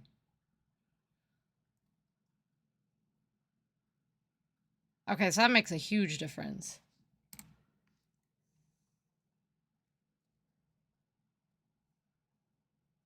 Did we watch those? No, what is this?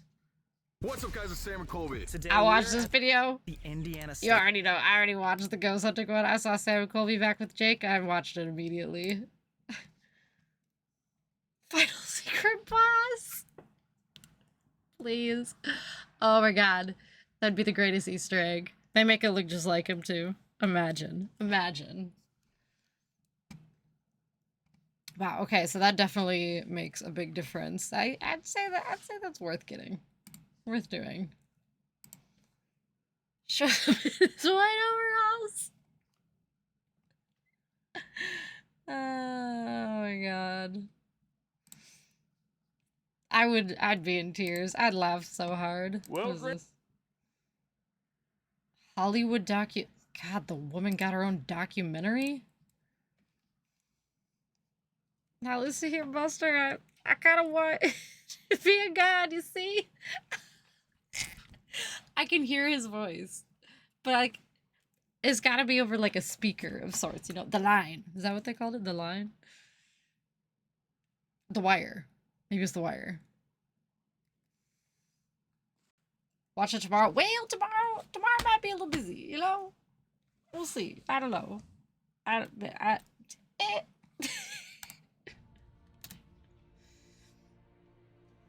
To the north of Leyndell, there are lands that are sealed, branded as forbidden, and guarded by Malekith's followers. Chuck, oh my god. A path that We need a few would mod. dare to tread.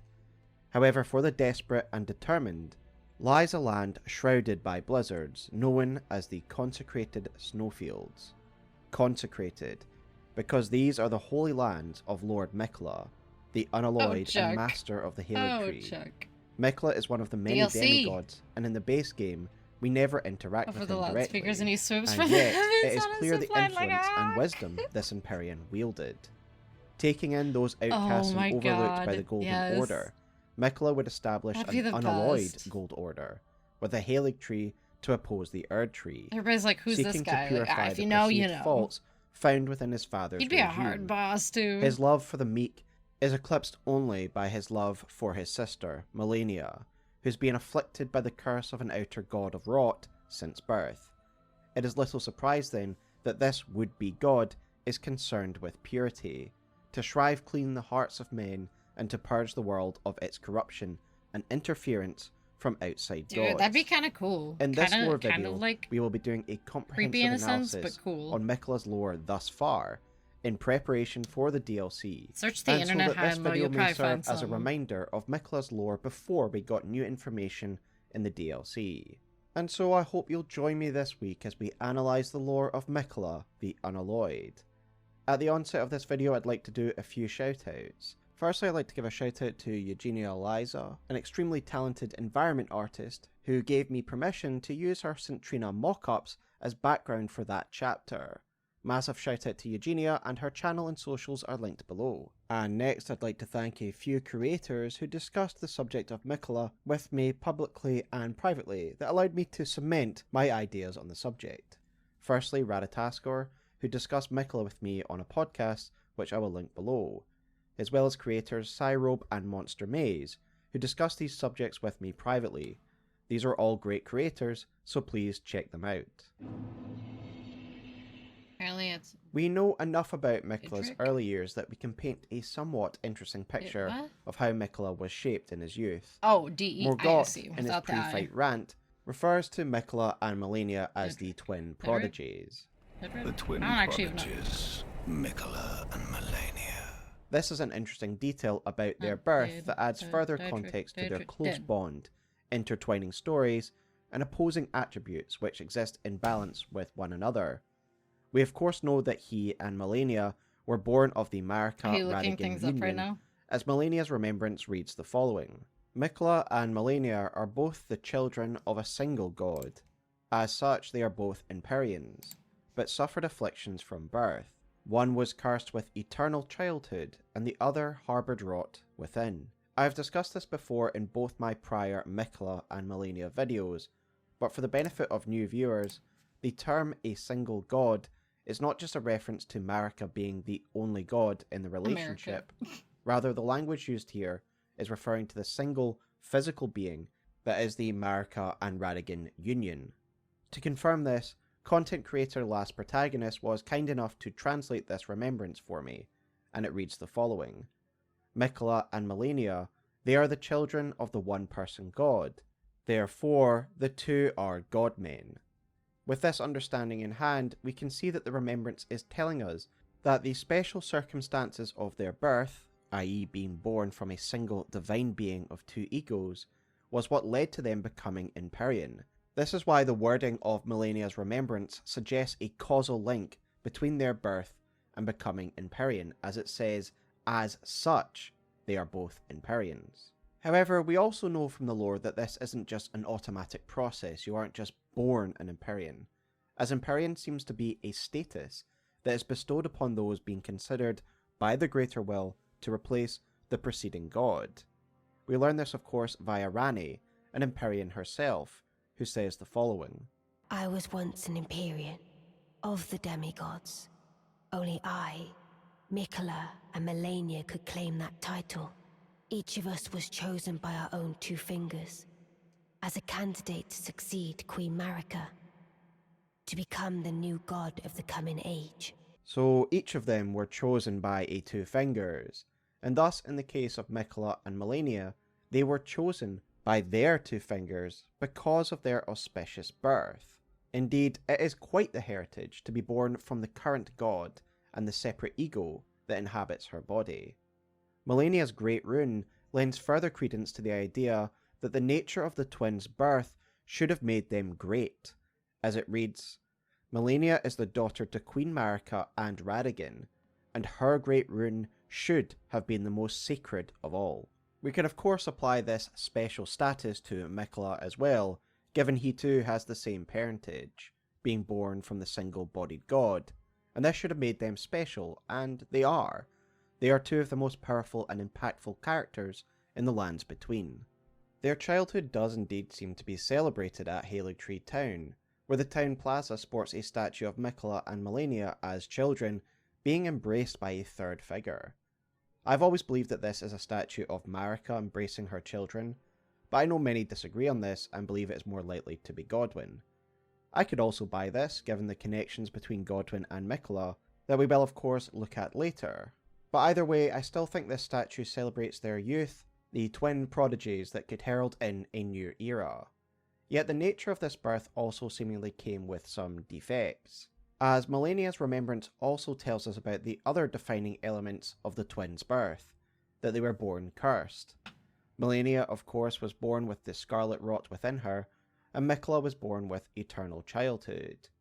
These two being cursed at an aesthetic level certainly does feel like a reference to the rampant inbreeding among medieval royal families, which of course would give rise to many defects. And given this is the Erdtree dynasty and essentially their queen is a single physical being who has mated with herself, the illusion does seem clear. However, while that might be a thematic implication, we know that in the case of Melania at least, this isn't the literal cause of the curse that she has, the curse of the Scarlet Rot. This was nothing to do with the conditions of her birth, rather it is the result of the meddling of an outer god. The outer god of Rot, who's clearly chosen Malenia as its new vessel. And if that's the case, what is the cause of Miquella's eternal childhood? Well, we could speculate a little on this. Firstly, regardless of Malenia's situation, we do of course need to consider his parentage and genetics. His mother is a Numen, a race we know precious little about, but what we do know is fascinating.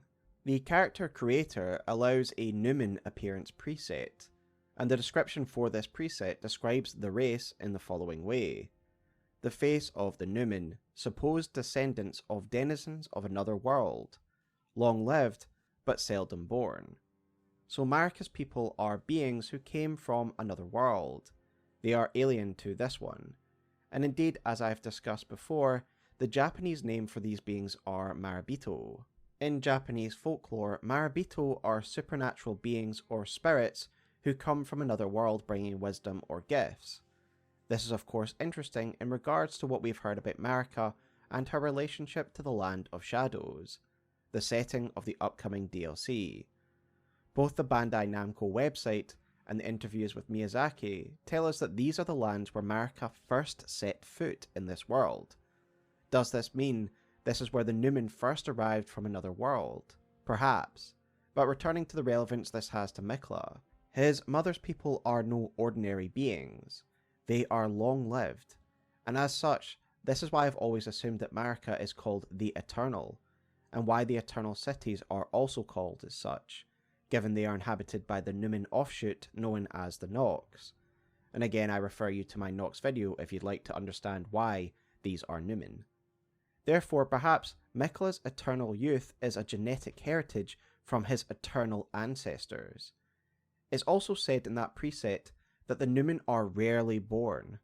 This seemingly lines up with Miyazaki's concept of more advanced or powerful beings being less fertile than lower forms of life. For those unaware, this is an idea explored in the story of Bloodborne, where the highest forms of life in this world, the Great Ones, are essentially infertile. A lot of the game's main conflicts revolve around these great cosmic beings seeking surrogates and children, with Miyazaki himself confirming this in an interview first published in the Future Press Guide. So it seems as though the Numen inherit this thematic exploration of birth rates. By being a more powerful and longer living race, they also struggle to reproduce as quickly as the regular human races. Is it therefore possible that Miquella's curse is a combination of all these genetic factors? Eternal, but thanks to some genetic instability via the self-breeding and inherent issues with Numen reproduction, he was born eternally young rather than just eternal. Perhaps, and that is the most likely to me. However, I could be wrong and he too was afflicted by the curse of some outer god or greater will itself. Let me know your thoughts in the comments below. Indeed, the few images that we have of Miquella present him as a youthful figure. The statue of him in Malenia, the statues of him throughout the Haligtree, and in Ordina, liturgical town. And there's of course the opening slide to the game of Mohg kidnapping a young Miquella. And then finally, we now have a glimpse of him in the new trailer for Shadow of the Erdtree, and again, he appears to have that youthful appearance. Yet it doesn't seem as though Miquella's eternal youth has affected his wisdom, as it's clear that Miquella is one of the wisest among his kin. In Malenia's armor set, she says that he has the wisdom of a god, and the fact Miquella helped his father develop Golden Order fundamentalism speaks volumes of his intelligence, if he was able to match or exceed his father's wisdom, himself a scholar. And of course, what Miquella achieves with the Haligtree and his own leadership is extremely impressive, so clearly he isn't childlike in intelligence. But what about his outlook? What about his morals? I would argue that Miquella has retained a sort of childlike innocence or naivety, an idealized view of the world. He is someone who wants a world free from the meddling of the gods, a world where even the meek and the outcast can be embraced. It does seem very idealistic, and perhaps some would consider it to be the naivety of a child.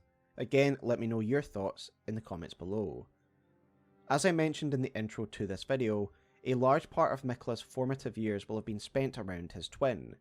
It's clear that these two became immensely close, as is indicated by the rather moving statues of these two embracing found around the Halig tree. There are also other reliefs found around Elphael which show 2 babies around a tree, and this is likely representative of Miquella and Malenia as well. Of course, their bond is further illustrated by the fact that Malenia, an Empyrean herself with almost unmatched strength, puts aside any of her own ambition to lead and becomes her brother's blade. She respects and loves her brother so much that she is happy to serve him as his blade, despite her own ability to lead an incredible power. That'd be cool. Of course, this love is reciprocated in kind, as Miquella's entire life goal seems to be, at least partially, inspired by his desire to free his sister from the clutches of the outer god of rot.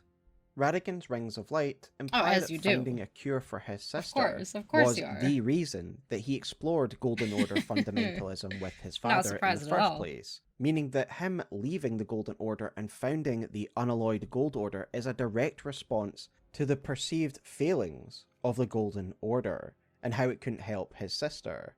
It's also worth noting that Miquella seems to have carried over the miracles he developed for the Golden Order fundamentalists into his own unalloyed order, as we can see his miracle being used by followers of his and his sister. We see it in the Clean Rot Knights.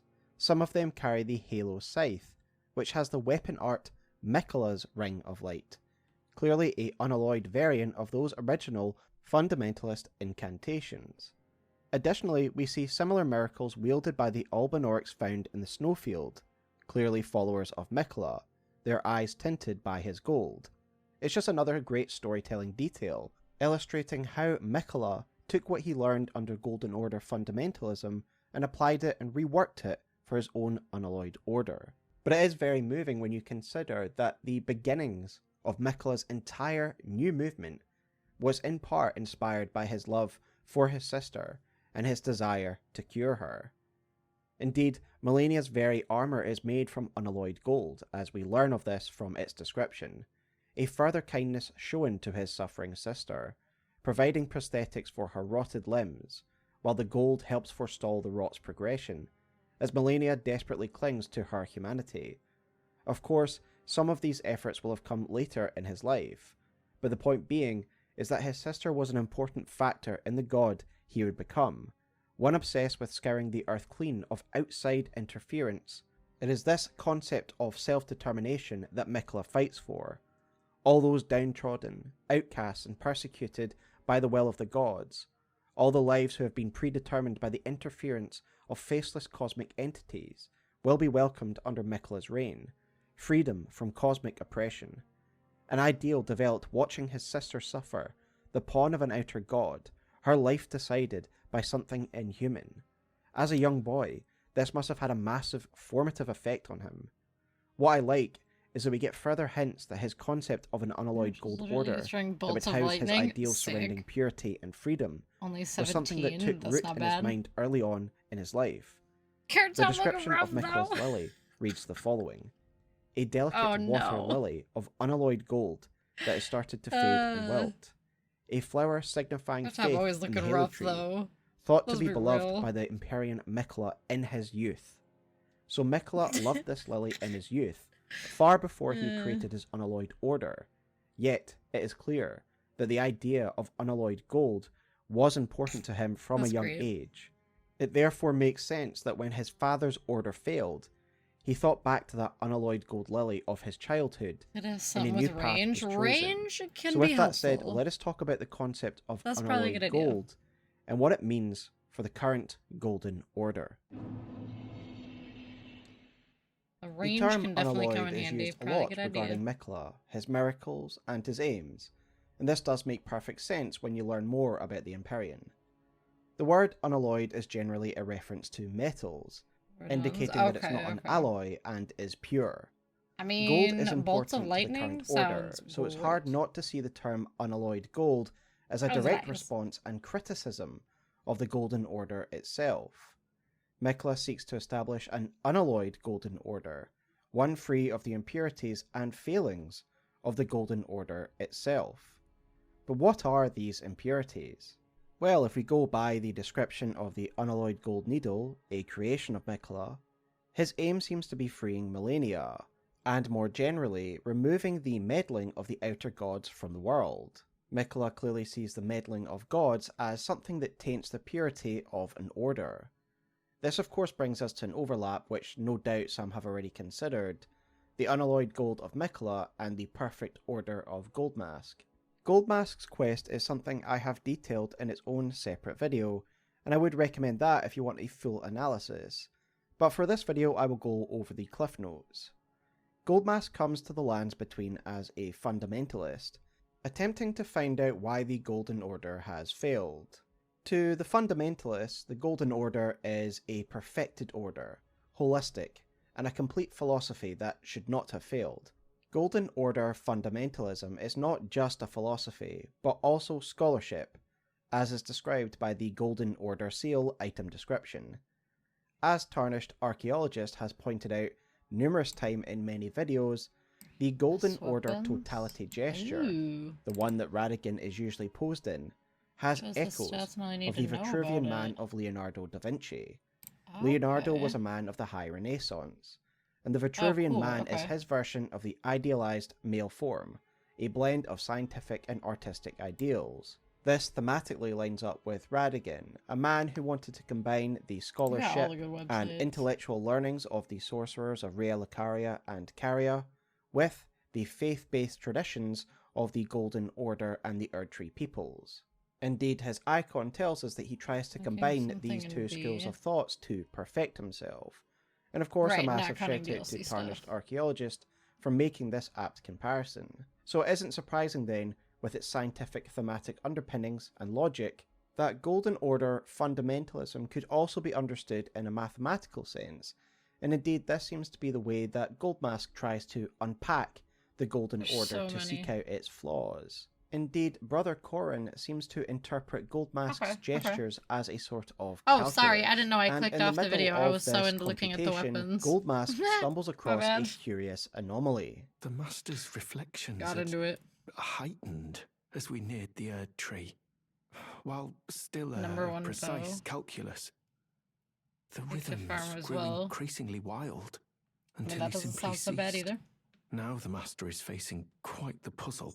The Golden Order is founded on the principle that Marika is the one true god. See if I haven't, I'll let you borrow. The name of Marika's second I got the hookup. King Consort Radagon, also appeared. Who exactly was Radagon?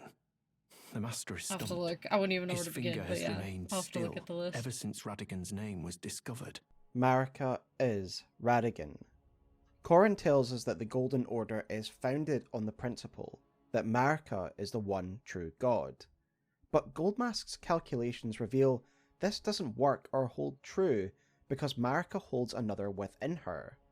With this revelation that the Golden Order is founded upon a lie, Goldmask's trust in the gods is shattered, and he travels to the forbidden, heretical Mount of Fire, much to Corrin's dismay. I've been gripped by a terrifying thought. The rhythms and calculus of the Master's finger betray a suspicion of the holism of the Golden Order, a conceit, I am afraid, that cannot be overlooked. Oh, but how could this be? I dread to even entertain the possibility, but somehow I cannot cast aside my doubts T-Pose about legend. the Master. Tell me, have I simply lost my head? Only, if the Master were true to the Golden Order, why would he think to breach this forbidden Mount of Fire? The implication is clear. Goldmask sees the gods as the issue. It's their very lies and very human actions that caused the failure of the system. The Golden Order as it stands, with the gods as part of it, caused it to fail, and the Elden Ring to shatter. As I've said, Corrin believes that the Golden Order was founded on the principle that Marika is the one true god, and it's this founding principle that Goldmask takes issue with. It is no surprise then that Goldmask eventually conceives of a new Golden Order, one perfected by banishing the gods from it forever, as his rune of perfected order reads, a rune of transcendental ideology which will attempt to perfect the Golden Order. The current imperfection of the Golden Order, or instability of ideology, can be blamed upon the fickleness of the gods, no better than men. That is the fly in the ointment. From a visual standpoint, I've always seen the halo that surrounds this mending rune as a barrier that wards off the influence of the gods. And indeed, if you do choose to use this mending rune, in the ending cinematic you will see that this rune takes up a position of a shield that surrounds the entire Elden Ring. So, long tangent aside, it seems that on a surface level, there does seem to be a great deal of similarities between Goldmask and Miquella's ideologies. So, like, started it and didn't finish? Can't just stand there Tifa's third tree all day. Please, Master, as your scribe, I'm supposed to interrupt your wisdom. What does it mean, Master? What does all of it mean? Nothing.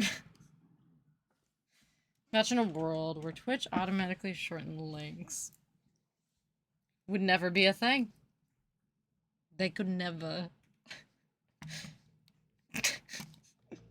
The silent treatment.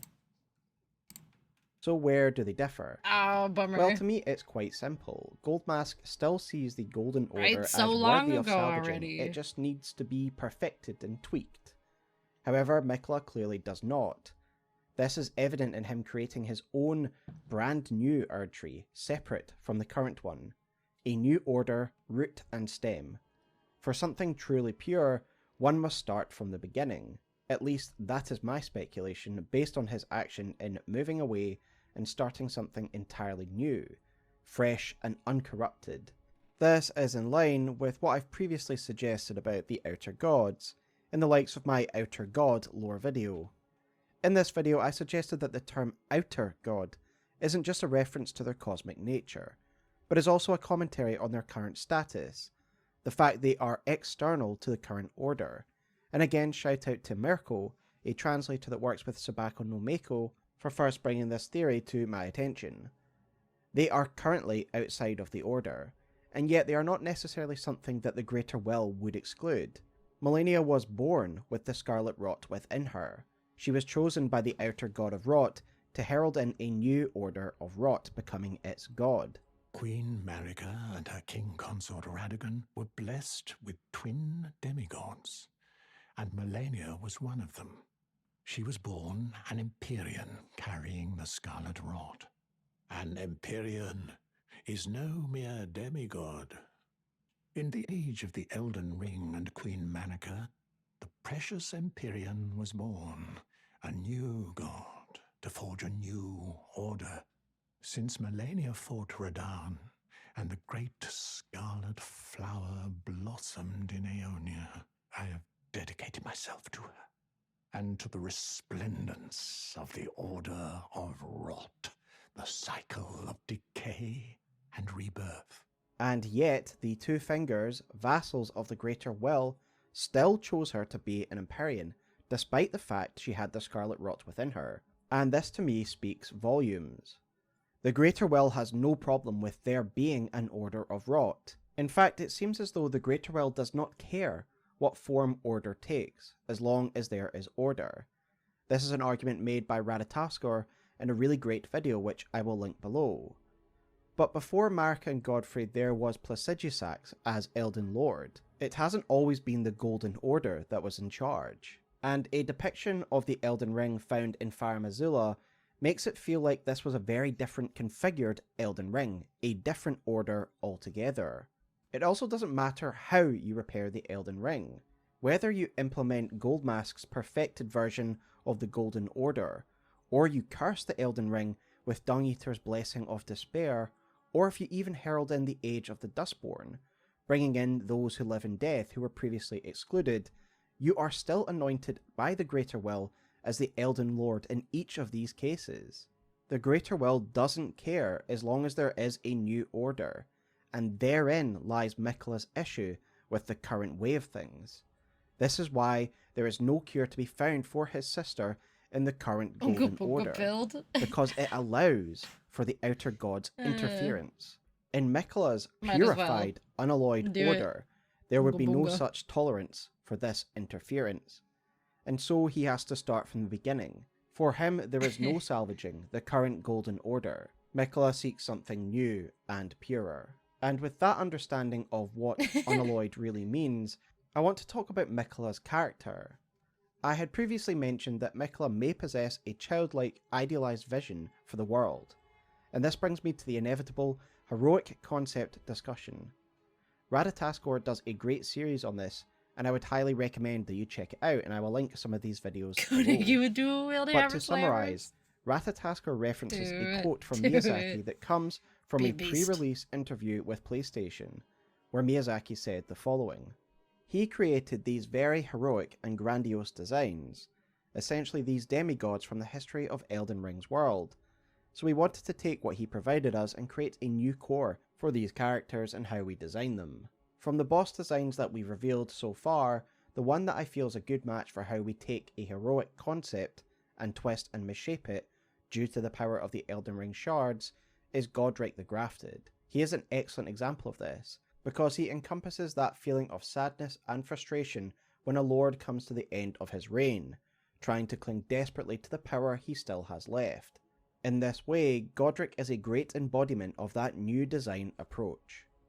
In another interview with Game Informer, Miyazaki elaborates further on how it was up to From Software to warp the heroic templates that George had drawn up, to break these grand heroes, twist and distort them, something noble that has become tainted. In Ratataskor's series on the heroic concept, he takes the idea beyond Godrick, trying to identify the nobility of each of the demigods, a nobility that has now been twisted into something perverse. For example, in Ratataskor's video on Rykard, he identifies Rykard as a hero of rebellion, of abnegation, and there is certainly something noble about rebellion and that desire for freedom, depending on one's perspective, of course.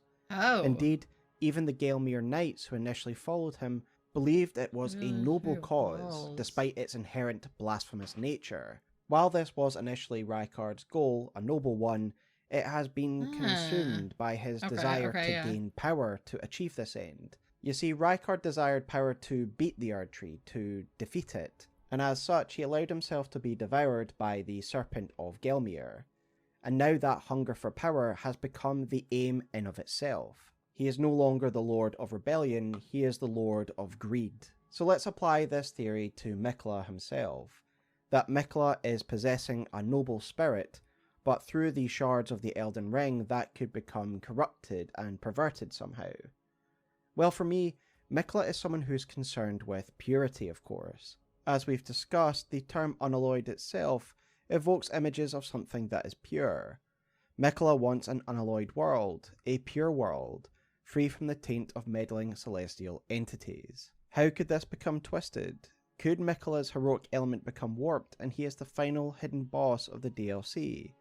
Well, yes, absolutely. Because when does one's quest for purity become a purge? Certainly some interesting concepts to ponder as we approach the DLC.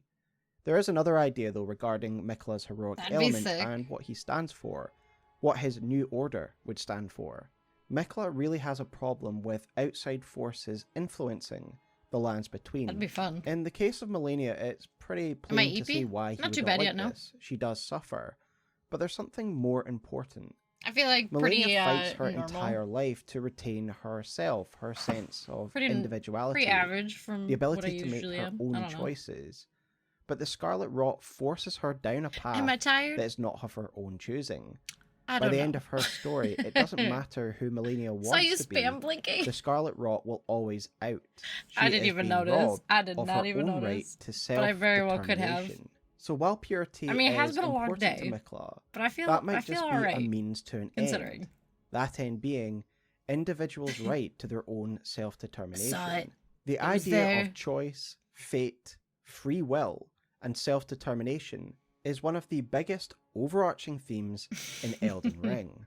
From Ranni shedding her Empyrean flesh in order to free herself of the control of the Two Fingers, to the decision of the Tarnished themselves. For if Marika predicted our return and eventual succession, and if we are guided by grace and we are armed by Marika's blacksmith, did we actually make a decision at all? If we choose to become Elden Lord, no matter our reasons for doing so, have we just been pawns the entire time? Or is the only true decision we can make of our free will to burn it all down to spite this system of control? Or are we just being manipulated by another cosmic force even in this choice? There's also the tragedy of Blythe, a warrior defiant to the fate he was born into. He chooses Ranni, he chooses her rebellion, but at the very end he is still undone by his own nature, his preordained fate. He is punished by the greater will for daring to have free will. And as we've already said, the most pertinent example of free will being explored in Elden Ring is that of Malenia, a woman who wants to have her own identity as a warrior, and yet is forced to become the goddess of Rot. The goddess of Rot is just a tool of the outer god of Rot, and Malenia and her identity that she crafted through her long life is erased in a moment. So it isn't just the greater will that manipulates mortals for its own ends. Each of the outer gods that we encounter seem to be manipulating mortals to achieve their aims, a sort of Game of Thrones between them. Without the interjection of these outer gods, these mortals might have lived very different lives. They are being manipulated and their free will stripped for the use of a cosmic being. What I find really revealing about Miquella's view of the outer gods is the wording used in Miquella's Needle, as it reads the following. One of the unalloyed gold needles that Miquella crafted to ward away the meddling of the outer gods. The term meddle suggests that Miquella sees them as beings who interfere in the life of mortals, and interfering with their ability to live truly free. He certainly developed this view by witnessing what happened to his sister, how her entire life has been dominated and directed by the influence of a cosmic being. She did not choose this, and she is not free to live her own life and make her own decisions.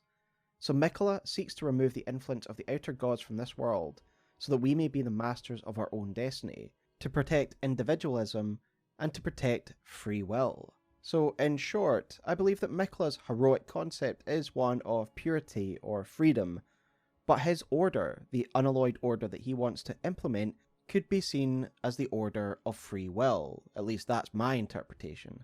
Although this is quite ironic when we look at Miquella's more alluring and bewitching aspects in the next chapter. But it seems as though under Miquella's reign, no outer gods would design the course of fate for the world. Only the Earthbound Lord and ruling body will do what is best for their people. And already, at this early point in the discussion regarding Miquella, we can see why serving him might be so appealing. And with that said, let us now talk about the lands of Miquella, his regime, and his followers. Wow. We've mentioned Miquella's history with the Golden Order. The Discus of Light and Radagon's Ring of Light item description tell us a narrative. That narrative being that Miquella helped his father develop the miracles of Golden Order fundamentalism, and that he had a motive for doing so. When no answer could be found to cure his sister, he abandoned the Golden Order, to find a new way to banish the outer gods. This was the start of Unalloyed Gold.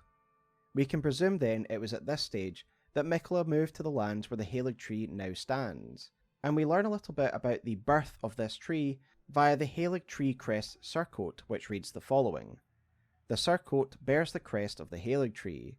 Though watered with Miquella's own blood since it was a sapling, the Halig Tree ultimately failed to grow into an Erd Tree.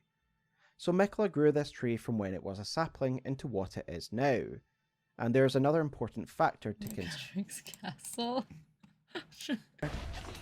Hello, motherfucker.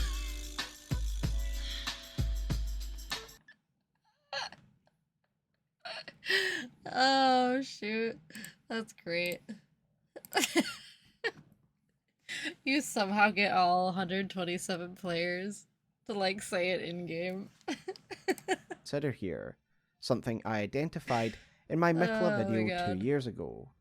There are 2 Erdtree avatars present here at Elphael at the Halig Tree, which has big lore implications for the tree itself. That's great. These avatars play a special role in the lands between.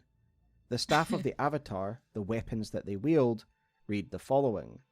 The avatars, emerging in the wake of the Elden Ring shattering, were determined to protect the withering Erdtree's offspring. So these avatars are usually found in locations around a minor Erdtree, or the Erdtree itself, as is the case with the avatar found in Leyndell. if the Avatars are here at the Haligtree defending it, that can only mean one thing. Imagine. The Haligtree itself It'd be is a really funny, minor though. Erd tree. Miquella either took it as a sapling or a seed to this new site, planted it, and watered it with his own blood. The description of the surcoat says it failed to Just a grow whole into an gaggle. Erd tree, implying that this was the goal, to grow a new Erd tree. It makes sense then that Miquella would choose a minor Erd tree if this was his goal, watering it with his own Empyrean blood to no doubt help it grow and infuse it with his power. And it did grow. It is far bigger than any other minor Erd tree. This is also likely why the Haligtree is called the Haligtree, which basically means holy tree. As for those who worship and follow Miquella, a tree grown from his blood would indeed be a holy thing. Indeed, Miquella the Unalloyed has a following unlike any other. Yes, there are other leaders who demand respect like Radahn or Malenia, but Miquella is seen as holy and is worshipped as if he is a god already. This is why so much of the language associated with Miquella and his domain are related to holiness. For example, the snowy lands that mark the entrance to his domain are the consecrated snowfields. The Haligtree is the holy tree, and the town that marks the entrance to the Haligtree itself is called Ordina Liturgical Town. Part of the reason that the consecrated snowfields might be considered holy is because they are the lands that pilgrims must travel through to reach Ordina and the Haligtree beyond. The map for the area reads, "The route through this land, crossed east to west by a frozen river, leads to Miquella's Haligtree. This is the path taken by those unchosen, though it is a trial all the same," suggesting that passage through this land is a trial for those who wish to prove themselves worthy of entrance to the Haligtree. Indeed, we do see what appear to be pilgrims travelling through the blizzards in the consecrated snowfields.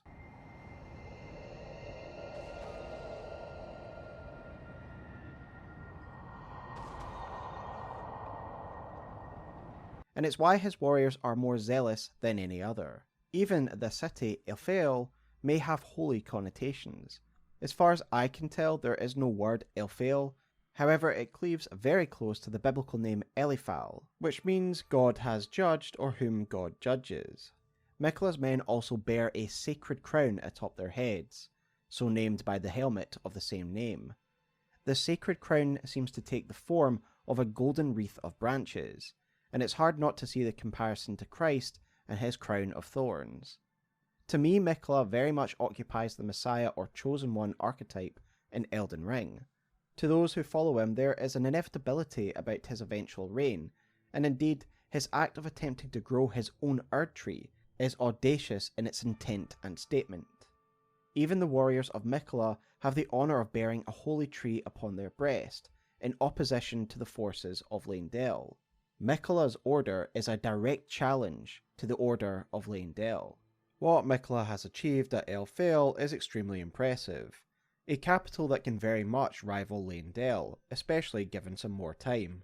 It is impressive aesthetically, of course, wrapping around the Haligtree much as Leyndell surrounds the Erd tree. However, what is more interesting is that there is a real culture here.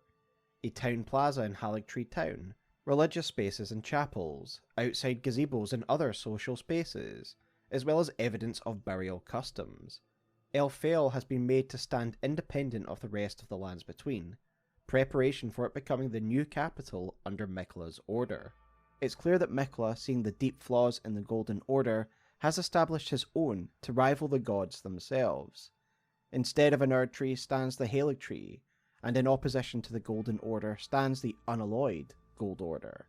The Golden Order is impure and cannot be fixed. A new one must be built from the ground up to replace it. It would be hard to resist such powerful symbolism, especially if you were one who felt excluded or downtrodden by the dogma and rules of the Golden Order. Indeed, Miquella is seen to be a protector of the weak, as is described by the Sacred Crown Helm, the helmet worn by Miquella's foot soldiers, which reads, "Flanged iron cap adorned with a crown of unalloyed gold, worn by foot soldiers sworn to the Haligtree. Who is it that Miquella shall bless, if not the low and the meek?" For me, this is why we find the likes of the Albinaurics and the Misbegotten seeking shelter in Miquella's lands, as he is gracious enough to offer them shelter from the persecution of the Golden Order. If Miquella outright rejects the Golden Order, it makes sense that he would also reject their prejudices.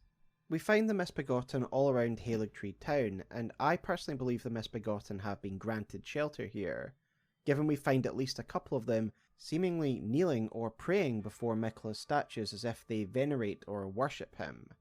However, it is worth noting there is a different theory, one that was posited by Tarnished Archaeologist.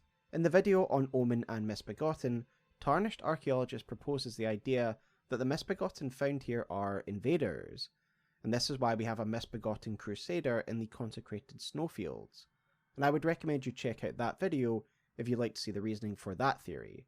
The Albinaurics are among the most hated and oppressed life forms in the Lands Between, and it all stems from their artificial nature.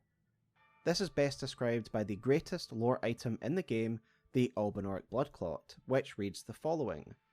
Albinaurics are life forms made by human hands.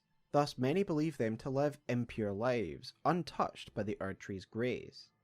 Because of the Golden Order's dogmatic view on life, and all of it being connected to the Erdtree, the Albinaurics are considered to be impure, as they are not natural life forms that would be connected to the Erdtree and its burials. We can see they are hunted for sport in Liurnia via the Albinauric pot, crafted by the Cuckoos as a weapon. Its description reads the following. The Knights of the Cuckoo do declare, behold thy defiled blood, unlike any humour that flows in our grand realm. This level of hatred is most likely quite common throughout the Lands Between, seeing them as nothing more than vermin, not true life that is worthy of empathy.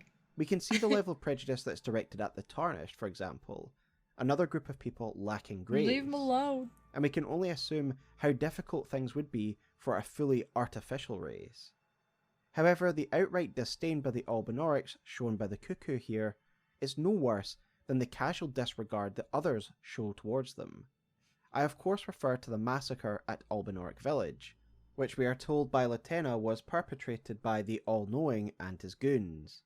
Gideon is searching for access to the consecrated snowfields, the lands of Miquella, and he has heard that the Albinaurics hold the key, literally. And this is literally the reason why Gideon massacres an entire village of people. He wants to know more about Miquella.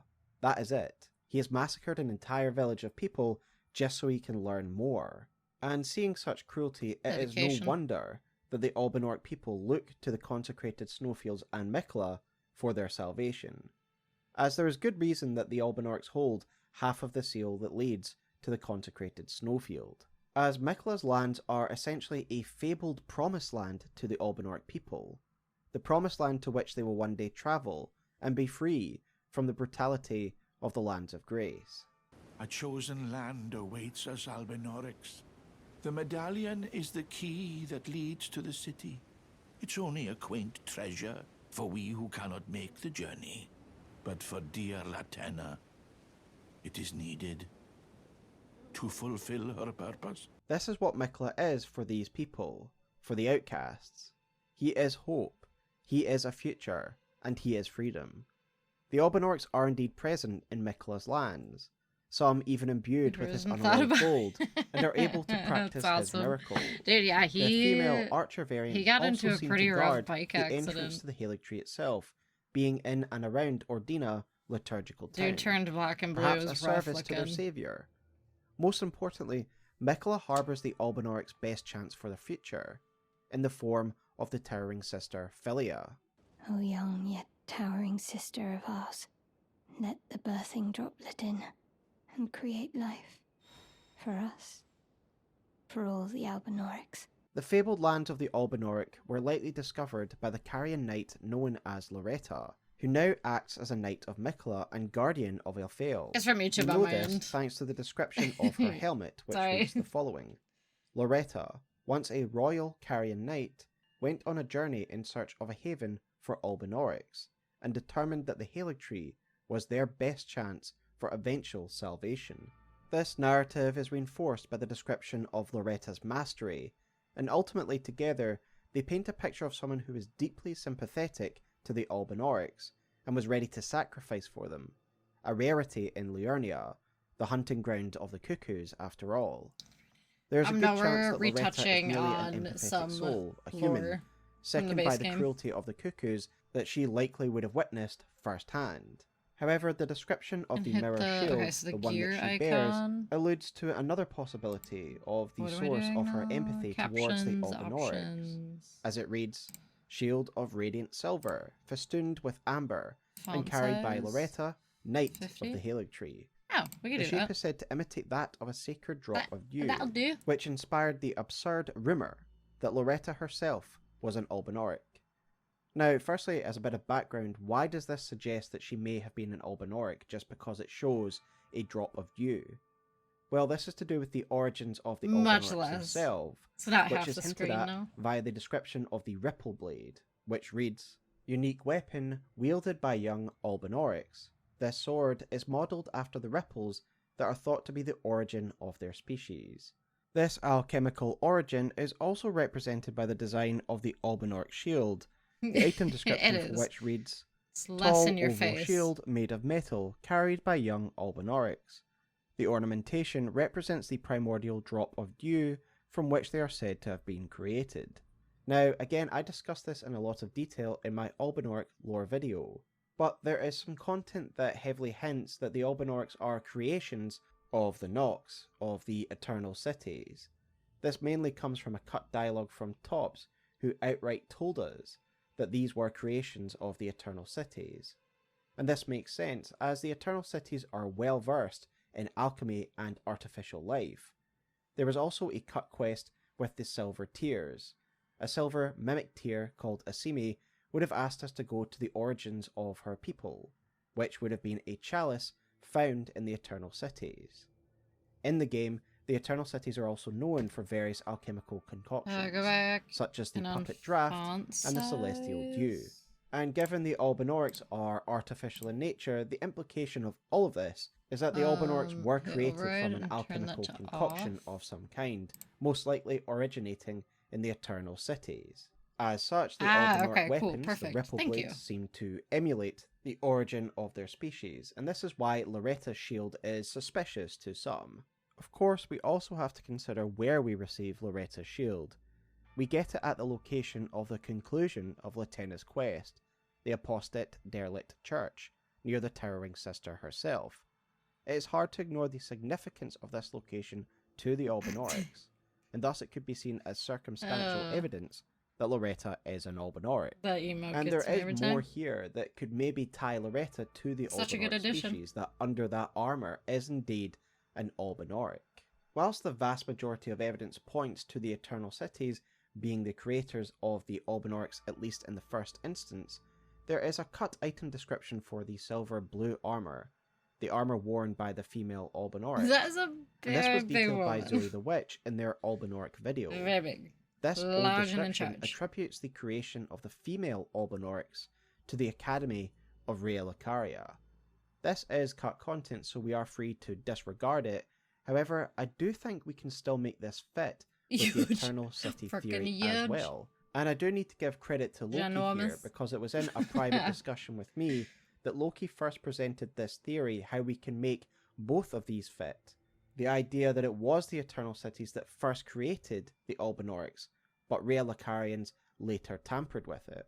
Let's speculate that the Eternal Cities did create the Albinaurics in the first instance, but abandoned the project as it didn't have the results they were hoping for. The Albinaurics are flawed. The first generation seem to have to crawl on their hands and knees, and the second generation cannot speak. They then migrated above ground and now exist in Liurnia, at which point Rhea Lucaria, in the vicinity, attempted to perfect this failed formula, and the female Albinaurics were the result, a slightly modified version of the first generation, ones that are far more useful, and that Loretta was the best, the pinnacle of this period of experimentation, and was given to the Carians as a new royal guard. It's just a theory, mind you, but one that makes all the pieces fit. Indeed, there are elements of Loretta's design that do line up with the Albinaurics, the female Albinaurics. One can't help but note, we never see her on her feet. Does she also have problems with her legs like the female Albinaurics do, and have to ride a mount?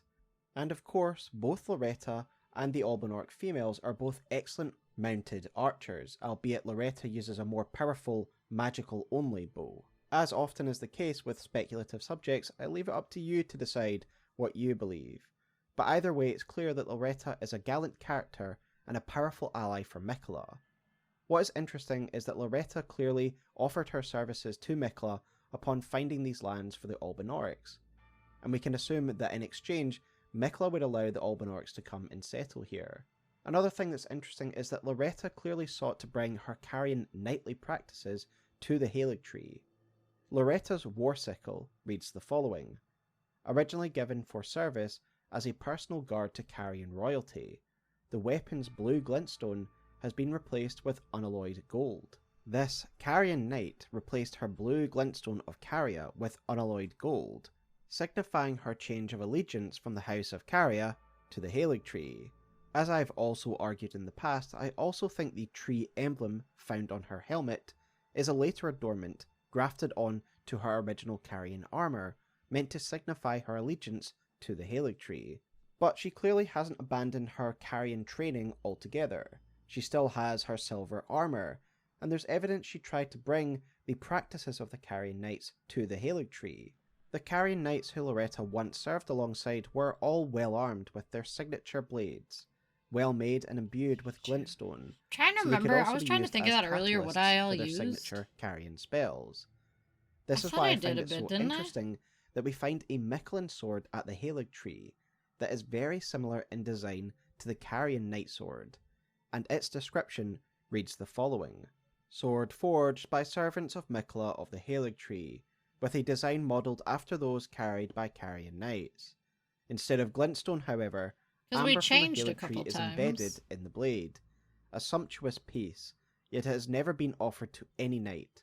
An ill-starred sword. I just with have it got no off of memory and master. can't remember what we all did. Miquella has regular knights, ones that follow the template of other lords, but the Carian knights are in a league of their own, above any of the other factions, an elite order that were a match for the forces far bigger than theirs. It's clear that Loretta wanted to repay Miquella's kindness with a new order of elite, Carian-style knights, but sadly this did not come to fruition for whatever reason. There are other Heck, why refugees not found here do at the Haligtree, such as the sorcerers of the Hema discipline, me. who we can assume have entered Miquella's service just because of the promise he represents. Oh, I or suppose, perhaps yeah, they have that's fallen true. out with their fellows at Raya You're right, Lucaria. you're right. Either way, I do they are remember another that. powerful ally for That's what I Miquella was to thinking add of, to his but- ranks. In Elfale, we can also find putrid crystallians. I don't I've remember argued in what the I past changed to that these after could that. possibly be here for Melania rather than Miquella, given they are of the putrid variety and thus infected by the scarlet rot, and perhaps this compels them to be near the goddess of rot and serve her.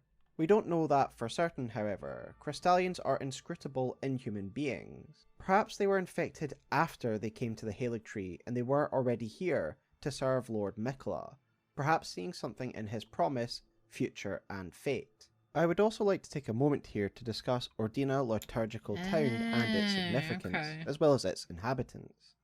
As I mentioned, the term liturgical Okay, I guess I has kinda religious remember that, undertones, sort of. and as it is the final stop on one's journey to the sacred Haligtree, it would be considered sacred to the faithful.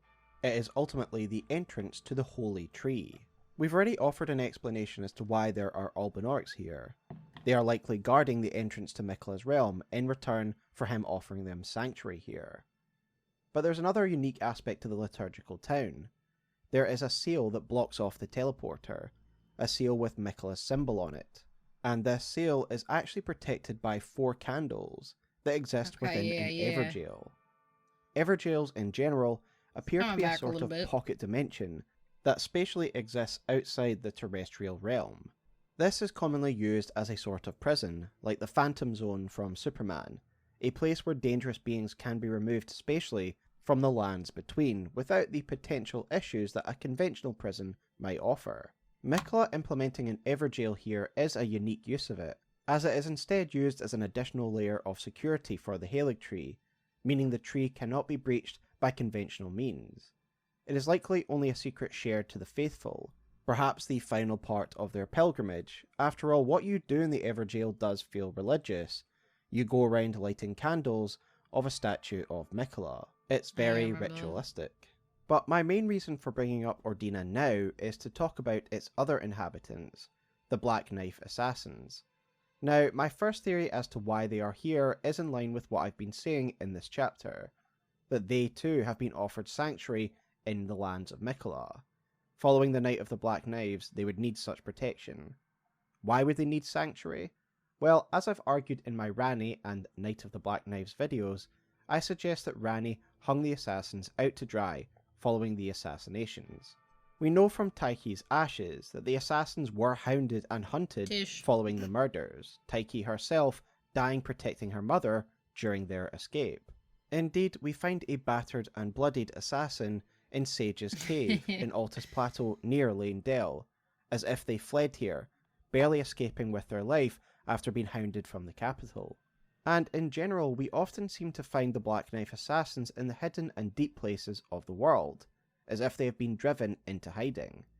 Yet we find their ringleader, Alecto, imprisoned in Ranni's domain of Moonlight Altar.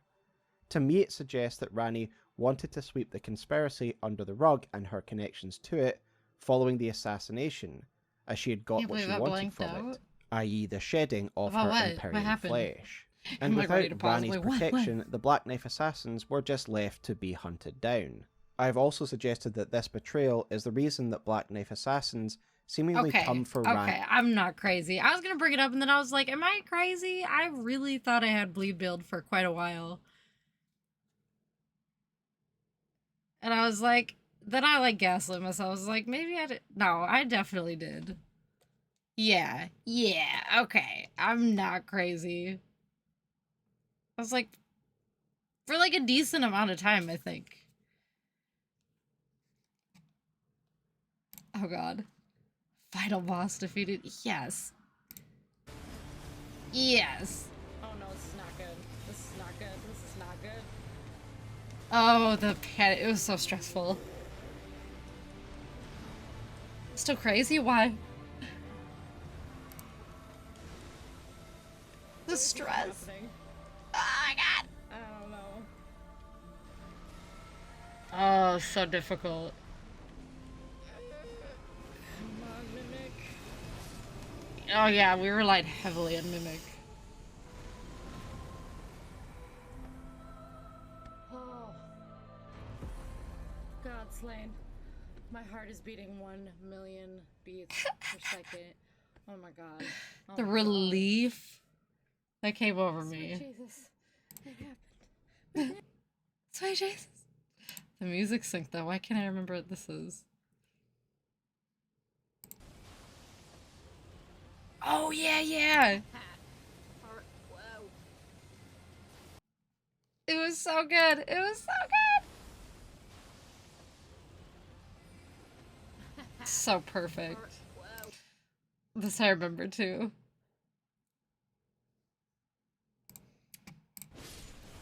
Cause I was like, are you serious right now?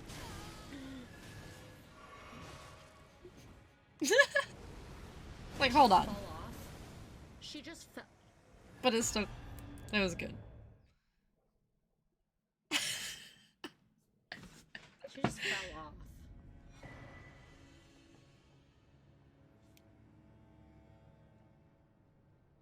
She just fell off the ledge. She was doing so good, and that was the last sister with like this much health, and she just. I was barely doing any damage. I only realized after the fact. That's great. God, I forgot how many clips of it we had from this. This is taking me back.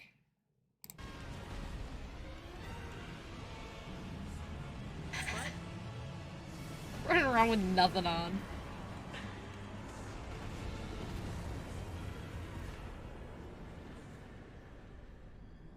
Oot, oot. Yes. It was relief every time. Every single time. Go back to Starlight.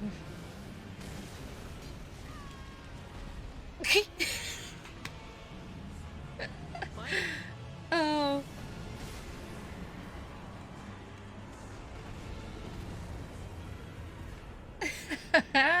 Oh yeah, there wasn't any breathing going on. Yes. Not a breath was present. I feel like that happened a lot in the game. There was just a lot of not breathing. Just a lot of not breathing. This. Oh, God.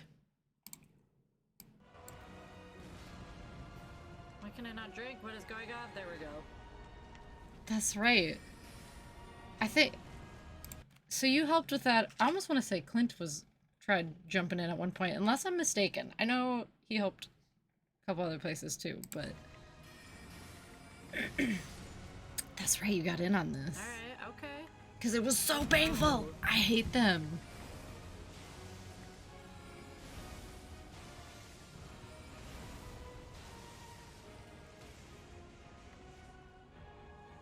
Oh, it was good to see them fall. Every time! Yes! I don't remember what ones either.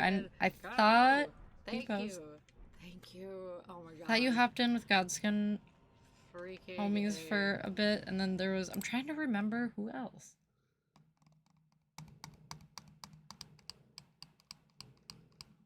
Maybe that's what it was?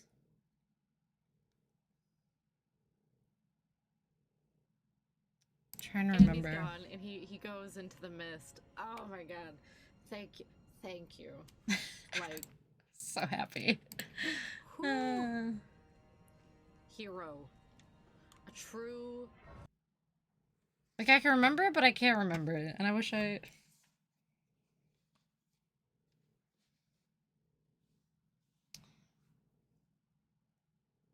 Yeah, that could be. But I think there was a couple times you hopped in, if I remember it.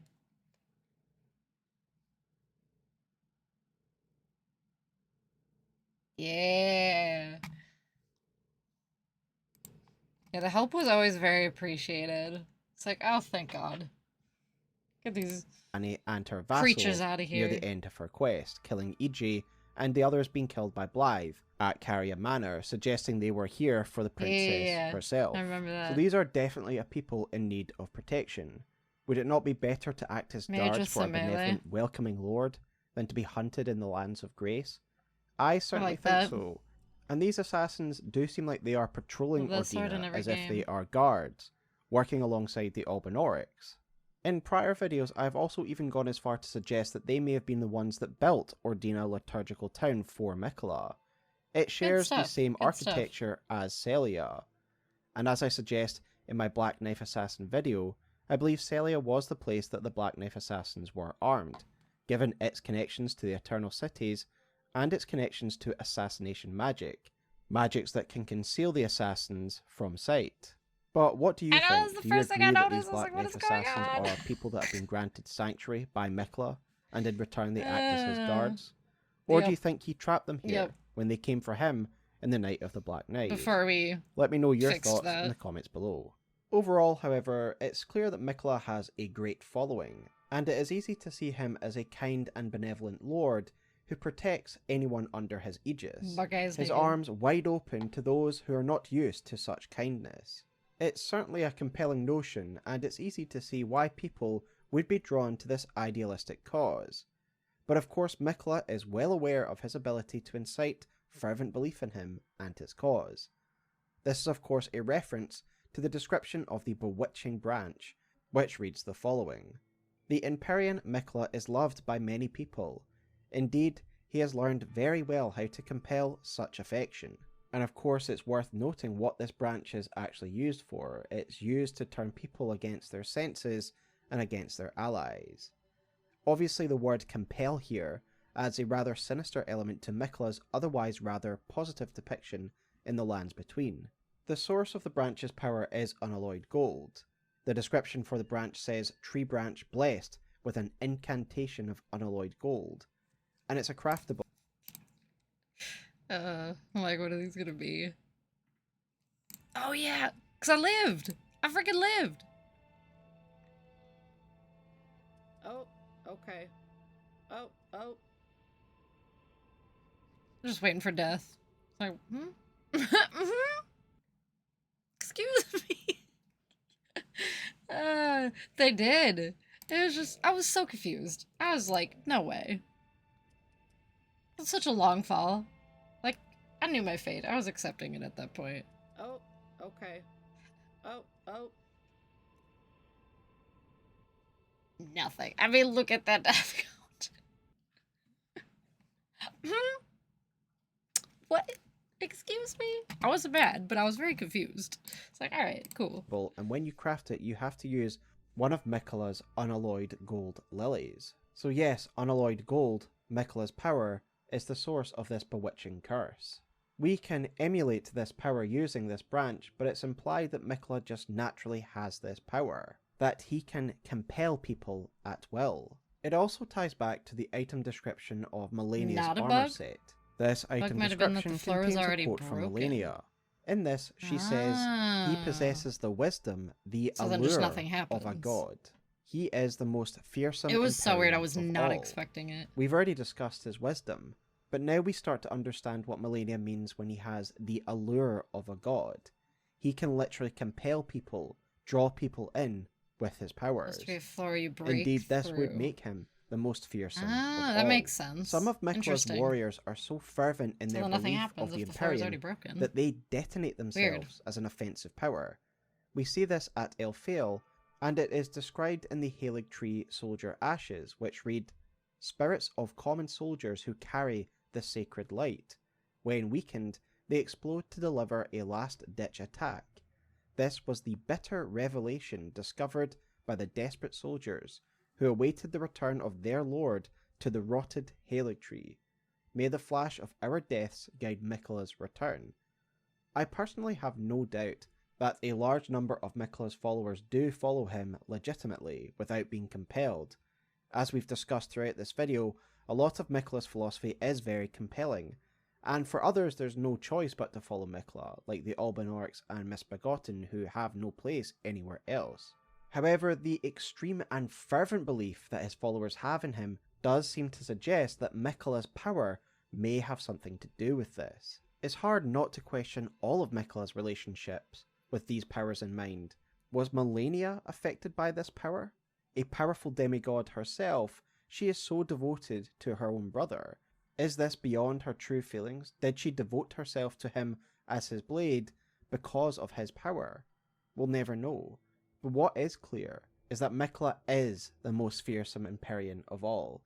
He may not have the physical strength, but he has Malenia and Loretta at his side, as well as a huge force of fervent, zealous followers who would do anything for their lord. But perhaps the most interesting thing about his bewitching powers is perhaps the irony it has for Miquella's character and goals. It clashes in an ironic way with what I discussed earlier, that Miquella seems to be concerned with self-determination and removing the meddling influence of the outer gods.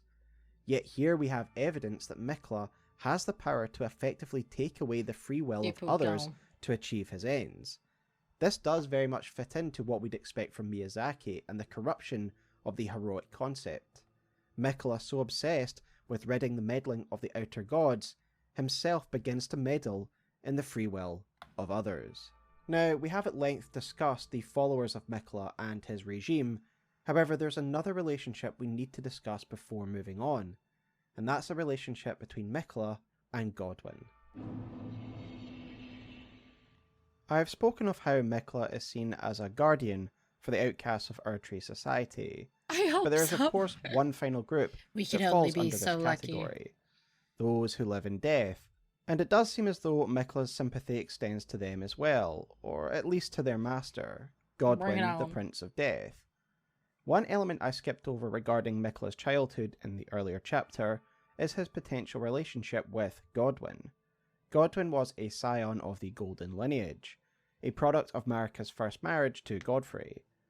We know from a war memorial found in Leyndell that Godwyn would become renowned during the capital's war with the dragons, as this monument reads, "The routing of the ancient dragons. Godwyn the Golden fought to the last, earning the friendship of dread That's Fortisax. kind of frightening, though. Not only was he lauded for his courage during the conflict, but he's also responsible for mending the gap between the dragons death counter and is Leyndell, becoming a shaking friend in to its boots. Fortisax. Fortisax and his sister Lansax would go on to establish the dragon cult of Altus Plateau, which would become an important part of the warrior culture of Leyndell. Godwyn's epithet, the Golden, not only signifies his relation to the Golden lineage, but to me shows how highly regarded he was, straight up given the having a respect he great inspired in time Mikla of all people. This speaks volumes about Yes. his reputation. Yes. With all that said, it becomes clear that Godwyn was still Exciting, present in terrifying, all in Leyndell one. by the time Mikla and Melania were born. There is a particular sword which hints at the closeness between Godwyn and Mikla, the Golden Epitaph, which reads the following: a sword made to commemorate the death of Godwyn the Golden, Yeah, you're gonna be like first of the demigods to multitasking. die, infused with the humble prayer of a young exactly. boy. O brother, Lord brother, please die a true death. The young boy, of course, makes us think of the youthful countenance of Mikla, and Mikla fits the identity of a young boy who is also brother to Godwyn. A more concrete piece of evidence that this sword is tied to Mikla is that the Golden Epitaph's weapon art produces the sigil of Mikla when used, leading us to conclude that the prayer on the item description is from Mikla, and its intent is directed towards Godwyn. The connection between Godwyn and Mikla is reinforced by the fascinating location of Castle Sol, which seems to be home to those who venerate the eclipse. I explained the eclipse and its relation to death in more detail in my Deathbird video, and I would direct you to that if you want a more in-depth dive on that subject. But in short, the worshippers of the eclipse believe that the eclipse can be beckoned to swallow the sun, touch. and thus return Gotta life happen. to soulless There's gotta be a lot of bones. answers, I feel like.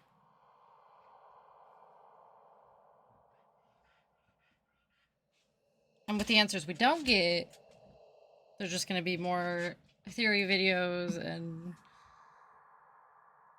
a lot of that Hence, stuff on it YouTube seems to this go off entire of. castle has become People are one gonna be that going worships crazy. the eclipse, as is evidenced by the legendary weapon found here, the Eclipse Shotel, which reads, "In Sol, the sight of an eclipse inspires dreadful awe, preventing an onlooker from averting his gaze." Commander Niall, the current military commander of this castle and the boss that you face here, also seems to lead the spirits found here, presumably in defense You of would its think mission. so. You would think. Of course, this is the same character model as Commander O'Neill, found in Caelid, who I've speculated before of being a commander in Radahn's army, given his Red Lion banner. It's likely that Niall was once in a similar position, yet he has now chosen to be a custodian of this castle.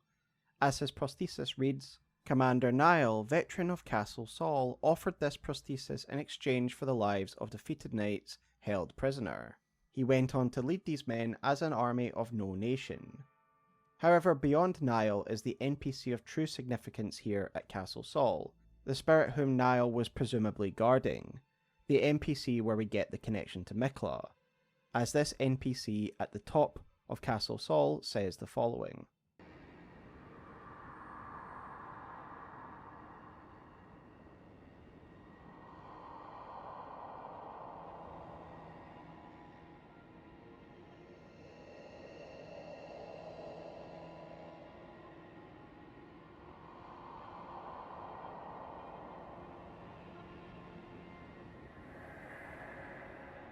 This ghost directly addresses Lord Mikla and alludes to an arrangement between the two.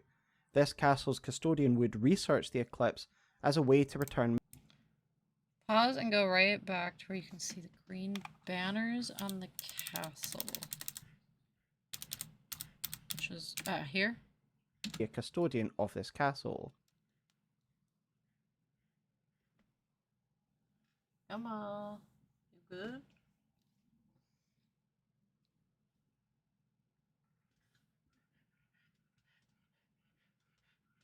Do you need to go get some water? You are panting. Alright, hang on.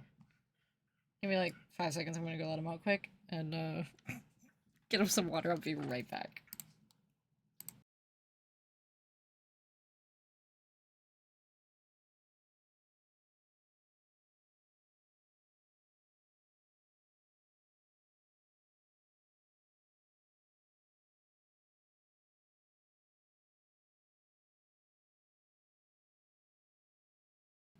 Okay.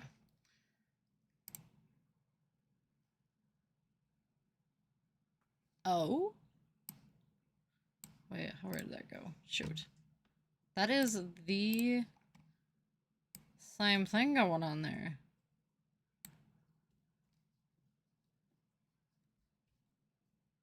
Oh, what? Good eye. So many things from that. So many things. I should watch that. Plays a huge role in the story. Yeah, that is definitely the same thing going on there. That was a good catch. So then that makes sense then. Also, okay.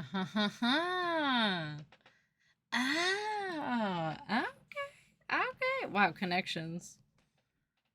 Also, clearly the same type of thing. Wow. Clearly. Very much so.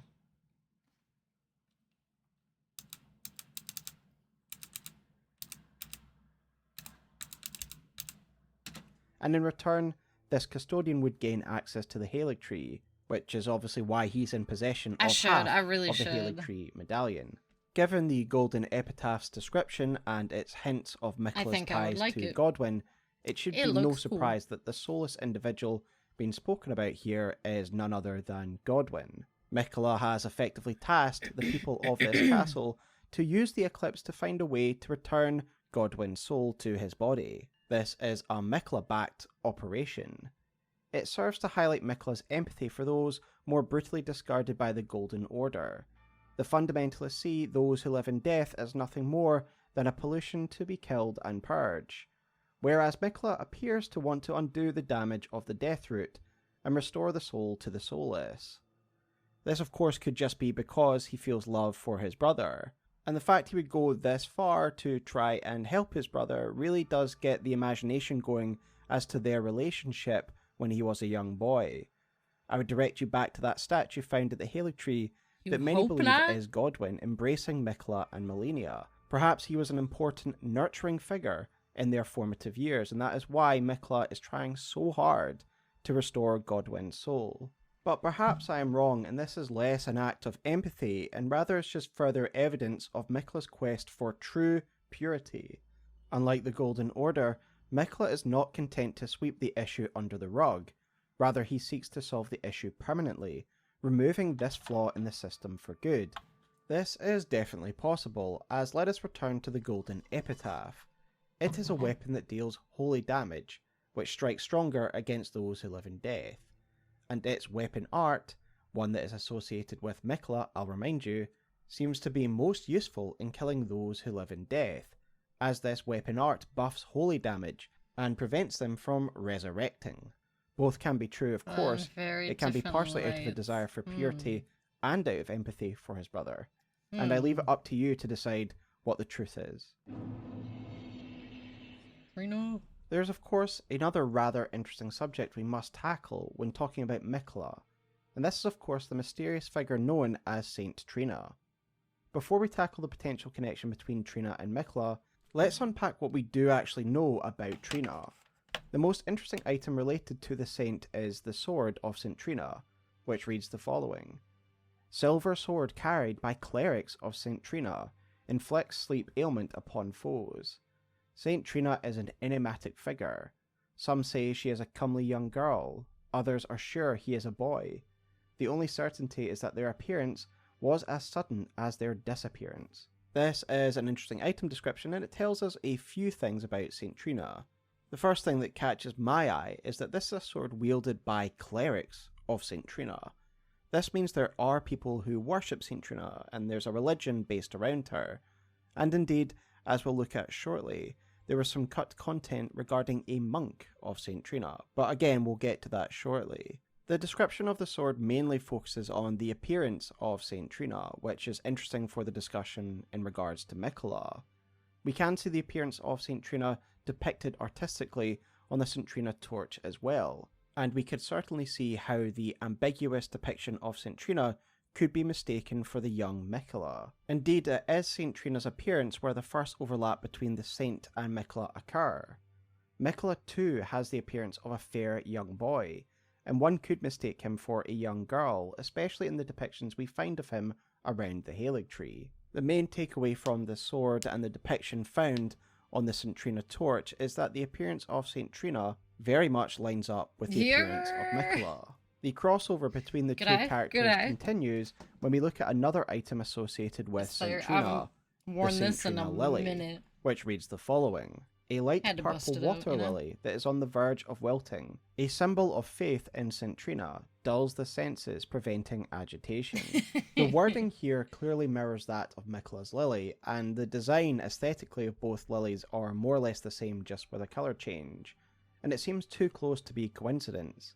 And to me, even at this point, St. Trina either has to be Miquella, an alter ego of his, or as is the case with Marika and Radagon, St. Trina is literally another persona that occupies the same body as Miquella. What St. Trina stands for also has an interesting thematic overlap with Miquella as well, as St. Trina appears to be the deity or saint associated with dreams and sleep. The effects of St. Trina's sword, arrow, so it pots holds some, are to put the target to sleep. Some memories then. The dream elements of St. Trina would have been far expanded in some cut content in the NPC quest surrounding Rico. And if you'd like a more in-depth look at said quest, I would direct you to Lance McDonald, who was able to recreate elements of this quest from the network test. And the fact that this was found in the network test version of the game shows you how close this was to being in the actual game. This was something that was cut very close to launch. And therefore, in my opinion, we can't as easily disregard it as we would other cut content. This is something that was almost in the base game as it is now, and I think we can give greater credence to the lore found within this quest. In short, this quest would involve an NPC called Rico. Rico would identify himself as a follower of St. Trina and ask you to help him brew something called Dream Brew.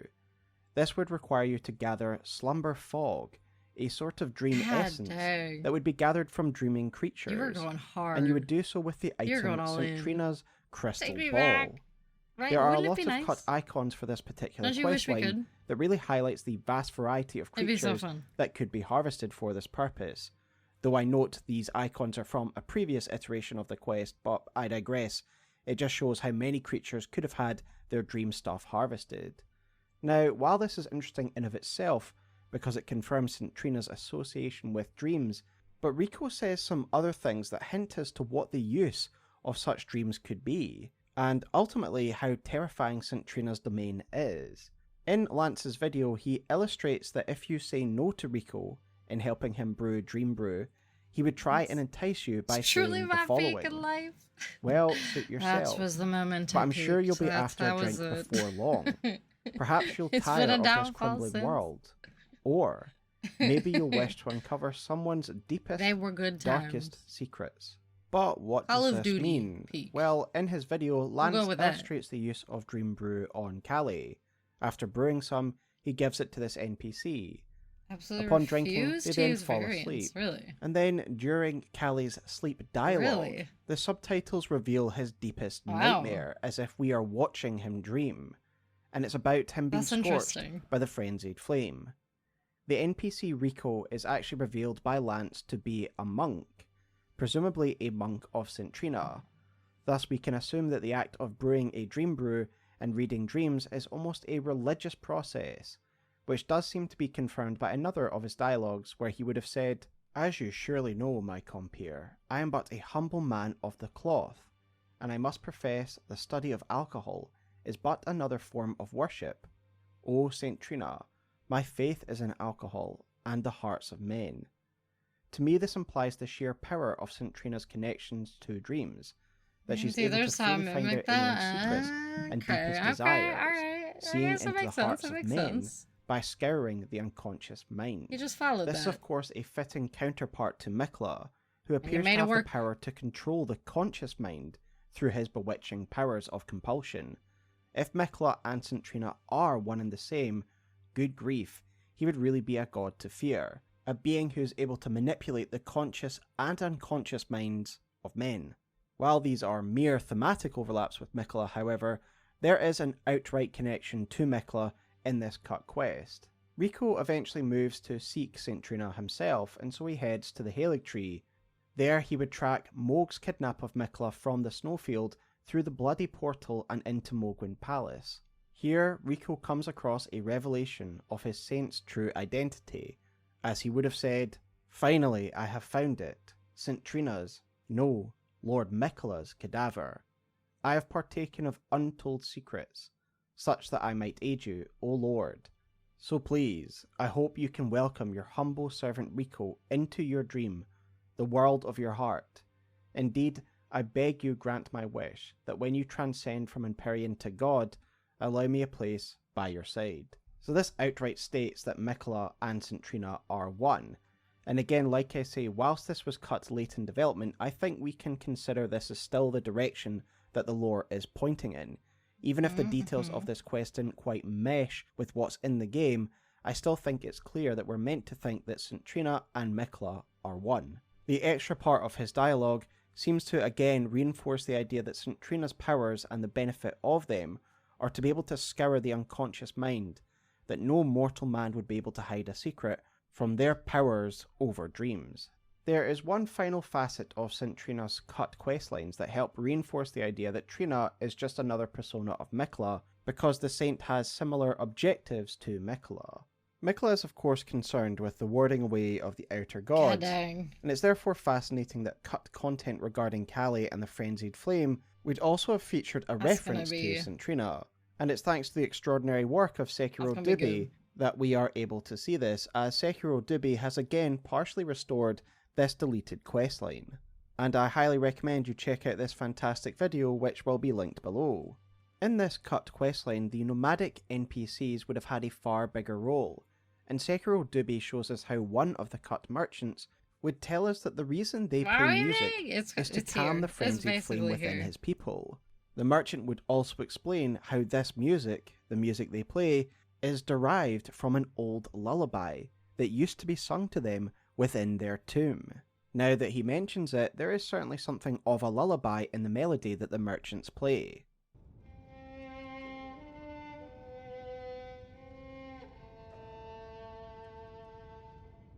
Following this, Callie would give you the St. Trina crystal ball.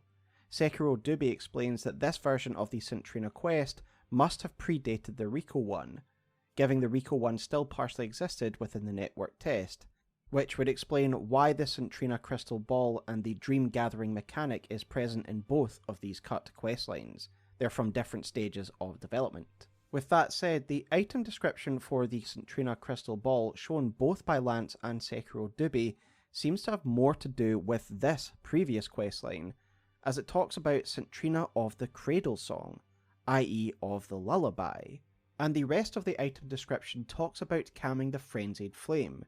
It's clear that in this iteration of the St. Trina quest, you would gather dream fog in order to help Callie calm the frenzied flame of his people, that the calming effect of dreams would calm the frenzied flame of the nomadic people. Sekiro Dubi believes that the implication here is that St. Trina was the one who used to sing the lullaby to the nomads within their tomb, to calm their spirit and the flame within them, given her epithet of the Cradle Song, and the massive role that St. Trina plays in this quest of harvesting dream fog. Indeed, this also lines up with the description of Trina's Lily that is still in the base game, as its item description tells us that it calms the spirit and prevents agitation. But again, I highly recommend you check out Sekiro Dubi's full video on this questline, as he goes far deeper into the lore than I am here. However, my main takeaway from this questline is that again, even at this point in development, St. Trina, likely an alter ego of Miquella, was concerned with forestalling the frenzied flame, the power of an outer god. And with all of this evidence in mind, I think it's pretty clear that St. Trina is Miquella. Whether it's an alter ego or, like I suggested earlier, another personality altogether, much like Marika and Radagon, is up for debate. We talked about Miquella's parentage before and how it's quite unusual, and it likely led to him becoming eternally young, so it wouldn't be too surprising if he then had another alternate ego existing within him, given his mother and father who are both his parents in one body, also have a similar situation. I hope we get some answers regarding St. Trina in the DLC, and it does seem at least that we will be getting some more content regarding St. Trina, since, as pointed out by Quailag here on Twitter, there is a scene in the trailer that shows a sleeping person among St. Trina's lilies. So I'm very excited to see what happens next, but overall the story of St. Trina very much augments that of Miquella. And if St. Trina is a hidden personality of Miquella, it would make sense that he keeps this a secret. After all, some may view St. Trina's habits of harvesting the thoughts and fears of the unwilling as surreptitious, and against Miquella's vow to rid the world of meddling gods. But let me know your thoughts on St. Trina in the comments below. Miquella had everything in place for his ascension to godhood. He had his own version of an Erdtree, and he had his own Leyndell in the form of Elphael. Filled with devout followers and loyal soldiers, Miquella commanded a fearsome army, and he also commanded respect. With the greatest swordswomen in the lands at his side, his ascension appears to have been inevitable, the best suited, poised to take the shattered and vacant throne. So what happened? Well, the DLC trailer does offer some new insights into Miquella's actions, but let's try and assess what's left in the base game before we touch on that. We looked at the Haligtree crest surcoat earlier, that tells us that the Haligtree failed to become an Erdtree. And the Haligtree crest greatshield, wielded by Miquella's knights, reads the following: "Yet now, with the Haligtree misshapen, this wondrous rendition is a fleeting fantasy." So something failed with the Haligtree. It's now a broken, misshapen husk, a far cry from the Erdtree itself. For me, there are three main factors that we must consider when we try to understand the fall of the Haligtree. Number 1. Miquella simply misunderstood the process of making an Erdtree, and thus it failed. 2. Mohg interfered. And 3. Malenia's rot infected the tree. Let's start by looking at factor number 1. Shadow of the Erdtree promises to answer some of the questions surrounding the gestation of the Erdtree, as in an interview with Famitsu, Miyazaki said the following: "In fact, the Land of Shadows is the place where Marika became a god, and the Golden Tree was born. Given the ominous twisted tree in the horizon of the Lands of Shadows, it becomes clear that Marika did something here to create the Golden Tree. Therefore, Miquella growing his own Erdtree maybe isn't as simple as cultivating one of the minor Erdtrees and watering it with his own blood. We don't know what ritual or process Marika used to create the Golden Tree in the first place. Whether or not this is true or relevant, there are two other aggravating factors that clearly contributed to the downfall of the Haligtree, and the first is of course the actions of Mohg and his interference. Indeed, when you reach the Haligtree and report this to Gideon Ofnir, he has a dialogue that suggests the reason the Haligtree is as it is, i.e. misshapen, is because Miquella is no longer there. As he says, "But with the Haligtree as it is, I suppose Miquella must already be. I heard speculation Miquella embedded himself in the Haligtree. But before he could finish, someone cut the tree open and absconded with his infant form."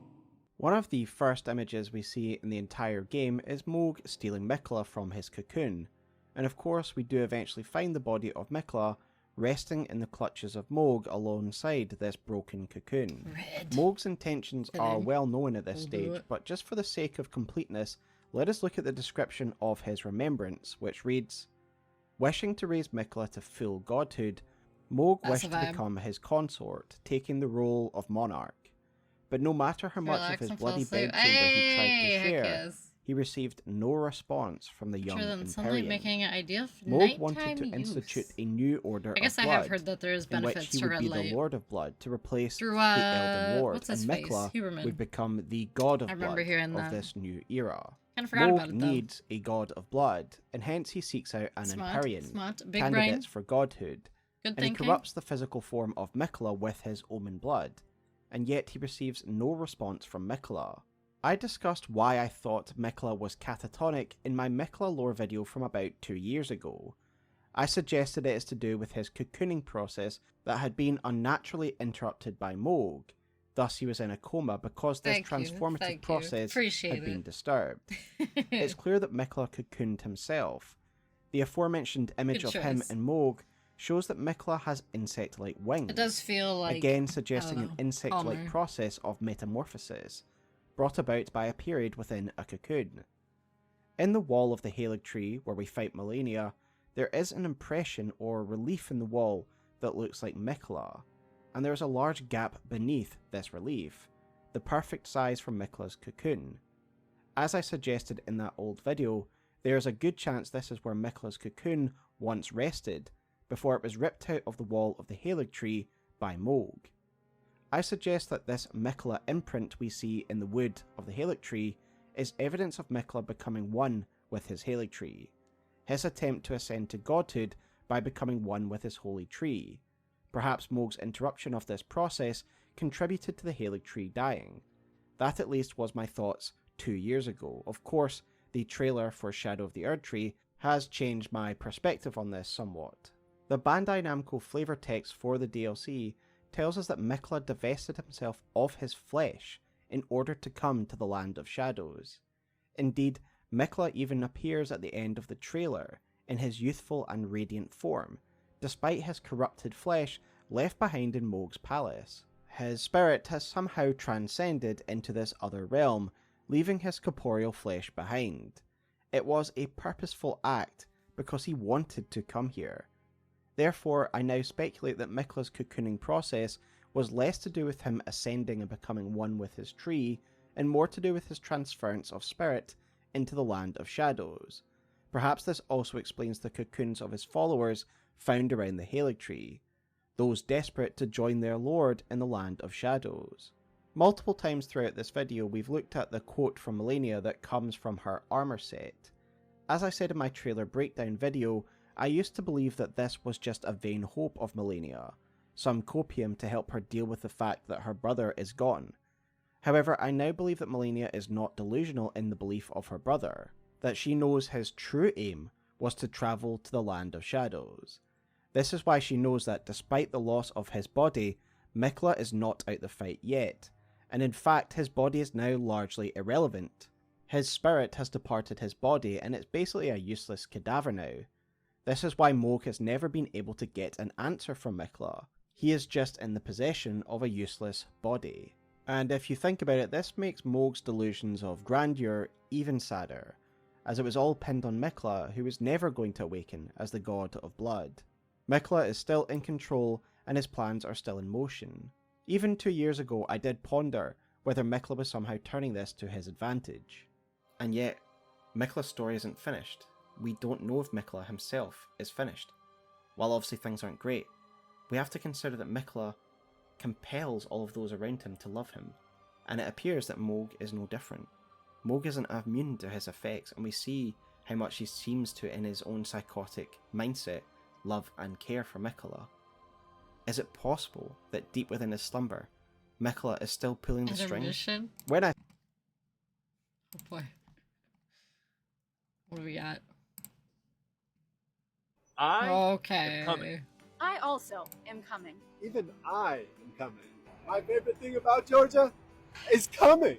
Here in coming, Georgia, we're all equals. I'm coming because she's coming. And I'm coming because he's coming. And I'm coming because both of them are coming. We're all coming. Why? Whether you've been here for a day and are just now coming, or if you've been here forever and experienced a lifetime of coming, you will be coming.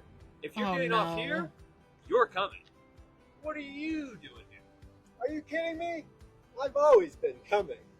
If you're planning a trip here and you're worried about fitting in, don't. As soon as you land here, you will be coming. I'm coming. I'm coming. I'm coming. This is so much. Where do you think you're going? We got a third wheeler? I'm coming too. Hey, what do you guys think you're doing? I'm coming. No, I'm coming. Guys, we're all coming. What are you waiting for? Plan your trip today so you too can say you're coming. Oh boy. Oh boy, that was surely something. Okay. I got so much going on here. Gotta get rid of some of it. Oh man. was gonna say he's a cook. Every hotel got the cook chair. Oh no. Oh no. Not the cook chair. I said that, Oof. however, I obviously didn't know what exactly Yeah, that could something for mean. everybody. I certainly didn't imagine that Mikla had already left his body and transcended to another realm. I was mainly referring to the fact that Mikla seems to be wise, and too wise to be defeated in the manner that he was. Vati recently released a video called The Lore of Elden Ring is Cursed, an excellent video which, for some reason if you haven't watched, I highly recommend. In this video, Vati made a fascinating suggestion. He highlighted the fact that the DLC flavor text tells us that Mikla divested himself of his flesh and his grace to come to the Land of Shadows. Vati suggests that in order to divest himself of his grace, Mikla allowed Mohg to defile his flesh with his Omen blood, pointing out the fact that the Omen are graceless beings, and by defiling his body with Omen blood and the Omen infection, so to speak, the grace would be removed from his body. I really like this idea, and it would be really next level 4D chess if it turned out to be true. So yeah, please check out Vati's video. And if you also wanted an explanation as to why the Omen are considered to be graceless beings, then I do go into this in my Dung Eater and the Omen Curse video, which I'll also link below. As to how the Lands of Shadow play into his greater plan of freeing his sister and banishing the influence of the Outer Gods, we will just have to wait and see. Perhaps Mikla seeks the ability to finally make the Halig Tree a true Erd Tree by discovering Marika's secret and how she first created the Golden Tree. Or perhaps he simply seeks to undo her works so that a true unalloyed order may be established. But returning to the fall of the Halig Tree, the final aggravating factor is of course Malenia's rot. In my Malenia lore video, which I would refer you to if you want more detail, I argued that Malenia's Ionian bloom at Caelid was the first time that she bloomed and unleashed the Scarlet Rot goddess within her, which would explain why prior to this, Malenia's presence at the Halig Tree didn't afflict the tree at all. She was able to keep the Scarlet Rot under control. However, after her fateful duel with Radahn and the subsequent Rot Cataclysm, we know that she is rendered unconscious and carried back to the Halig Tree by Finlay. As Finlay's ashes read, Finlay was one of the few survivors of the Battle of Ionia, who in an unimaginable act of heroism, carried the slumbering demigod Malenia all the way back to the Halig Tree. She managed the feat alone, fending off all manner of foes along the way.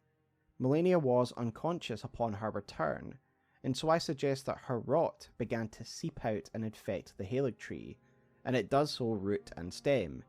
Even at the top of the tree at the branches, we can see evidence of the rot. And within the inner reaches of the Halig Tree, we can see there are great waterfalls and rivers of rot. The people here are infected by the rot. Even the Crystallians and the Halig Tree avatars have fallen to its influence. So whatever else led the Halig Tree to fail, I think it's patently clear that Malenia's rot was the final blow, infecting the Halig Tree from within. The rot's consumption of the Halig Tree goes beyond the physical as well. It's also symbolic, as in a lot of ways the tree has become less about Mikla's unalloyed order and more about Malenia's order of rot. On the tree's branches we find the Oracle Envoys. The spirit ashes for the Oracle Envoys tell us that these mysterious beings appear when they are here to herald in a new god or a new age. They are here for Malenia, who is on the verge of godhood. Indeed, the lower levels of the Halig Tree now belong to the Scarlet Rot and the Kindred of Rot. The Kindred are gathered here in worship of their mother, guarding her sanctum and celebrating her nigh divinity. This is not what Malenia wanted, and yet it is what the Halig Tree has now become. Mikla's people thus clung to this dying husk of a tree, and with their lord absent, it seems as though they have little left. And yet they are still here. Their faith in their lord remains despite the terrible state of their people. And it looks as though their faith is well warranted, as the most fearsome Empyrean of all has still been advancing his plans this entire time, despite his disappearance. I can't wait to see what happens, but all we know for certain is that Mikla is a being of great intelligence and influence, and we should go into the DLC respecting him, but also fearing him. So thanks guys, that is my take on Miquella as it stands before the DLC. I've wanted to do this video for a while, as the Miquella video I did was a long time ago and my style has improved since then, and my ideas have changed somewhat about Miquella. I also wanted to do this before the DLC drops, mainly to get people caught up on the lore of Miquella, as there's a lot to it, but also so it can stand here before the DLC changes everything. I like this moment in history, so to speak, before we go into the DLC. Everything regarding Miquella will definitely change then, and I thought it would be an interesting project to do a full in-depth analysis of Miquella as it stands now. And I will be doing more of these catch-up videos in the near future, so again, like and subscribe if you'd like to see more. First of all, a big thank you to the talented Eugenia Liza for allowing me to use her good Cinderina videos. project Very as a in-depth, backdrop very for the Cinderina detailed. chapter, as it's a great visual aid for that. Glad we watched those. Some refreshers, some catch-up stuff. That was good. Complete! Although I could totally see me, like, going back every now and then, just, like, watching some of his other stuff. Yes, it was, I'm really glad we did that. Just to, like, get a refresher on things. Should be good. Should be good. Although, like, this is like a type of lore that you could just keep going, keep studying, keep researching, theorizing. Connections and stuff in DLC. I think so too. Yeah, it'll be much better now. It's gonna be fun. It's finally here. Finally. It's happened. We've waited so long. It's been so long. I don't know how it's gonna go. I don't know how it's gonna start. It might start out a little rusty, a little rough. That's alright. We'll make it through. It's gonna be fun. Either way. I'm excited. Still pissed. No Ramsey. Skinny is not pleased. Hey, look what it is. Bottom. It's here.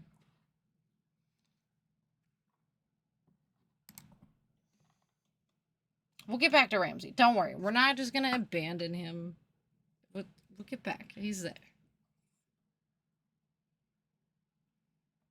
It's just a big moment in time, you know. We had some catching up to do. It'll be alright. But yeah, so I feel better now that we've watched that. And now I am going to peace out on y'all. Every day until completion. Yeah, I think we're just gonna stick to it. Like you said, unless for, you know, some reason we decide to slowly incorporate things back in every stream day. Right. But I think for now, we're just gonna stick to it and see how it goes. Because why not, right? It's like a long intermission from the other things. But we'll get back to them eventually. They'll be there. They'll be waiting for us. So, it's gonna be fun. It'll be an adventure. But yeah, I'm excited. I'm gonna leave though. I have another early morning. Boo, I'm sorry, Skay! Don't worry, we're not gonna bail on Ramsey. He'll be there. We can still watch Ramsey. We ain't gotta wait. But yeah, I got an early morning. Sugar has surgery really early in the morning, scheduled for tomorrow. So yeah, I'm gonna go sleep and then get up early. See you tomorrow for DLC. Have a good night. Thank you. I shall. I will see you guys for the big day tomorrow. So, love, peace, and chicken grease. Have a wonderful, wonderful evening. I will give her some scritches. I will. From you. Yeah, I'll let y'all know how it goes. Should be good. Should go smoothly. But I will see you tomorrow. Till then. Peace out, dude. Bye.